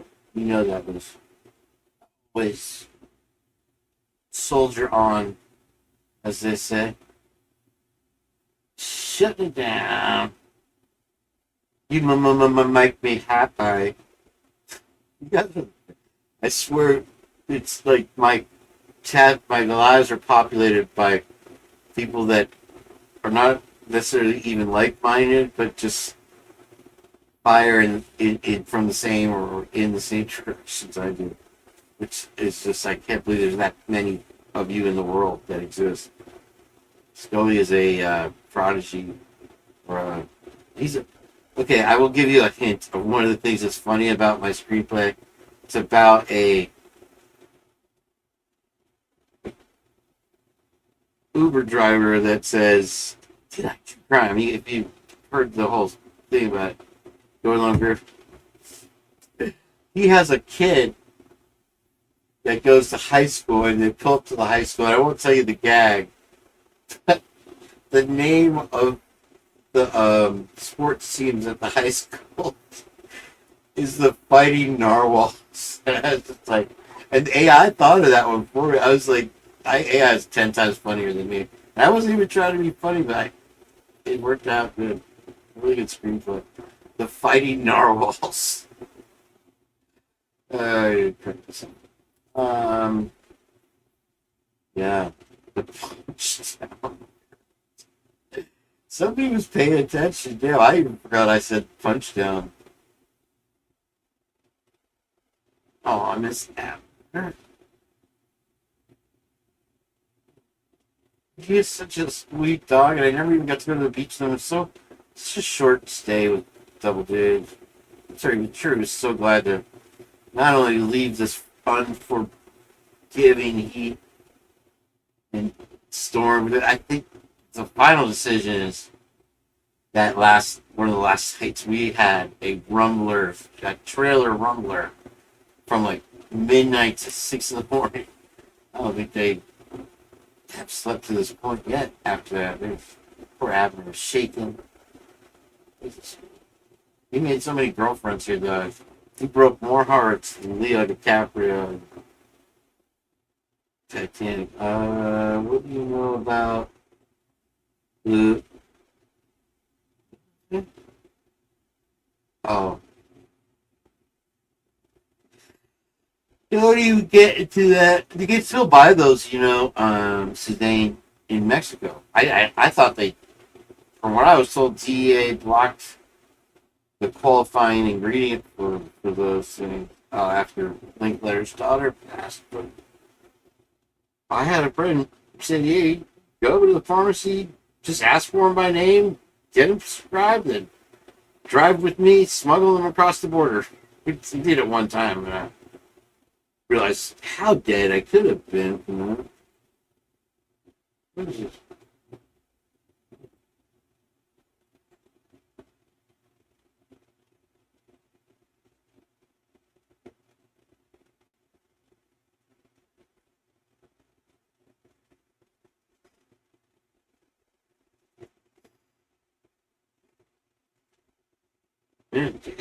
Scully started his own school, Lessons by Scully. It's possible, Suzanne B. I form strong bonds. Let's just put it that way. Yes, I am very open about who I am and talk a lot and reveal things to a live audience. I didn't know I was going to get free full-on therapy, though. Thank you, guys. I'm sure somebody in here is able to prescribe me where I need to fix it. So let's, whether it's a punch in the face, kick in the butt.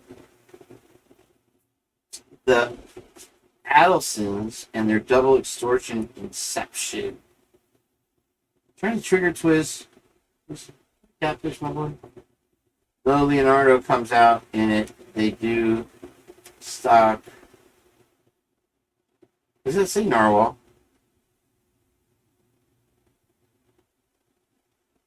I can't read the chat way. I can't see no more. So, Jage got mad at me because I didn't play a couple of his clips that he emailed me.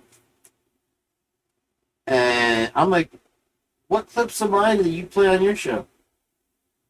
I played one of your things. I guess I owe you forever. Play this. Like I'm a Muppet. Kane, wash the car. Kane, take out the garbage. Kane, wash my poodles. I don't even know what that means. That's another one of those you gotta watch out for Stool McCool. I can't do it. Sorry, Scully, I can't open links from StreamYard, remember? I have to lay her password. Kick at the air. A little bit. Half of it. Screw you guys alone. Well, I certainly am not playing a Scully insecticide instruction on all night. I think that this one is muted already. If it needs to be, I'm pretty sure it does. Oh, yeah. I've had everything muted all along, so let's go on with that tradition. Yeah, of course it had music. Of course. It's one of those trivia. It's like, was that guy high stepping? Throwing some little tidbits in it, but not even trying to be a fucking memorializer today. You're learning facts in here. What's all this going on?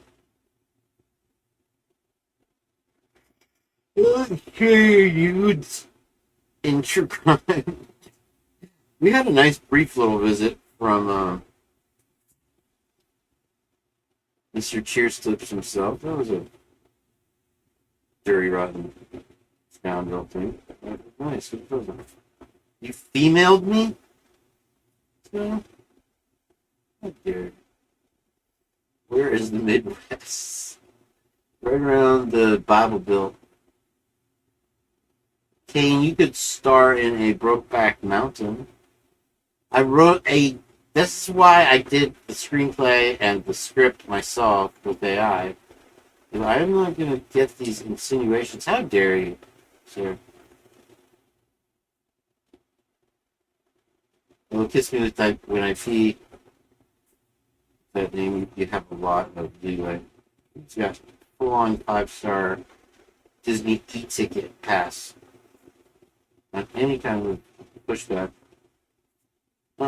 Indiana and Ohio. What was the other thing that was brought up by this kid? Oh, it's the plea deal. Plea deal. That is. That's another one coming from Holy Water. I can't help but think. So, no offense, but she's totally the Avengers outfit going on this baby Jules here.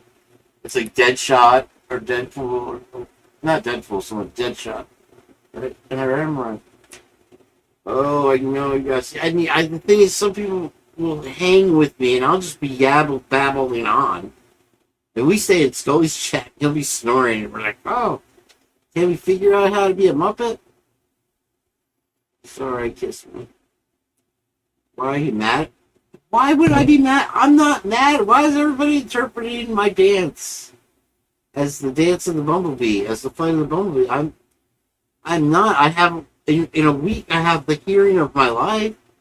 Maybe you can see right through me, and that I am worried about that, but I'm not focusing on it. And you want to be tucked in. No, I'm trying to be pleasant and polite and nice. And since you asked, maybe. I mean, it's part of my separation anxiety that, you know, they have that little jacket that you put on dogs to keep them calm. You know, I'll be honest with you, Ron Popeil presented that jacket in his infomercial, and I was like, what do you mean for dogs? I want one. How come I never had the comforting jacket when the owners were away? Kane, take down that chat so you can read what fucking video this is. I can't take that one. I can't get too good. I need to sleep. Yeah, I wanted to play a song. Another 10 minutes of wait. You wait for the live to start. 20 minutes was of me getting the amp and the cable and tuning and deciding what song I was going to play. And the rest of the band didn't show. I always have to remember to take the noise filter off because you can't hear the guitar. Okay. The crowd cut. I can't do it, Scully. I gotta cut it down. I gotta shut it down. If you want to go, I figured you would go viral live after me tonight because I got the thrusters lit tonight. I bring the big meat to the table. I drag in some bacon. I bring the bodies. I got receipts. They sound like T-Rev right there. I should start rapping about the clapping. The clapper. You know that guy, the clapper guy? No, the Blue Blockers guy. If you remember the commercial for Blue Blockers. My name is Rip and I'm a hip hopper. That's why I always wear my blue blockers. That guy went viral. He was huge in the early thousands. That clip was the most famous part. It sold 1 million blue blockers. It was a he was an older guy, probably 10 years. I was probably 20 at the time. That guy was like 35, 40. Down at Mission Beach Park, Belmont Park.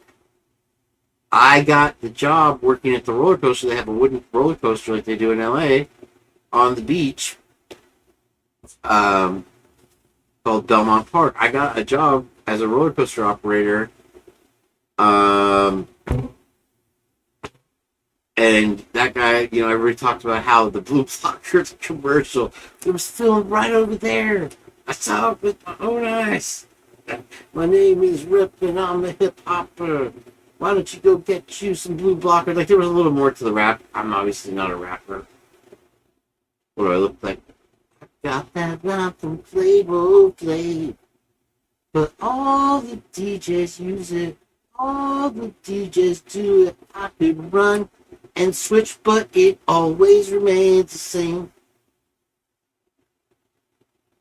Shreddy got a job to do. He might fulfill his mission. To ease his pain would be his greatest. But it was nothing like the Eldorado Inn in Cleveland. Got some great comments tonight and looks. There's Suzanne B. Always looking good.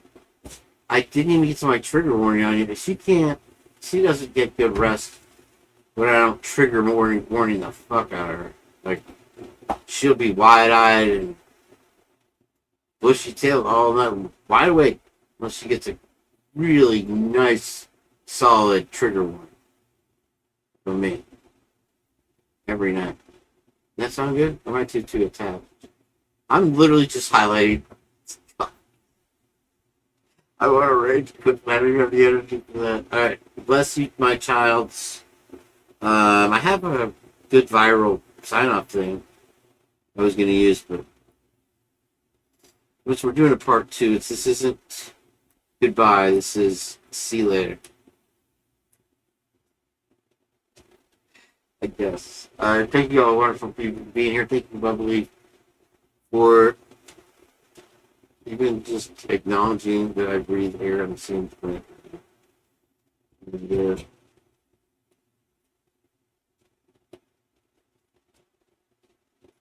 good night, good night, good night. Twiz, good night, bro.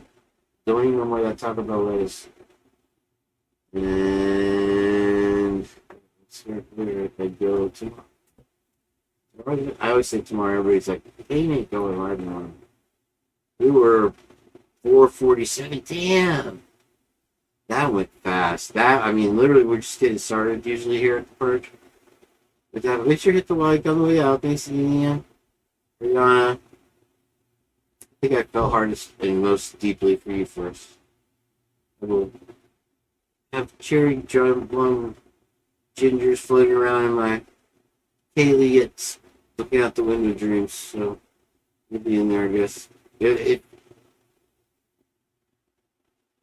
was something copyright related that they were going to arrest me for here in Moscow because of AI, right? Didn't they send a warrant out to arrest me? Maybe I'm making that up. Maybe I dreamt that. But you guys are good people, all of you, and thanks for the cupcakes. I will see you manana. I don't even know how to end live. How do you end live?